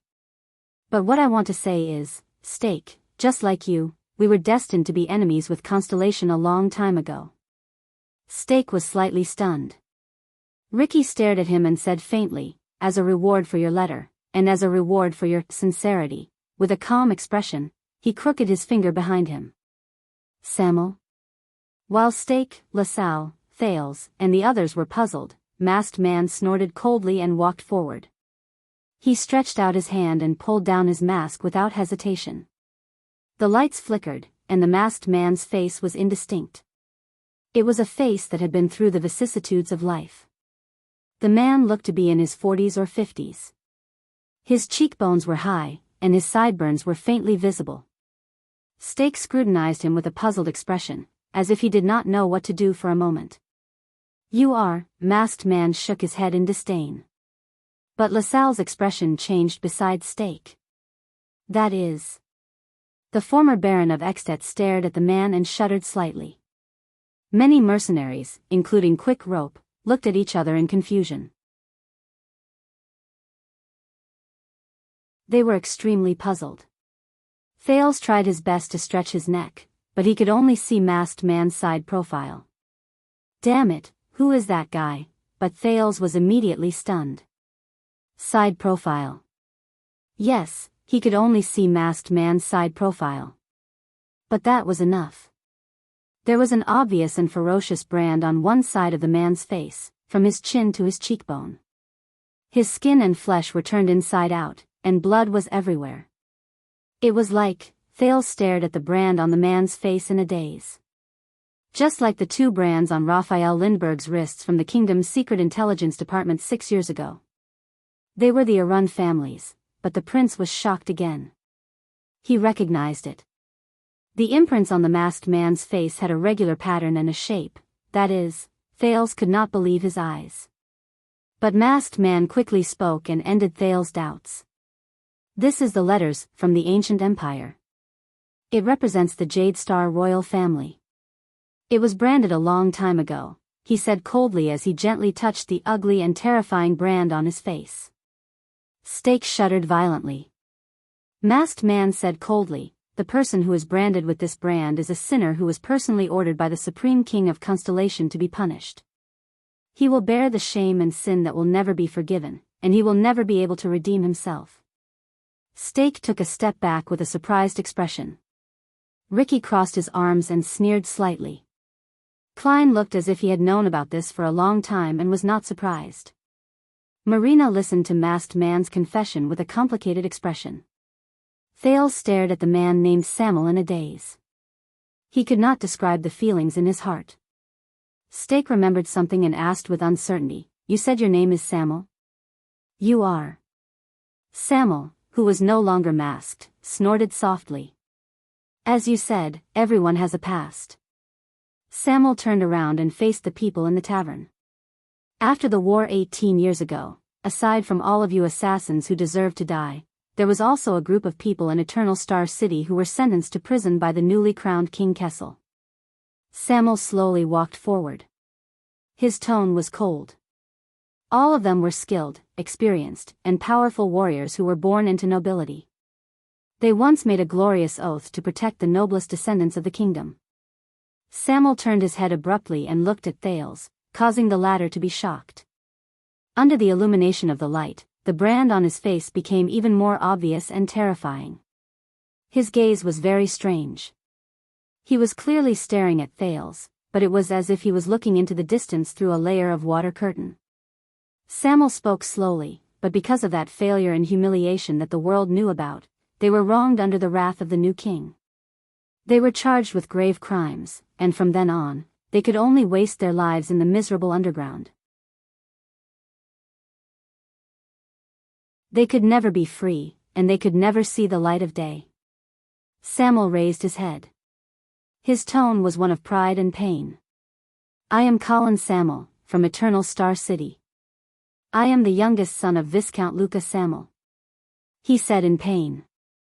I was once the vice flag bearer of the Royal Guards of Constellation. I was the personal guard of the late King Adi II. I was the glorious Emperor's Praetorian Guard. He stared at Thales with a complicated gaze. I was also a member of the Royal Guards who guarded Renaissance Palace during the Bloody Year. Thales stared back at him in a daze. His emotions were in a mess. Royal Guards? Isn't that? Samuel gritted his teeth and clenched his fists. In the almost suffocating atmosphere, he said angrily, after the unfair trial, he was also the only one among the 46 Royal Guards who refused to plead guilty and were sentenced to life imprisonment in the prison of bones. He was the only one who managed to escape. They are felons who have no place in the whole of Constellation. Stake did not speak anymore. He only looked at Samuel with a profound gaze. The tavern was silent. Then, Ricky spoke again. Compared to your letter, which was more of a gimmick than a practical one, this is our guarantee, Stake. It is impossible for us to work with Constellation. So the prince will stay in our hands, and even act with us, Ricky said coldly. His safety, and whether he can be handed over to you smoothly, all depends on the success of our next operation. And here I am, thanking both of you for your generous help in advance. Ricky's words were filled with hints. Stake and LaSalle frowned. Ricky snorted softly, turned his head around, and ignored them. Now. The leader of the Disaster Swords swept his gaze over the solemn mercenaries. His gaze swept past Thales' face, whose emotions were complicated. Let's go.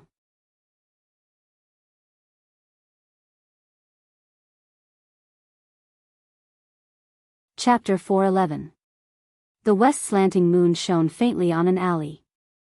Thales leaned against the wall in the alley and watched the blood whistle mercenaries, or rather, the Disaster Swords, skillfully lurking in the alley. They were silent but highly vigilant. He felt anxious. Damn it. After they left the tavern, they did spread out, but they were even more vigilant. I can't find a chance like this. From planning to taking action, the Disaster Swords could be said to be swift and decisive. The Prince of Constellation, Quick Rope, and the others were escorted out of the tavern in a few minutes. They approached the prison of bones in an efficient and low-key manner. The efficiency of Shadow Shield, Disaster Swords, and LaSalle working together was not to be underestimated. Aside from them deliberately moving in groups to hide their tracks, they did not alert a single person along the way from my home to this place. Even the patrols they were supposed to run into had disappeared from their sights. But at that moment, what Thales was most worried about was not this. He was worried about one of the people guarding him, a certain swordswoman with an angry expression on her face. 8 or 9 years ago, when I returned to my hometown, there was also a local rascal who wanted to molest me. Marina rubbed her lips gently with one hand and pressed the hilt of her sword with the other. She leaned close to Thales' ear and whispered. Her words contained hatred that could not be ignored. Do you want to know what happened to him? No, not at all. But in the face of Marina, who was gnashing her teeth, Thales could only return an awkward smile filled with guilt and helplessness. Hey, I'm very sorry about what happened just now, but you're too good. That was the only way I could. Before he could finish speaking, a cold glare flashed in Marina's eyes. It made Thales, who was already in the wrong, freeze. His flattery did not work at all. God take pity on him. Be it in this life or his previous life, which had blurry memories, he had never done something like sexual harassment, which he despised and despised. However, just now, Thales lowered his head sorrowfully and avoided Marina's fierce gaze. His reputation in 2 lives was destroyed in one night. Marina snorted coldly and gently pulled out her sword. At that time, I placed the sword between that bastard's legs just like this. As goosebumps rose all over Thale's body, Marina lowered her weapon with a cold expression. Then, with a twist of my wrist.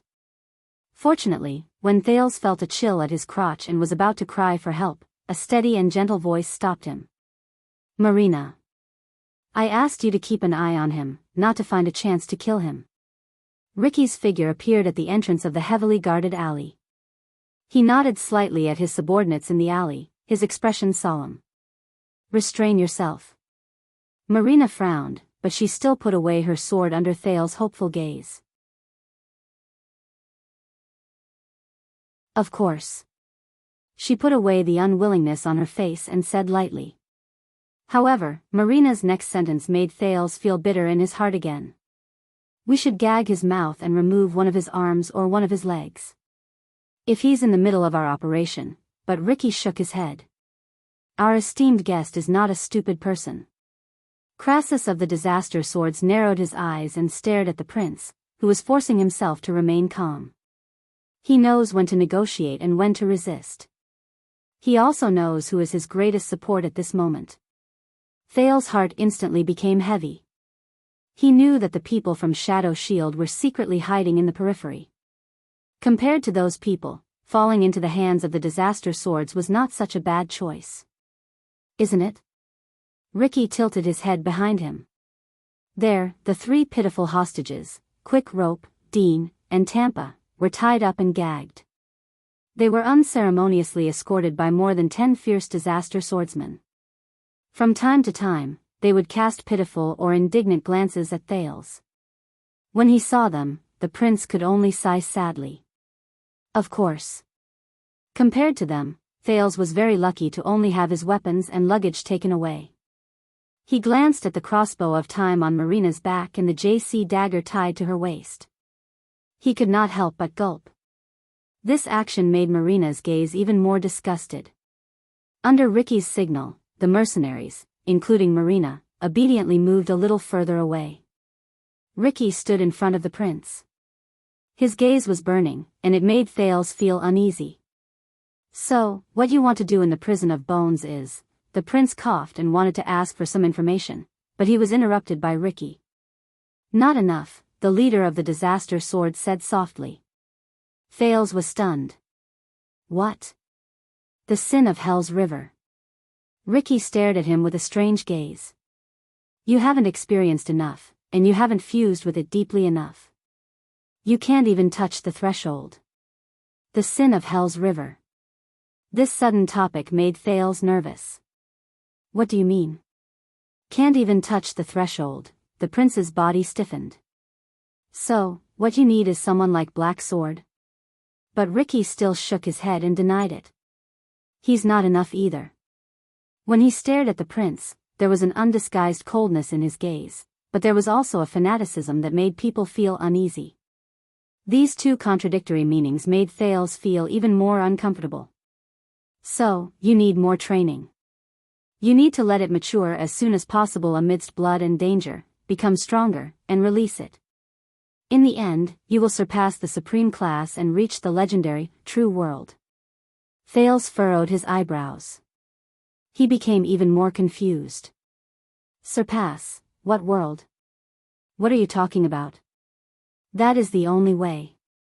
As if he did not hear what Thales said, Ricky continued to stare at Thales attentively. We believe that it is not without reason that you were chosen by Hell's River and returned from death. Thales' eyelids twitched.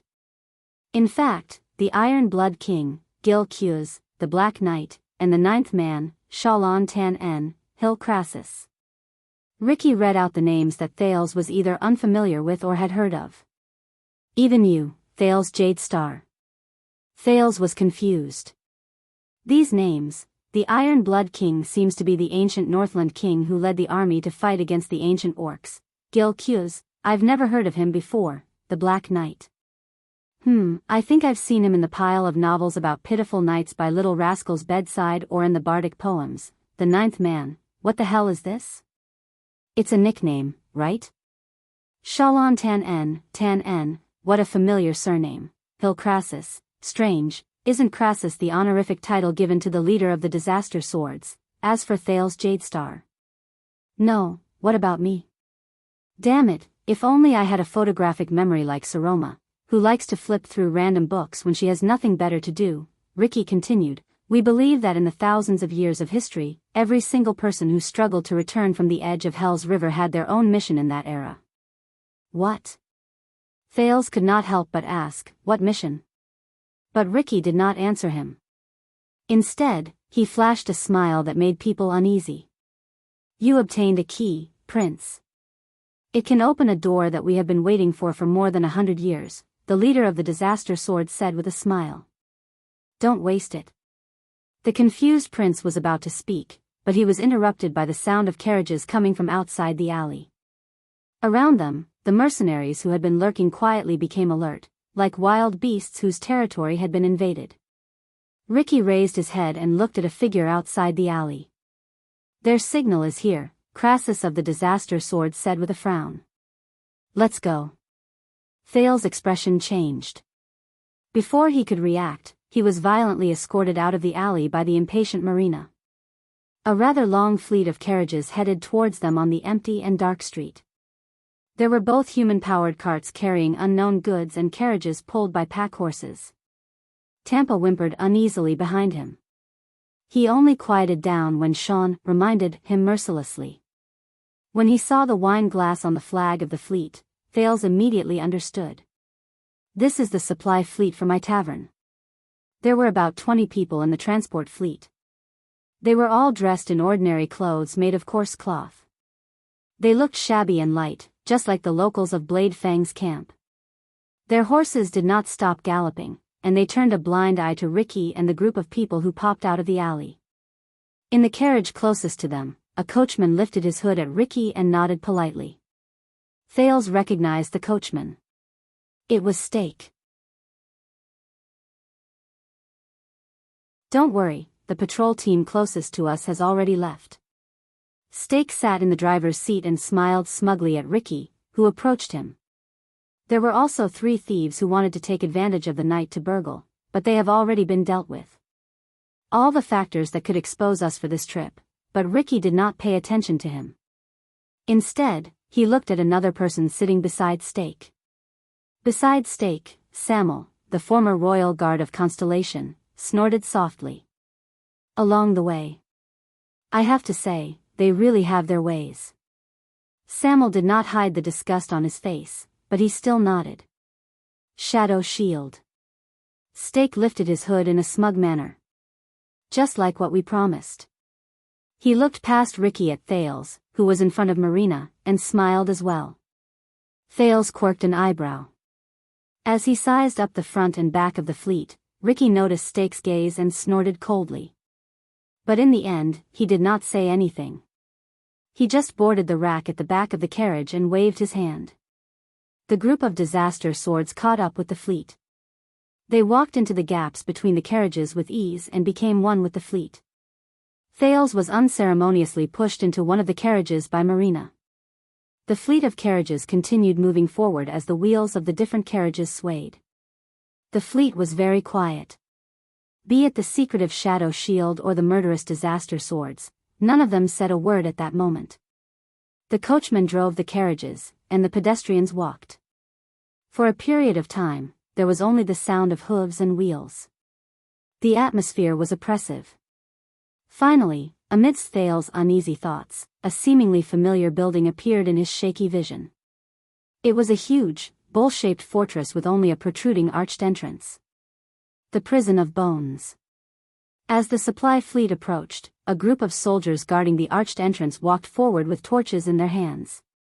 Thales watched from afar and could not help but frown. You're too early.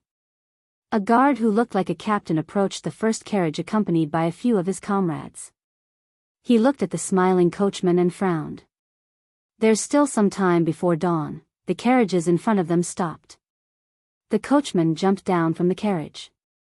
While he commanded the workers to move the goods, he smiled obsequiously and said, "It's a special time, please understand," but the captain's gaze shifted to the back of the fleet.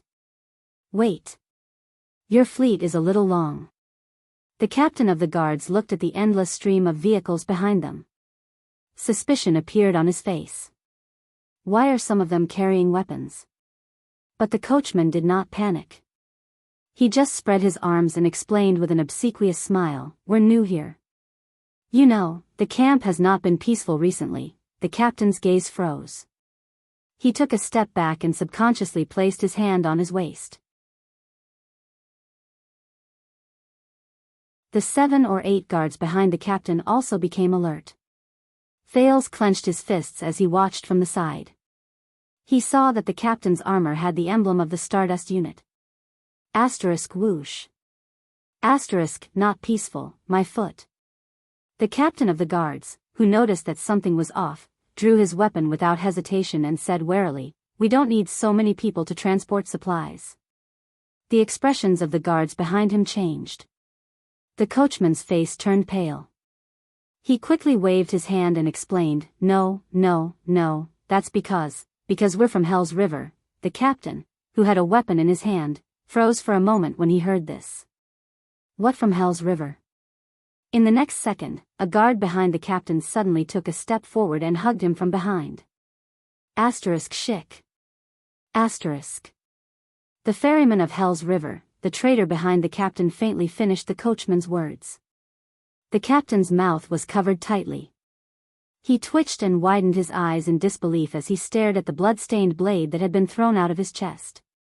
Thales held his breath, but his mouth was covered by Marina, who was beside him.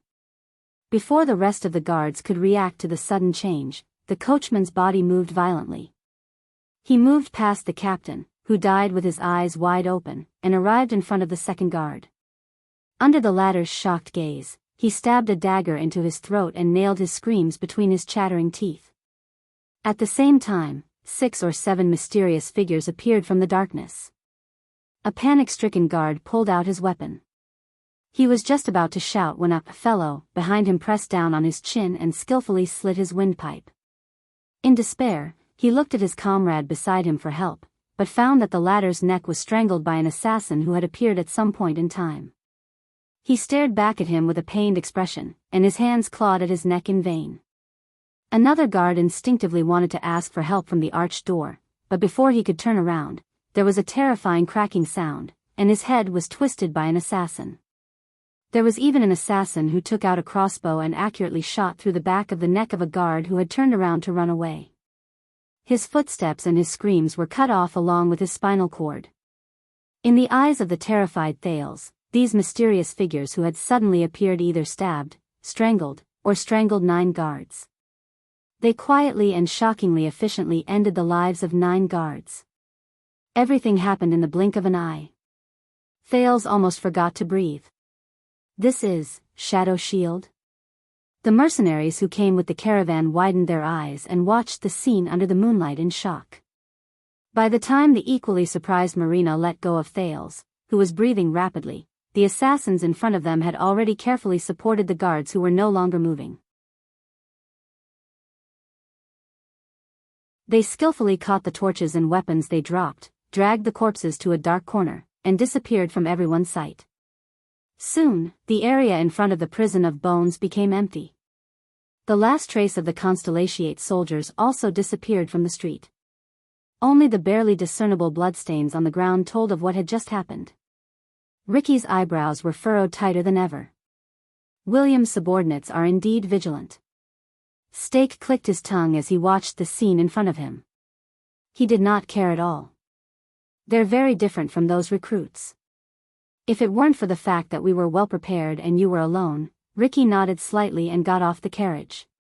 He did not bat an eyelid. He knew in his heart that this was Stake's demonstration to him. It was all for the goods they seized. Damn it.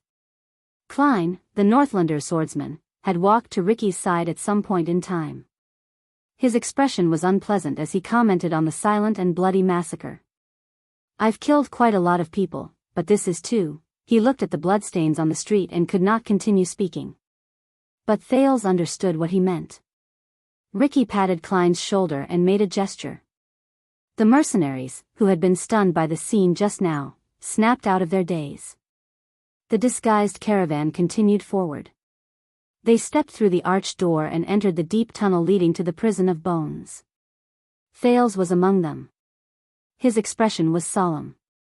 As you can see, the guards on the ground outside the prison of bones have been quietly dealt with. We've arranged for people to take over their sentry posts.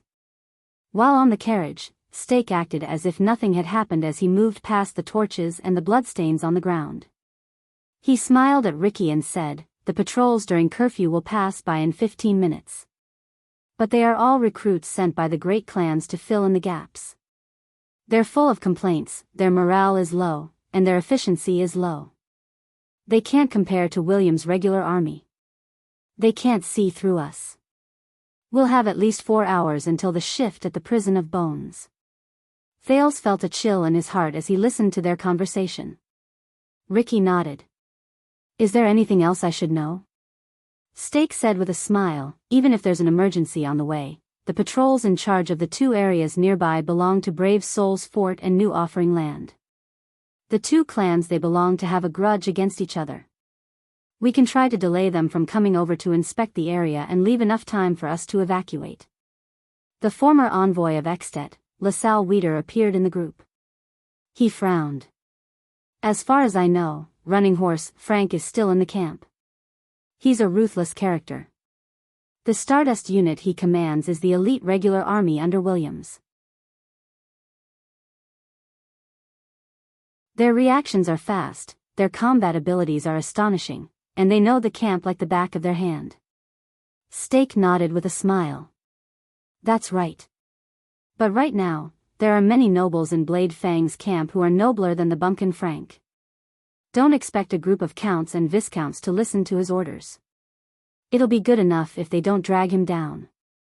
Stake smiled slyly and said, "And with some of our efforts, the recruits and regular army, the local nobles and the royal family, and the Blade Fang's camp, which is not under full command, will take much longer than usual for them to realize the problem, gather their forces, and rush over to provide reinforcements." LaSalle understood and nodded in approval. The Constellations gathered their forces and marched westward on a large scale. It might seem like they're showing off their might in the desert, but they're actually restraining themselves in the camp. "You're really lucky." Samuel rubbed the brand on his face and snorted coldly. "Why do you think we chose to come at this time, Northlander?" When Stake saw that the 2 of them, who did not get along with each other, were about to argue again, he quickly changed the topic. Stake coughed and said, "And even if we reach the last step, we can still create a diversion and lure them away." Klein was puzzled. "What?" Stake smiled smugly. "This is what the Ting family said. It means to distract their attention. Think about it, an accident happened in the prison of bones, a noble who came from afar was assassinated, and a fire broke out in the military warehouse. If you're Frank, and you're the watchdog Williams left behind, which one would you deal with first?" The 3 disaster swords understood the meaning of Stake's words. They exchanged glances, and their expressions were solemn. "You seem to have forgotten about the kingdom's secret intelligence department and their spies in the camp," Ricky said quietly. "Do you think they didn't notice anything?" Stake's eyes lit up. "They might have noticed some clues, but they couldn't react in time. We released Bait a long time ago. A teenager who looks like the Prince of Constellation has recently appeared in the Tower of Eradication. Trust me, because of this news, the Secret Intelligence Department spies in Blade Fang's camp are busy traveling north." When he heard this, Thales, who was in the carriage behind them, sighed in disappointment. Ricky was silent for a while. "You didn't come here on a whim or because something happened suddenly." Ricky seemed to have figured something out. He raised his vigilant gaze. "You planned this a long time ago." Stake smiled in an indifferent manner. "Maybe you're better at fighting head-on, but when it comes to this," Stake glanced at his surroundings. "We're the professionals." Samuel snorted angrily. "Just like 18 years ago?" Stake smiled. He wisely did not continue the conversation. They finally finished walking through the tunnel, which was neither too long nor too short, and entered the main building of the prison of bones. A wooden door that was as tall as 3 or 4 people appeared in front of them. Behind the door, the prisoner's noisy shouts could be vaguely heard. Klein walked forward and knocked on the door. "My tavern, delivering supplies," he said coldly. A small window was opened on the wooden door, revealing a man's face. He looked at the caravan in puzzlement. "Supplies? You're early, and shouldn't you be accompanied by the guards?" These were his last words. In the next second, the long sword at Klein's waist shot out like a bolt of lightning, straight into the face of the guard behind the window. Panicked shouts came from behind the door. Intruders. Obviously, the guards behind the door were aware of the situation outside. An anxious voice rose. "Quick, sound the alarm, ugh." His voice came to an abrupt halt, along with the other panicked shouts. A few seconds later, in the sudden and chilling silence, the sound of a few heavy objects falling on the ground came from behind the door. As Steak's smile remained unchanged, Ricky loosened his grip on the sword hilt at his waist in the carriage. Thale's breathing became faster, and the muscles on his arms became tighter. Soon, with the crisp sound of metal clanking, the door opened with a loud creak.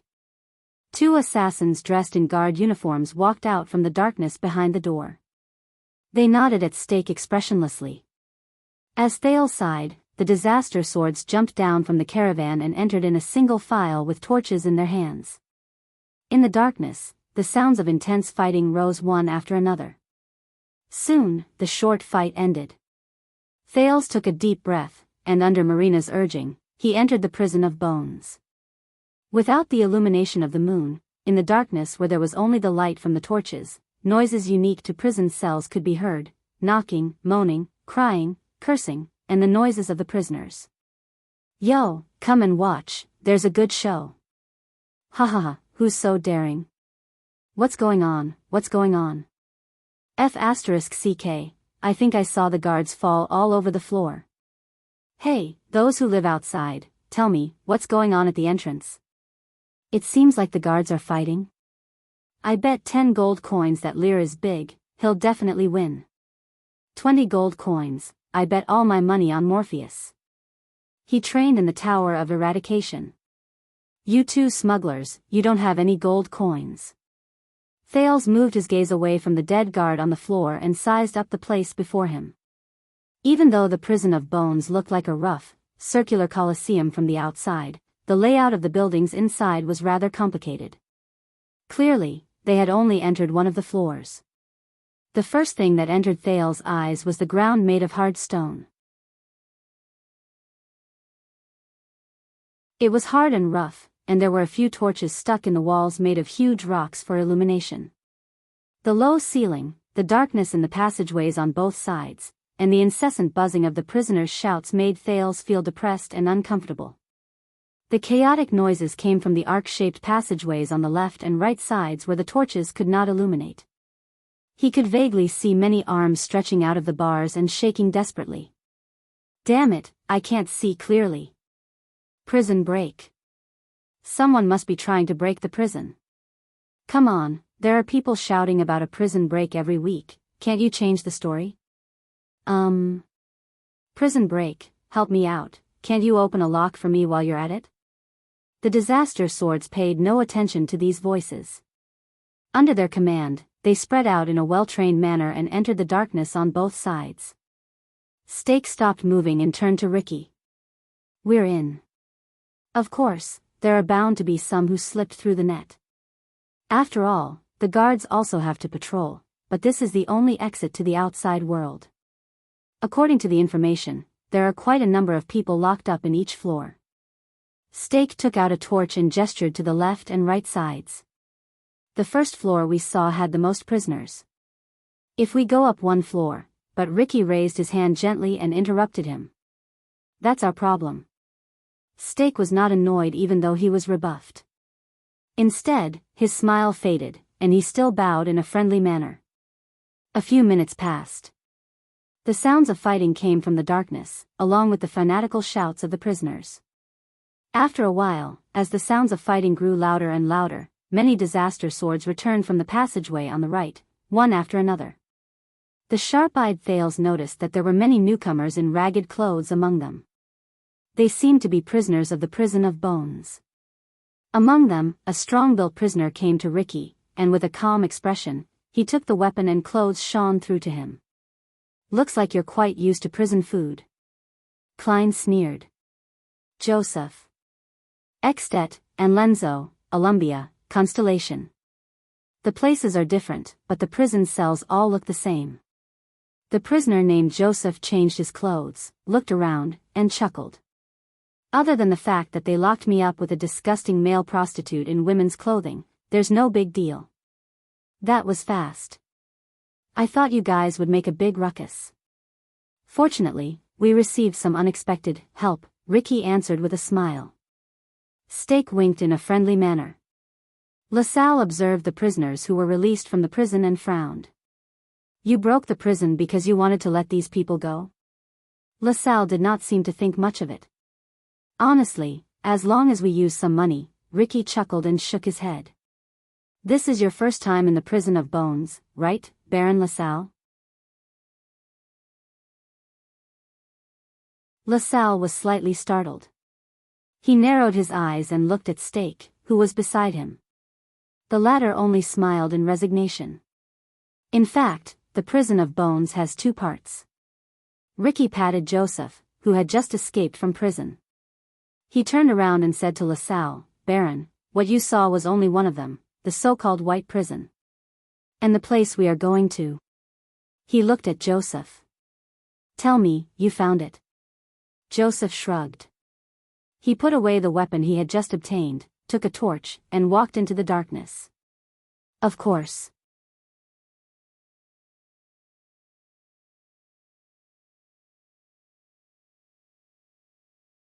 Chapter 412.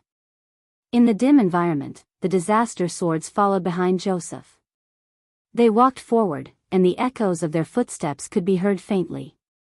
But Steak moved through the crowd and came before Ricky. "Wait." Steak looked at Thales, who was held hostage by Marina's side, in puzzlement. "Are you going to take him down? You know that we can wait for you here, right?" Thales frowned. He noticed that quite a number of mercenaries had surrounded them. Ricky turned his head and glanced at Steak. "You did very well. You saved us a lot of trouble, Steak." He pressed down on Steak's shoulder. "But I also know that the reason why you are so cooperative and spared no effort is because of the hostage in our hands." Steak's expression stiffened.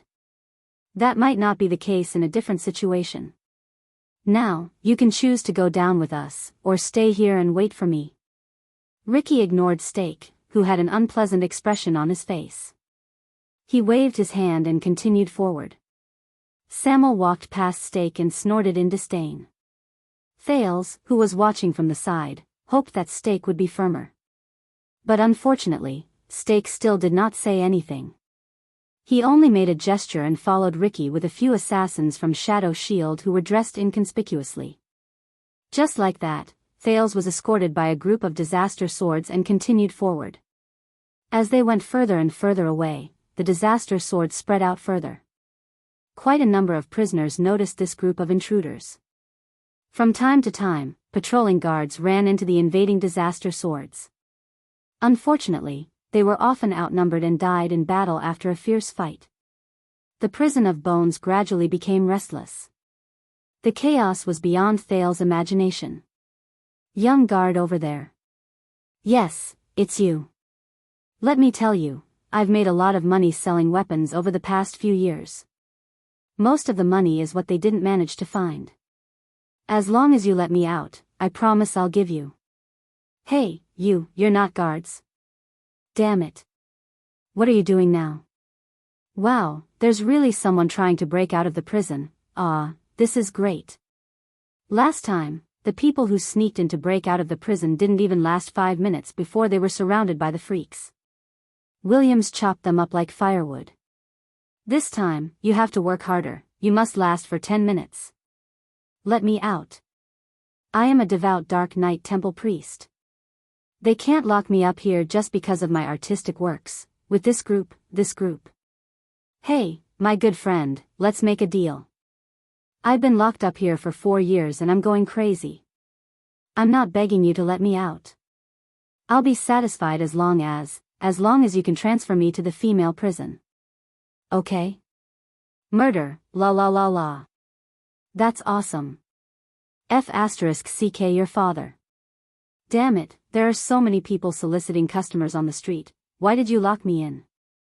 Women's clothing? What's wrong with cross-dressing?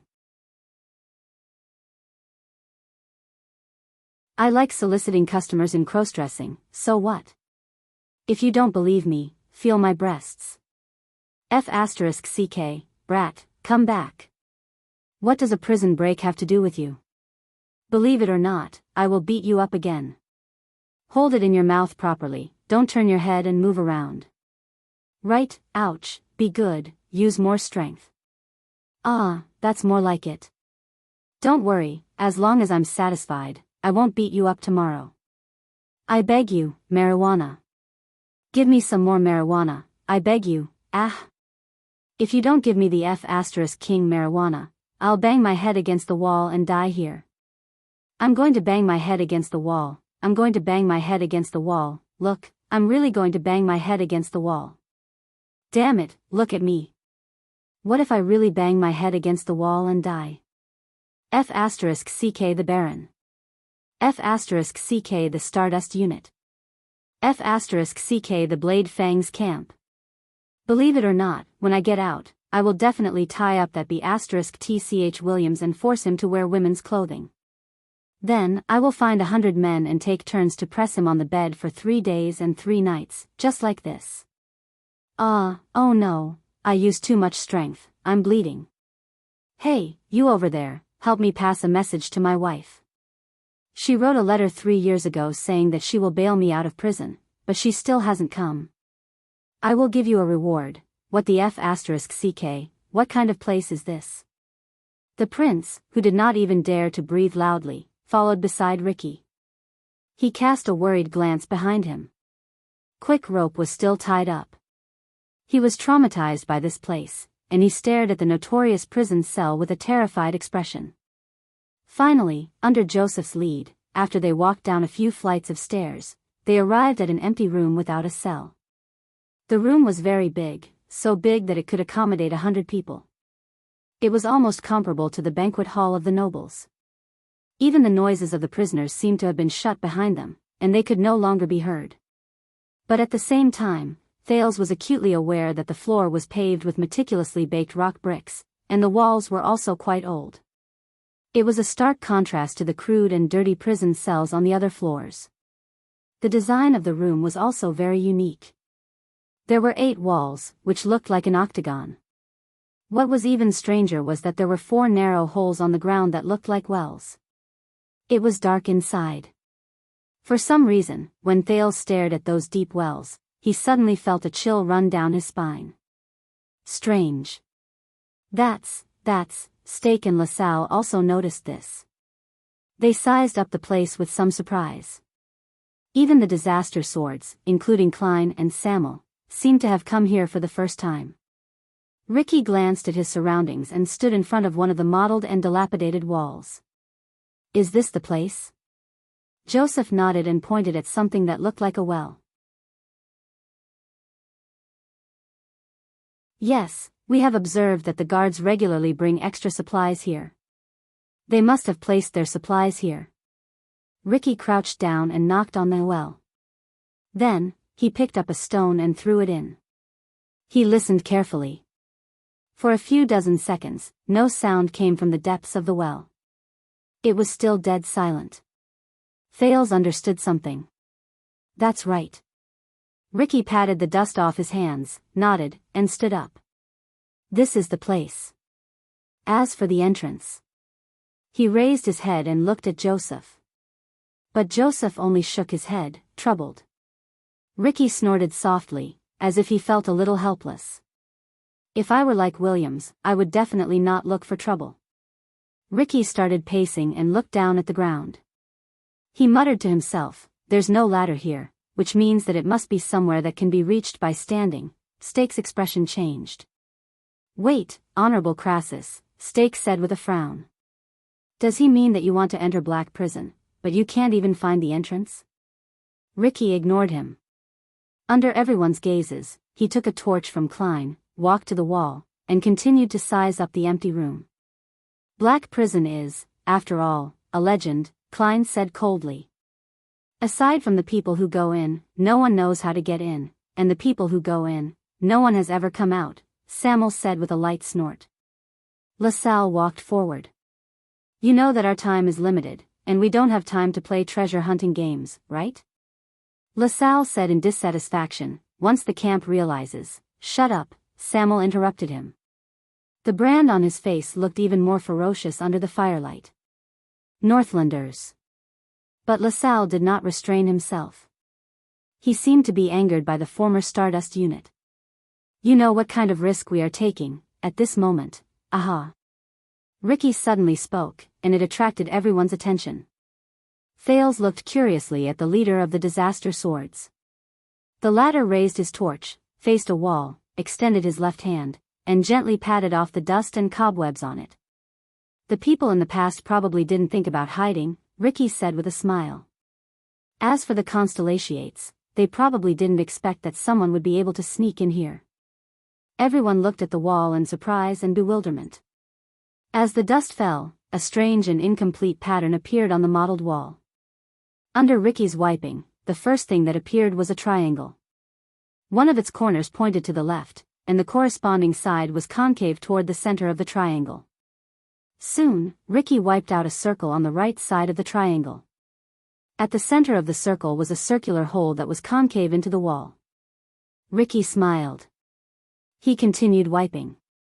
On the right side of the circle, a new triangle that was symmetrical to the previous triangle appeared. However, the corner of this triangle pointed to the right, and the concave side was on the left. Ricky stood back and looked at the pattern in front of him with satisfaction, two irregular symmetrical triangles sandwiched between a circle. We found it. But many people, including LaSalle, were puzzled. What is this? An eye? Ricky pursed his lips.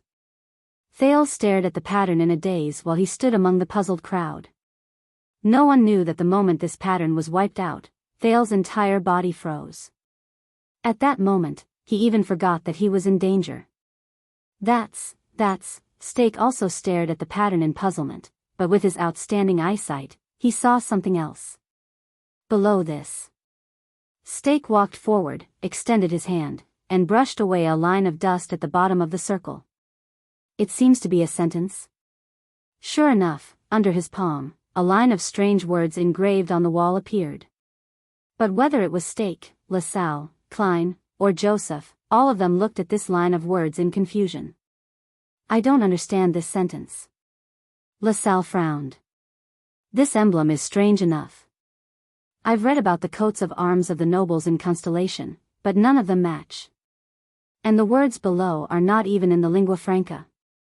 They don't seem like the language of the empire that I know either. LaSalle, who felt uneasy, looked at Ricky with a solemn expression. Crassus, what is this place, the prison of bones? Ricky did not answer. Another voice sounded abruptly. The language of the ancient empire. Everyone turned their heads and looked at Samuel, who stood on the other side. The man with the brand on his face looked at the words under the pattern with a complicated expression. This is the purest language of the ancient empire.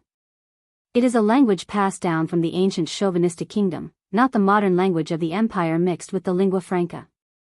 It is said that it was created by the first group of ancient humans under the guidance of the ancient elves.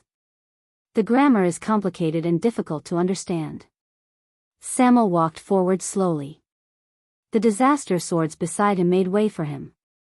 No one uses it now. Even among the nobles of Constellation, there are few who know it. LaSalle and Stake turned their heads in surprise and looked at the unfamiliar words again.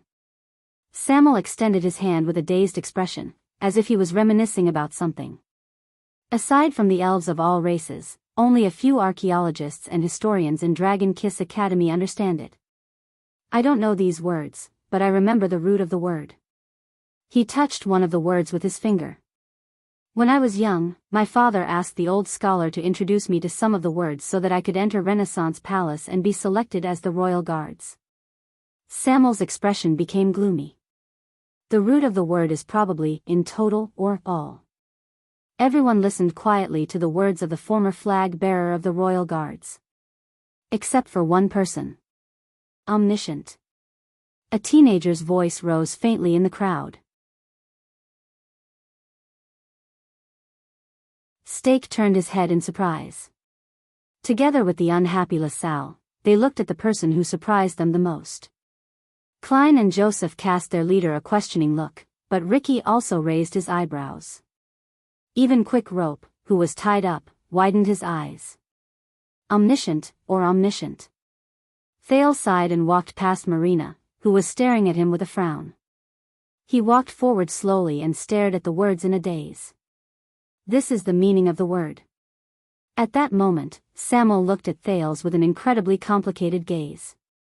A second later, Samuel sighed, lowered his head, and said, "Of course, as a descendant of the imperial family, the Jade Star royal family must learn the ancient language of the empire." Thales shook his head. "I didn't learn it very well. Except for the first few months, I basically learned it by myself." The Prince of Constellation looked at the words with a solemn expression. "But if I only look at the words, I think the meaning of this sentence is probably," Thales said softly, "towards omniscience." Everyone quieted down and mulled over the meaning of this sentence. Towards omniscience. Thales slowly raised his head in the quiet environment and stared at the pattern that resembled an eye. He felt as if he was staring into another person's eyes. This made him very uneasy. But Thales did not expect that the thing he had searched for in books for many years would be here.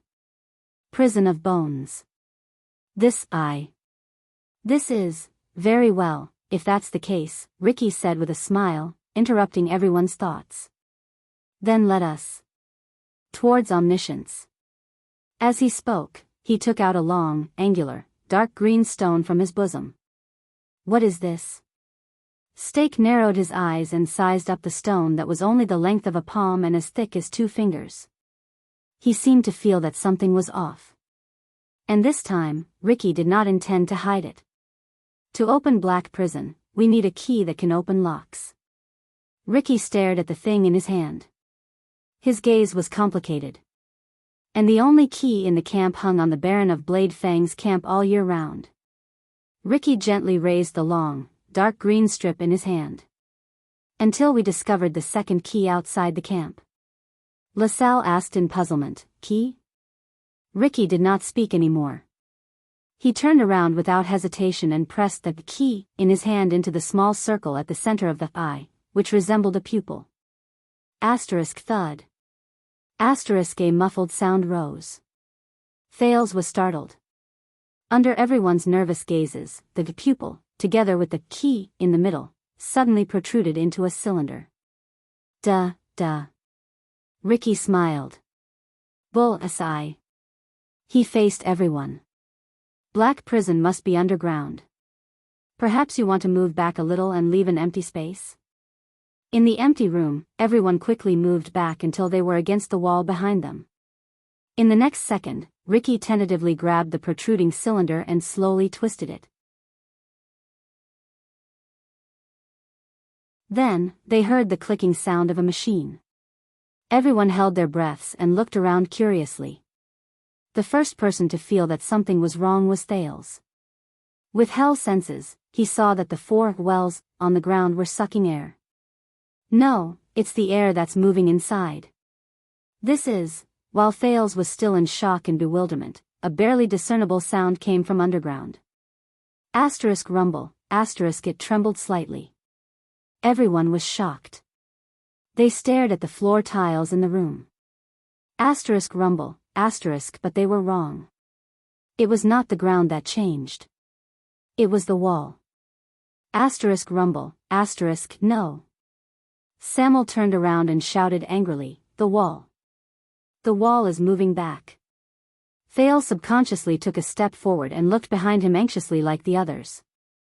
Asterisk rumble, asterisk, as expected. It's the wall. The 8 walls were moving back at the same time. It looked as if the ground was expanding.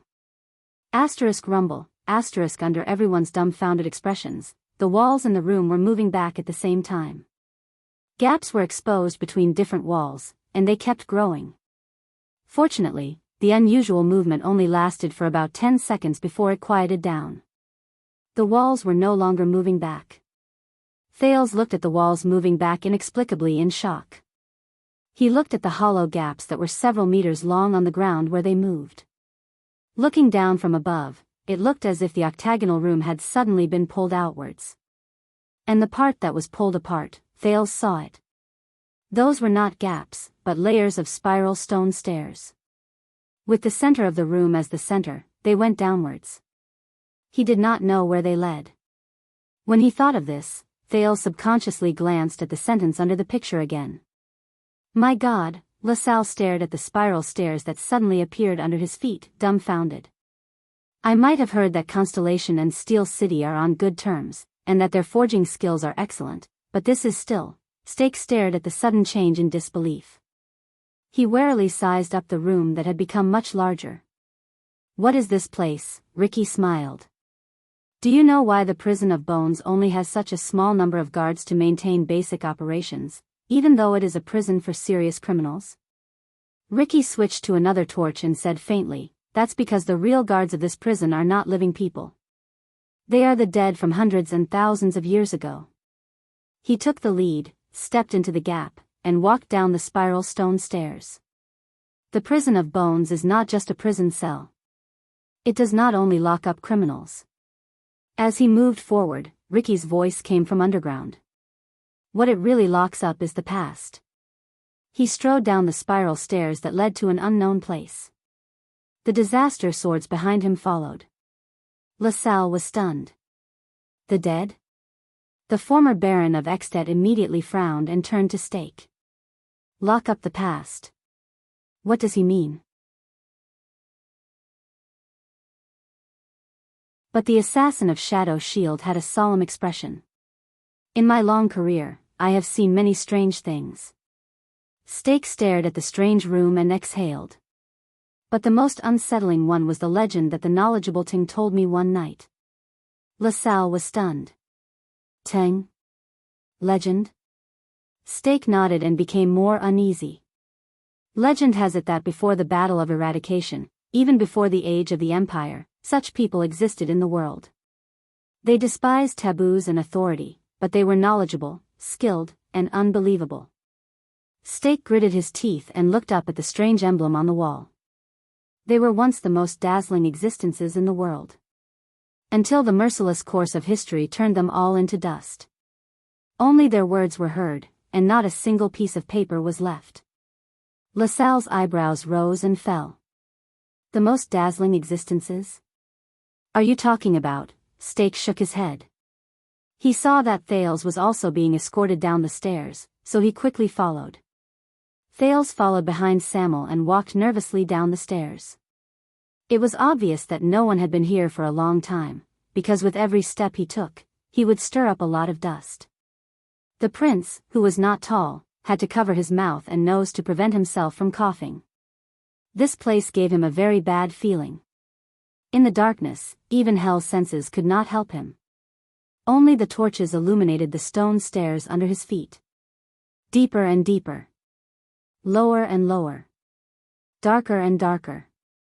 After walking down an unknown number of stairs, Thales finally stepped on the ground, and he relaxed. The first floor. Ricky's voice traveled into his ears. We're here. The Prince of Constellation took a deep breath. With uncontrollable curiosity, excitement, and an inexplicable sense of uneasiness and fear, he raised his head and looked around. The disaster swords raised their torches and looked around in surprise. This was still an octagonal room that could accommodate dozens of people. But unlike the room on the ground floor, the dark bricks here were exquisitely crafted, and no one knew what material they were made of. There was a thick pillar in the center of the room, and beside the pillar was a circle of curved stone tables. But Ricky did not pay attention to the stone pillar. Instead, he turned to the 8 walls. As he followed his torch, Thales noticed that the 8 walls here were not walls. Instead, it was a fence made up of thin metal pillars from top to bottom, and every single one of them was covered in a layer of gray dust. It's like, Thales looked at these fences, and through them, he could vaguely see the space behind them. It's like, Thales thought anxiously, it's like a prison cell. Ricky held his torch and approached one of the metal fences, illuminating the scene behind the railing. Thales shuddered and took a step back. Bones. More accurately, they're skeletons. Human skeletons. Ricky held his torch and spun around, illuminating the 8 wide prison cells. The ground behind each prison cell was covered with a thick layer of dried human skeletons. There were ribs, arms, legs, skulls, and many of the skeletons were covered with faded clothes that were also covered in dust. No one knew how long it had been. Samuel stood in front of Thales. He looked at the ancient skeletons, and his emotions surged. He subconsciously clenched his fists. It seems that there are no longer any living people in the first level. Ricky shook his head in resignation. Unfortunately, we still have to go down. LaSalle and Stake followed closely behind him, and they arrived at the prison cell of the first level. LaSalle saw his surroundings clearly, and his eyes widened. This is the prison of bones? Stake frowned. He did not seem to be able to say a word. Ricky snorted softly and waved his torch at his companions, who were equally surprised. Of course. Welcome to Black Prison, the true master of the prison of bones. Ricky walked to the pillar in the middle of the room, raised his torch, and illuminated the pattern on the pillar. It was another eye. It was the same emblem as the room on the ground. There was also a sentence in the language of the ancient empire under the eye. Towards omniscience. 1,000 years ago, this place had another name. The leader of the disaster swords looked at the emblem and sighed. The 4th Division of the Alchemy Tower, Confinement Research Institute. At that moment, Thales subconsciously gritted his teeth. Ricky turned around and looked at the skeletons in the 8 prison cells with a solemn expression. It is also in an unknown history. His next sentence made Thales widen his eyes. The first batch of anti-mystic equipment.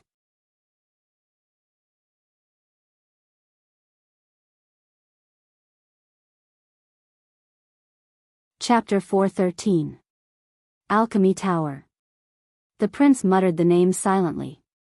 Staring at the ancient and mysterious building in front of him, looking at the dilapidated but vaguely distinguishable eye emblem on the stone pillar, feeling the ever-present gloomy coldness, Thales was in a daze. It was as if he had returned to that icy and snowy night 6 years ago. In the murderous military camp of the Archduke of Black Sand region, that neurotic big-nosed doctor drew those 3 unfamiliar patterns by the bonfire. The 3 great magic towers. Thales stared blankly at the emblem representing the alchemy tower and sighed softly. Memories of the past slowly surged into his mind.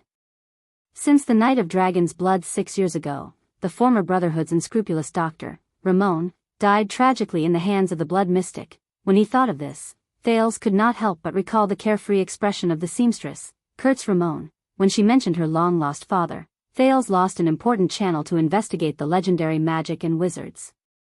Asda might be another source of information, but whether it was his long-term uncertain whereabouts or his reservations when he taught, they could not satisfy the knowledgeable prince. Over the past 6 years, Thales could only spend as much time as possible in Rikuru's library. With Saroma's help, he searched for the long-lost taboos from books.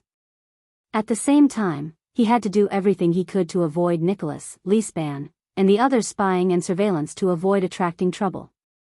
According to what Ramon said when he was alive, since magic and calamities were taboos that the world tried its best to forget for centuries, it was better for news such as the Prince of Constellation is obsessed with mysterious knowledge, and Prince Thales is obsessed with the legend of calamities to not appear on the tables of the major intelligence agencies.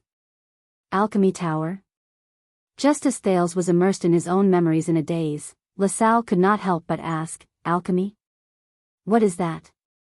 What does it have to do with the alchemy ball? No one paid attention to him. Of course, it might be because no one knew the answer. Samuel kicked a pile of gravel under his feet and frowned. You're saying that this is the legendary alchemy tower? The source of those alchemy balls, anti-mystic equipment, and various gadgets from the Secret Intelligence Department? Ricky shook his head. Of course it's not the headquarters.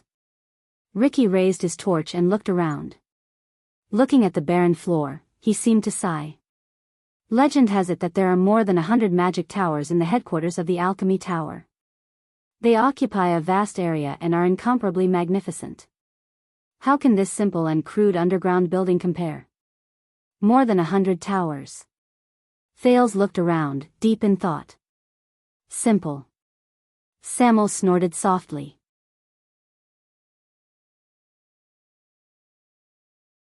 He used the torch to illuminate the stone stairs behind them and looked at the bottomless path ahead. You call this simple? Ricky smiled strangely and didn't reply. He turned around and walked down the spiral staircase. Let's go to the next floor. The mercenaries who were still in shock came back to their senses. It's true. When he passed by Stake, Thales noticed that the assassin from Shadow Shield could not hide his surprise as he sized up his surroundings. He gently stroked the stone pillar that had been sealed for a long time and mumbled to himself. Wizards, magic, those legends and stories. Stake lowered his head and looked at Ricky. So it's all true. Stake's eyes moved. Maybe we can find more valuable things. Alchemy balls, anti-mystic equipment, even. Stop daydreaming. Samuel walked past him and interrupted him. I don't know how long ago, but Constellation turned this place into the Black Prison of the Prison of Bones, dedicated to detaining their felons, the former flag bearer of the Royal Guard said coldly. Whether it's reconstruction or demolition, do you think the kingdom's secret intelligence department will leave anything valuable for someone like you? Stake fell silent. The group of people continued to move down. In the face of the unfamiliar unknown, the group's whispers rose quietly in the darkness. I remember now, wizard. LaSalle's voice came from behind the narrow passage. It was mentioned in some random books, but I always thought, do you think that's just nonsense? Stake chuckled and answered. LaSalle stopped talking. Thales listened to their conversation, but his mind was elsewhere. Even though he was a hostage, the prince did not come up empty-handed after 6 years of searching. However, magic and wizards left Thales with more and more questions.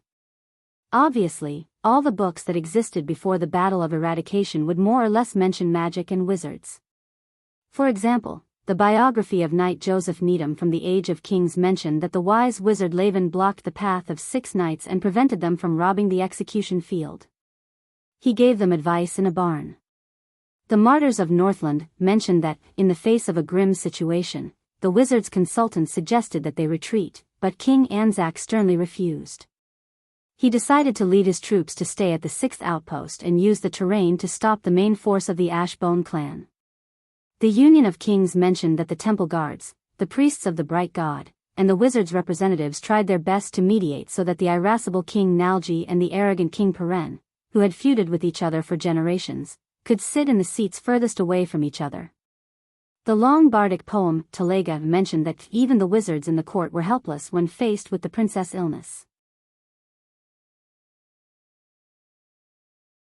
In fact, in the heroic biographies and bardic poems from the Age of Kings, regardless of whether it was fighting against the orcs or the elves, wizards were often seen as wise men in the background of battles against other races. Many of them were even important strategists by the nobles' side. However, during the Age of the Empire, the records about wizards and magic began to decrease, and their image became more mysterious, evil, and terrifying. Many books related to religion mentioned some faithless people, but they were usually described in a negative light. The Travels of Saint Lothona from the Ancient Empire era mentioned that Saint Lothona was treated horribly in the land of wizards. His eyes lost their light and his limbs trembled, making it difficult for him to walk. Even though these faithless people betrayed the bright god's teachings and mocked his faith, the determined Lothona remained as pious as ever. The extermination of bandits in the Northland province mentioned an illegal expedition. Duke Arun sent a letter to the people behind the wizards' expedition, sternly reprimanding them for trespassing into the Forbidden Land as violating the convention, and that it would bring disaster to mankind. As one of the ancient books of the Temple of Knights, the Encyclopedia of the Temple of Knights described a great battle between the knights and the cultists. One of the knights once lamented that their enemy was even stranger and more evil than the wizards. The general historical narration mentioned that the Northern Temple Division had no choice but to lower themselves to seek help from the Empire in order to curb the wizards' insatiable greed. The record of the Plague of Sword Lake City even wrote, "The terrifying witches warned the Castellan," claiming that he would pay the price for underestimating magic. However, the powerful Castellan laughed it off. That night, the Castellan's daughter had a high fever. Even more recently, after the fall of the ancient empire, wizards only appeared in a very small number of records in the books of the final empire. The results of Thales's hard work came to an end. There were only a few bits and pieces of information about wizards' magic. Logically speaking, these few words should prove that wizards existed as a group.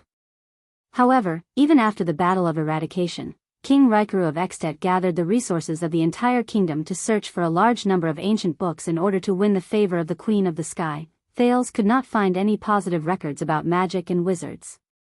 From the changes in the descriptions of wizards, to the gradual reduction of their figures, to their complete disappearance, and then to their complete disappearance. This feeling is just like, Thales sighed.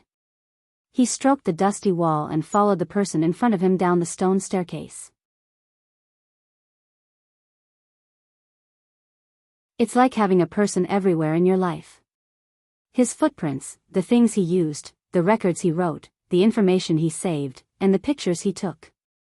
However, when you really want to go back and look for this person, everyone around you will tell you in unison that there was never such a person. He did not exist. Even in a group photo, there was only a blank image of a person. This is a wizard. Thales could not help but feel a strange sense of fear. Even when he sat alone in the library, he could not help but feel a chill run down his spine. And today, Thales could not help but raise his head. He looked past the shoulders of the people in front of him and at Ricky's figure. Today, he really stepped into the legendary magic tower, even though it was just a branch. According to him, it might even be the birthplace of anti-mystic equipment. At this moment, Stakes spoke again and interrupted Thales' thoughts. How did you find that key, Crassus? I don't think the Constellations would keep a lock that can be opened with 2 keys and use it as a prison for felons. This question piqued Thales' interest. Ricky, who was walking in front, paused. The Constellations thought that they controlled this place, just like how they thought that they covered up history and sent magic and wizards to their graves. Ricky's laughter rose slowly. A grave that only gravediggers know about. The problem is, they are not the only gravediggers. The records in the Tower of Eradication are no less than theirs. Stakes' voice suddenly rose in the darkness. So, you used to be a member of the Tower of Eradication? Ricky did not speak, as if he had suddenly realized that he had said something wrong. Thales' expression froze. That explains it. Stakes' laughter traveled into his ears. Thales could imagine the way his lips curled up in the darkness. Why you were able to break into the Tower of Eradication with an unstoppable force not long ago. As time passed, the cold around them became more and more unbearable. Through the torch's illumination, there were still only stairs. Thales' feet touched flat ground again. They arrived at the next floor. Ricky kicked away a piece of wood that blocked their way and raised his torch. What appeared in front of them was still the central stone pillar with the emblem of the Alchemy Tower, the familiar architectural layout, and the 9 pitiful skeletons of the prison cells. Wait, 9? But Thales realized that this room was bigger than the one on the previous floor. Still no one. Ricky put away his torch and shook his head in disappointment. Let's continue down. Thales put away his curious gaze and his desire to scrutinize this place in detail. Behind him, Marina pushed him forward once again. The 3rd floor was still empty. There were only skeletons left. The 4th floor, the 5th floor, the 6th floor, with each floor they went down, the number of corresponding prison cells increased, and the rooms became larger. Black prison, Thales said to himself. This is like a cone buried underground. As they failed again and again, they were disappointed again and again, as well as the same dark scenes. Just like when Thales was trudging through the desert, he realized that the people in the team were gradually affected. In the boundless darkness, the group's voices slowly became fewer. Only the sound of footsteps could be heard. The atmosphere became more and more oppressive. They arrived at the next floor of the prison cell. This is the 10th floor. Klein exhaled, and there was impatience on his face. Ricky, if we still can't find him, maybe we should consider our retreat. When he said this, the disaster sword's expressions darkened. LaSalle looked at Stake, who was beside him. Makes sense.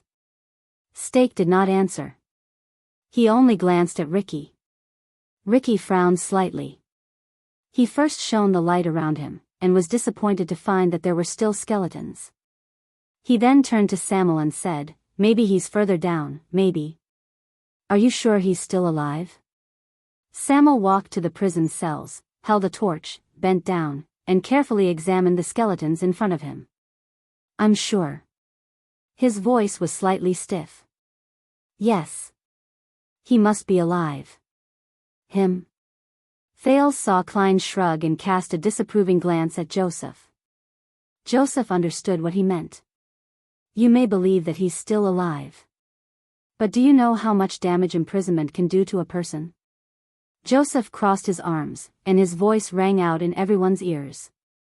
Especially in the black prison, you can only pass your days in solitude, muddle-headed, and die miserably. From the moment you are locked up to the moment you die, you will be cut off from all contact with the outside world. No one will be able to hear your cries. Believe me, I've been in a lot of prison cells. Few people can last that long. Samuel paused for a moment and stood up. But after a few seconds, the former royal guard only shook his head firmly. If it's him, he will definitely be able to get through it, no matter what kind of damage he suffers. Thales' heart skipped a beat. Him? Joseph smiled. Do you know what is the most terrifying punishment for a person? It's not death, injury, or torture. Joseph sighed softly. He seemed to be sentimental. It's isolation. Samuel stood motionless on the ground. Thales could only see his back trembling slightly. Joseph paced slowly. When you lose all means of communication with the outside world and are completely isolated in the eternal darkness, no one listens to you or talks to you, no one reacts to you or waits for you to react, no one interacts with you or brings you to interact. You can't see new things, hear new voices, or feel new things. Everything around you, including yourself, is the same. Day after day, this cycle repeats endlessly until eternity. Joseph's voice grew louder in the darkness. There was a hint of hatred and gloominess in his voice, which made people feel uncomfortable. Thales saw Samuel slowly clench his fists. On the first day, it's still all right. You can still handle it. On the third day, you feel uncomfortable all over. You're extremely agitated. You jump up and down, hit the wall, and hit the ground. On the fifth day, you start to recall your past memories continuously. The good ones, the bad ones, the painful ones, and the good ones. These images are there, flashing back and forth, whether you want them to or not. A week later, you start to talk to yourself. You have a dull expression on your face, and you act on your own like a lunatic. But those memories, those past, they start to fade. You feel less of them, as if they're no longer yours. As Joseph spoke, he seemed to be gradually lost in thought. 2 weeks later, you welcome your final despair and madness. You do all the things you wouldn't even think about after you were born, because you can't even tell what is the present, what is the past, what is you, and what is the you in your memories. Joseph chuckled softly. His gaze wavered, as if he had remembered something. And when a month has passed, most people will become inarticulate, and their senses will be in a mess. They usually lack emotions, their intelligence will degenerate, and they will break down into beasts. Even if you release them at this time, it's useless. Joseph's voice was gloomy, as if he was telling a story with a bad ending. They are forever lost in a lonely void, and they can never return. This is what imprisonment can do to a person, especially solitary confinement, no matter who you are, no matter how strong you are. Once you exceed a certain time, you will not be able to return. Joseph's voice slowly faded away. The atmosphere among the group also reached its peak. Samuel was silent for a long time. Ricky did not rush him. He just watched quietly. A few seconds later, Samuel took a deep breath. No. He must still be there. Samuel turned around abruptly. He is the most valiant warrior, the noblest knight, and the noblest role model. He taught me how to fight, how to persevere, he can definitely do it. Samuel's knuckles cracked, and his eyes burst into flames. Moreover, only he knows what it is. Only he. Ricky nodded slowly and did not speak. Josh shrugged at Clay and made an expression that said, "I can't do anything about it." The prince frowned. Who is the person they are looking for? What does that person know? He was not the only one who had this question. Who are you looking for? LaSalle heard their conversation and asked in displeasure, we are in a hurry. Is that so? Samuel pointed at the stairs and snorted coldly. If you want to go first, no one will stop you. LaSalle was speechless for a moment. Ricky looked at the group and sighed. Let's continue. And so, they began the cycle of moving downwards. Darkness. Serene. Underground. Past. Mysterious. A few words flashed in Thale's mind, one after another. Step by step, floor by floor. Finally, after passing through an unknown number of empty cells, they arrived at a room with more than 10 cells on the first floor. No, this room was so big that it could already be called a hall. Ricky stood still in the hall. What's wrong? Klein walked forward in disgust. He raised his torch and shone it around. It also illuminated many cells and a land of skeletons. It's still the same. There's nothing but dead people. But Thales noticed something different. Among the dozen or so cells separated by metal bars, there was one cell that was particularly strange. It was completely black. He could not see the bars, the skeletons, or anything behind it. There was only darkness. It's like a black curtain has been drawn over the outside of it. Soon, the others noticed this as well. Ricky narrowed his eyes. The other cells only have bars. He walked forward slowly and stepped on the rubble. He raised his torch and slowly approached the room covered by the curtain. But be careful. Samuel approached from the other side. He frowned and said, You don't know how many things the constellations inherited from the alchemy tower. Ricky nodded. He stood in front of the strange cell, extended his torch, and carefully knocked on the thick curtain. Asterisk bang. Asterisk a dull and heavy sound echoed in the narrow black prison. Everyone subconsciously pressed down on their weapons, vigilant of any possible accidents. But a few seconds passed. Nothing happened. The cell was still silent. Everyone breathed a sigh of relief. It's made of iron. It rises or falls from the crack in the ground outside the bars.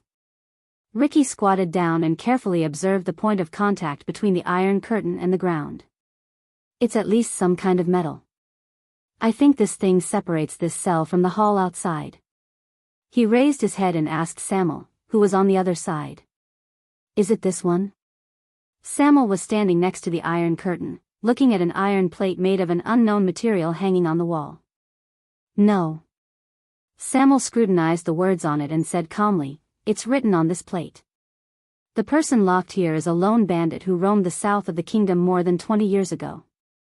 LaSalle narrowed his eyes. Bandit? However, the iron curtain suddenly trembled. Asterisk thud. Thud. Thud. Asterisk everyone jolted and took a step back at the same time. In the incomparably oppressive darkness, a frightening, dull sounds suddenly came. Asterisk thud. Thud. Thud. Asterisk calm down. Ricky instantly drew his sword and watched the iron curtain, which trembled continuously along with the dull sound. Klein's face turned pale. This is, the fearful group looked at each other. At this moment, asterisk ugh, asterisk a faint, miserable cry seemed to come from a place dozens of meters away.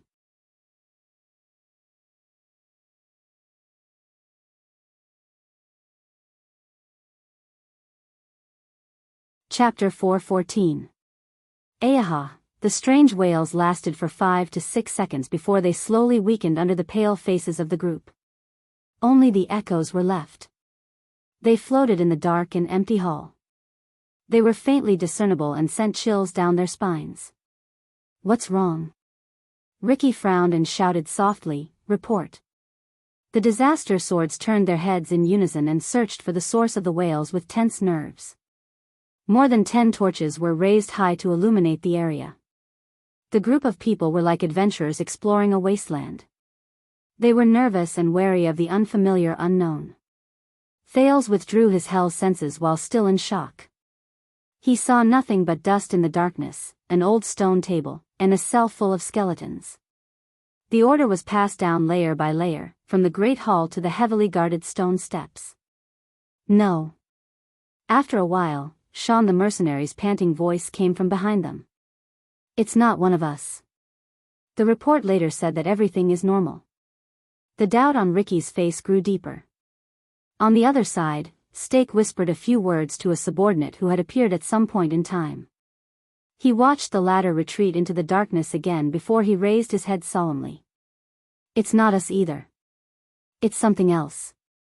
Ricky turned to Samuel and cast an inquiring gaze at the former Constellatiate noble. Samuel seemed to have discovered something. He observed the iron plate beside the iron curtain with slight surprise, then looked at the hanging ring beside the iron plate. So this is, but at that moment, ayaha, the heart-wrenching scream that sounded like a phantom wail came faintly from the darkness again. Everyone's hearts tensed up again. This time, the terrifying wail was accompanied by a piercing and unbearable scratching sound. Screech. Screech. Almost everyone subconsciously furrowed their eyebrows. Some even covered their ears. Damn it. LaSalle's face contorted. What the hell? In the unpleasant noise, Ricky held his sword hilt tightly. He suppressed his emotions and asked Samuel, do you think this is related to the alchemy tower? Ayahawk, screech, Thales gritted his teeth. He felt that the sound made him incredibly nervous. It's just like the sound of fingernails scratching the blackboard in my previous life. When he thought of this, he suddenly froze. Scratching the blackboard? At that moment, Samuel, who had been thinking hard, suddenly spoke. I know what this is. Samuel turned his head around, and joy appeared on his face. He looked like a lost person who had found a source of water in the desert. This is the sound of fingernails scratching on rough metal. Samuel touched the metal iron curtain and said excitedly, it's coming from behind here. Everyone was shocked. Countless pairs of eyes looked at the strange iron curtain. Thales looked at the iron plate beside the iron curtain and activated hell senses.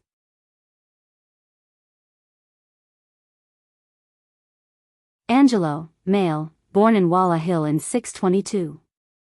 Imprisoned in 653. Crimes, murder, robbery, theft, murder of nobles, unlawful assembly. Adjudicator, Judge Johnny Brennan of Emerald City. Warden, Viscount Sona Covendier of Arch Sea City. Warden, Baron Garrett Lummen of Blade Fang's Camp. Imprisoned in the year 653, Thales furrowed his brows slightly. There was another name on the iron plate, Frownyface Fowler, male, born in 613 somewhere in the eastern continent. Imprisoned in 653. Crimes, smuggling, theft, tax evasion. Adjudicator, Judge Johnny Brennan of Emerald City. Warden, Viscount Sona Covendier of Arch Sea City. Warden, Baron Garrett Lummen of Blade Fang's Camp. Note, died in 672. He looked at the iron curtain, and then at the iron plate beside it. Surprise appeared on his face. So, the prisoner mentioned on the plate, the lone thief, he's still alive? The pained wails and scratching sounds gradually weakened, turning into a low drawn-out sound. Sob, this time, Thales recognized it. It was a person sobbing, and its pitch changed after it passed through the thick iron plate. Everyone's gazes were focused on the iron curtain and the thing behind it. I understand now. Samuel walked to the center of the iron curtain under everyone's gaze.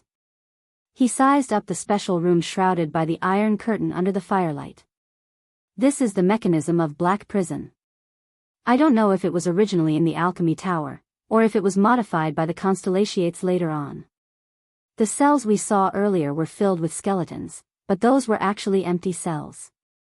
And these cells with iron curtains, are the cells with occupants. Samuel stared at the hanging rings on the wall carefully.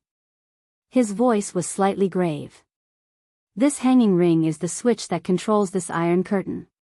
Behind the iron curtain, the deformed sobbing sounds continued faintly. As he listened to Samuel's words, Thales surveyed everything in the hall with complicated emotions.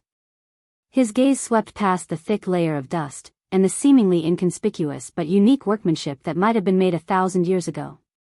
Belden, a veteran of the Royal Guards, and the chief penal officer who succeeded Zakriel after he was promoted. He was in charge of escorting the royal family's criminals to the prison of bones. He told me many years ago that the criminals in Black Prison suffer from the pain of death and survival. I never understood it, and I only understood it today. Samuel's hand gently stroked the hanging ring, and a layer of dust fell on it. His voice was ethereal. When the living prisoners are locked inside, the iron curtain rises, isolating them from the light and the hall. The supplies that are dropped from the holes on the ground will only fall behind the iron curtain, into the prisons where there are still living people. He looked around at the other empty cells in disbelief. His gaze swept past the dried skeletons behind the bars. On one hand, it exaggerates the despair of being isolated from the world, and on the other hand, it gives them the hope of prolonging their lives. Two kinds of pain, Samuel said in a daze. Samuel said in a daze. His expression was ugly. The group fell silent. The former Baron LaSalle's expression was solemn. Why doesn't this prisoner behind the iron curtain speak or call for help? Why does he only scream and scratch? Stake arched his shoulders, but did not speak. The person who answered him was Joseph, who was rescued by the disaster swords. Because he can't do it. Joseph shook his head, causing LaSalle to be slightly stunned. It's just like practicing with a sword. If you don't practice for a day, you'll get rusty. I've said it before. When you stay in a lonely prison that is isolated from the world and has no one else for too long, so long that it exceeds your expectations. The disaster swordsman, who had just been released from the prison of bones, looked at everyone. The people who were swept by his gaze felt a chill in their hearts. Believe me, what you lose is not just time and freedom. Thales stared at the prison behind the iron curtain. He felt that the air here had become much colder. What the hell? Klein stared at the iron curtain with a burning gaze, paying attention to the movements behind it. The prison of bones.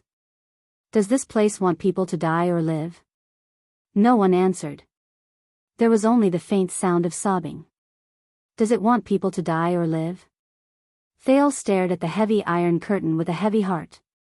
A few seconds later, Stake sighed. Or neither. Ricky twitched the corner of his lips and interrupted the depressing conversation. I think we're on the right path. He turned around. Let's move forward. The disaster swords moved along with him. Are we just going to leave and ignore the prisoner behind us? LaSalle stared at the heavy iron curtain with a frown. Stake shook his head and smiled disdainfully. Why should we care? With indescribable emotions in their hearts, everyone turned around. Thales cast one last glance at the heavy iron curtain. His heart was heavy. The light from the fire left the hall in the darkness. Only the iron curtain behind them was left, along with the increasingly painful and desolate sobs. Their journey continued. But it was clear that the discovery just now made the disaster swords, who already had a target in mind, feel a lot more excited. Soon, they walked down step by step. The halls they passed became bigger, and the number of prison cells in each hall increased. From 9, 10, to a dozen, then 20. What made Thales uneasy was that more than one of these prison cells was shrouded by an iron curtain. In other words, we found the way. Samuel looked at another iron curtain in front of him with a frown.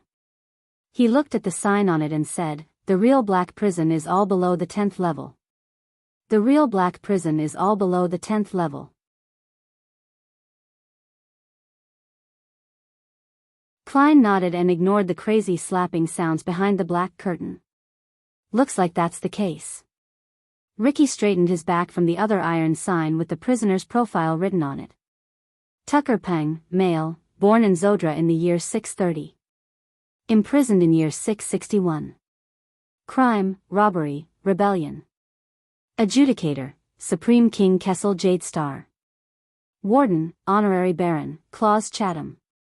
Warden, Baron of Blade Fang's Camp, Roman Williams. Thales looked at these iron signs with a depressed heart. Aside from the lone bandit at the beginning, they walked down the levels. Along the way, they saw cells where real living people were imprisoned everywhere. Without exception, these cells were all shrouded by heavy iron curtains. Some were filled with cries of pain, and some could barely make out one or two human cries for help. There was only dead silence. According to the vague iron signs and Samuel's words, in these cells, there were female dukes who murdered their husbands and children, great pirates who plundered merchant ships without permission, frustrated nobles who rebelled on their own, and blood avengers who killed 34 people in one night. But Ricky did not care about these prisoners. He just continued walking. And the further down they went, the more serious and terrifying the crimes of the serious criminals became. They became more complicated, difficult to understand, and treacherous. Thales walked through layer after layer, past cell after cell, and layer after layer of iron curtains. Among the prisoners, he saw the heroes of the forest who plundered military resources and saved the people during the War of the Bloody Year. He also saw the generals who killed incompetent superiors in the war, led their troops to kill the enemy, and won in the end. There were even great nobles who were generous, kind, noble, and had a high reputation who helped the suffering without asking for anything. "Why did you lock him up?" The Northland swordsman Klein stood in the cell where the noble and his subordinates were imprisoned. He frowned as he looked at the iron curtains and iron signs. "According to what you said, he is generous, kind, charitable, and has an outstanding reputation. Is this also wrong?" "Of course it is wrong," LaSalle said coldly as he stood by the side. "Because his ancestor was enfeoffed by a prince, and he is a close relative of the royal family who inherited the Jade Star bloodline. In the eyes of the current king, this is called ambitious and scheming. Did I tell you that from Empress Dowager Iron Spike to Sumer I, from Erica to the Red King, there is no lack of bloody power struggles in the history of Constellation?" A thought appeared in Thales' mind. He glanced at Quick Rope from the corner of his eye. Beside him, Samuel paused for a moment. He snorted softly and continued forward. Along the way, they passed by countless prisons with iron curtains. They met embezzlers who had made great contributions to the kingdom, but also made great mistakes, temple priests who preached the theory of the unity of the gods and the theory of mortal destiny, historians who insisted on going back to the era of the Red King and reopening old taboos. And this person. I remember him. This is a scholar who was thrown in after he wrote a few books. Stake looked at a cell and smiled. He seems to have been locked up with a noble who started a private war, and he seems to have been locked up for 30 years. When he heard this, Thales could not help but speak. "Scholar? Why?" Samuel walked up from behind and said coldly, "Because he wrote a book. He insisted that civil rights are higher than royal power, and that the teachings of the people are higher than the teachings of the gods." Thales was momentarily stunned. He was immediately speechless. "Your grandfather did not take his life. He only threw him in here." He is considered very merciful, Your Highness. Samuel's gaze made Thales feel rather uneasy. The stories of these people are incredibly complicated, mysterious, and legendary. It is enough to make bards write about them for 3 days and 3 nights without rest while they are in ecstasy. There was a strange look in Samuel's eyes as he stared at the iron curtain prisons in front of him.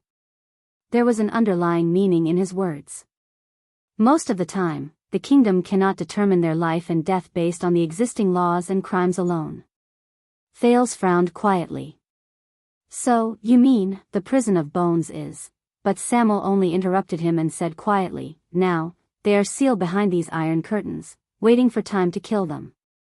Samuel continued to stare at Thales. His eyes were fierce and full of indescribable emotions. The anxious Thales had no choice but to avert his gaze. I'm thinking, if we release these somewhat strange felons and hold them in our hands, will we be able to? LaSalle rubbed his chin and seemed to be deep in thought. That is not our goal, Ricky interrupted him coldly. As our guest, you do not have to do anything unnecessary. LaSalle snorted in dissatisfaction. In the darkness, Stake coughed and attracted everyone's attention. Stake narrowed his eyes and said, I don't know if all of you have noticed. The empty cells on the top few floors are filled with dried-up skeletons. And now... He turned around and looked at the scene behind the empty cells. The empty cells in front of us are filled with dried corpses. Some of them even have a faint smell. Ricky's expression changed. You mean, either these are prisoners who have been dead for a few years. Stake's expression was stern. Or, we are already very deep underground. Here, even the decay of corpses is much slower. Very deep underground. Thales' heart sank to the bottom. Stake slowly revealed his intentions.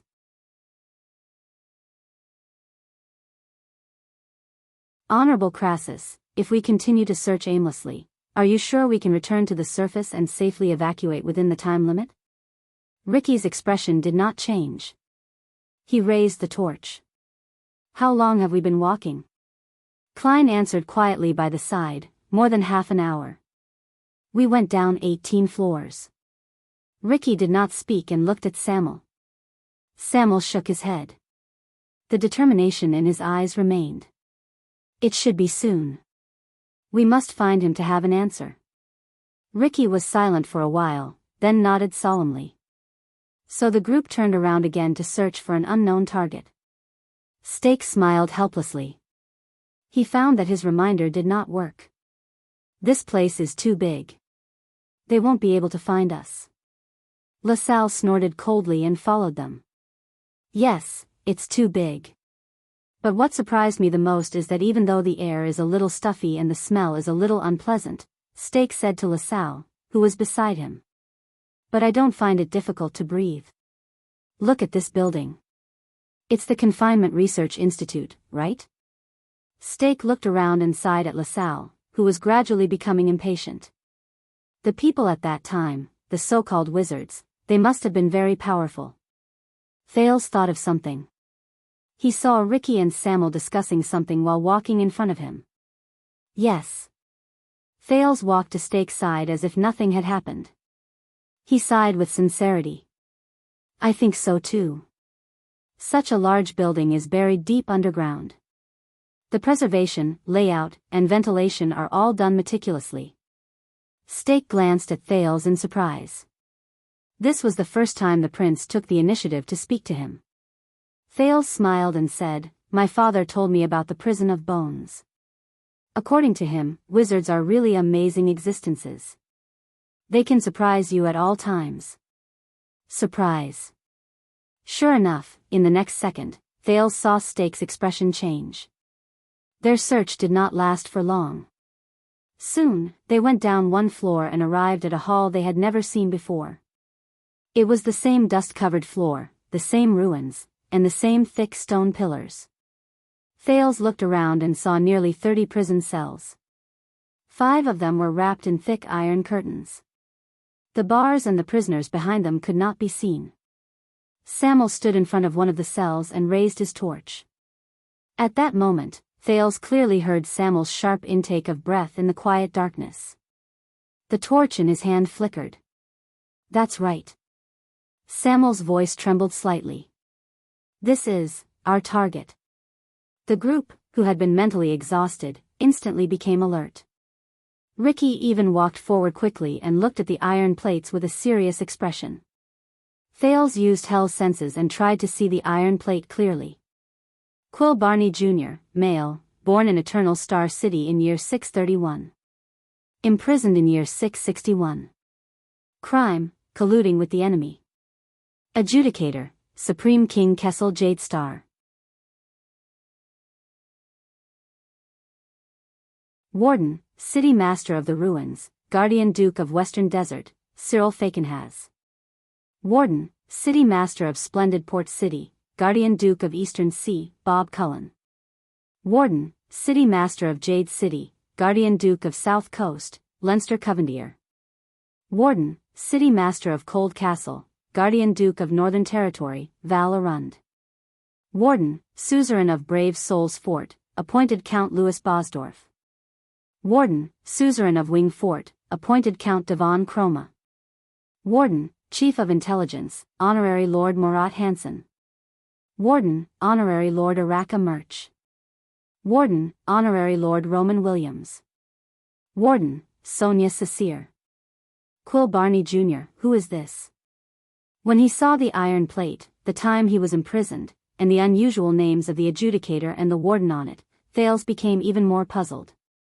There are so many wardens with prominent identities or extraordinary skills, and his crime is colluding with the enemy? Wow. Stake's voice rose from the side. He seemed to have understood something.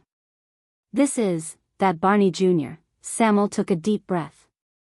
He knocked on one of the iron curtains and tried to pull the hanging ring next to the prison cell, but found that it did not budge. He was slightly disappointed. He turned around in front of the last iron plate. Is there a way to open the iron curtains? 5 prison cells, all of them. Ricky smiled. He took out the long key again and walked to the stone pillar in the center of the hall. The dust was blown away, and the emblem of the alchemy tower was revealed under the firelight. Just like before, Ricky put the key into the round hole in the center. When it protruded, he nodded at Samuel. Samuel took a deep breath and gestured to the others. The 5 of them walked together to the 5 prison cells, pressed their hands on the dusty hanging rings, and pulled hard.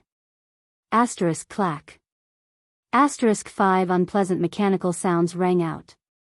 In the next second, asterisk rumble, asterisk as the sound of friction rose, the torches in the hall swayed in unison. A lot of dust suddenly fell from where the 5 iron curtains and the ceiling met. Asterisk rumble, asterisk the sound of friction rose. Soon, Thales noticed that a gap appeared between the iron curtains and the ceiling. Metal bars could be seen in the gap. It also revealed the darkness behind it. It's descending. Thales thought, the iron curtains are descending. He could not help but clench his fists. Asterisk rumble, asterisk gradually, the iron curtains descended more and more, and they let out unpleasant sounds of friction. The light from the fire shone on the metal bars that were exposed after the iron curtains descended. Compared to the empty prison cells, these bars were obviously not affected by the dust. They reflected a smooth metallic luster. Asterisk rumble, asterisk but the light from the fire only illuminated a small part of the prison cell. It was still dark behind the bars. An unpleasant smell came from behind the iron curtains. But the group did not care.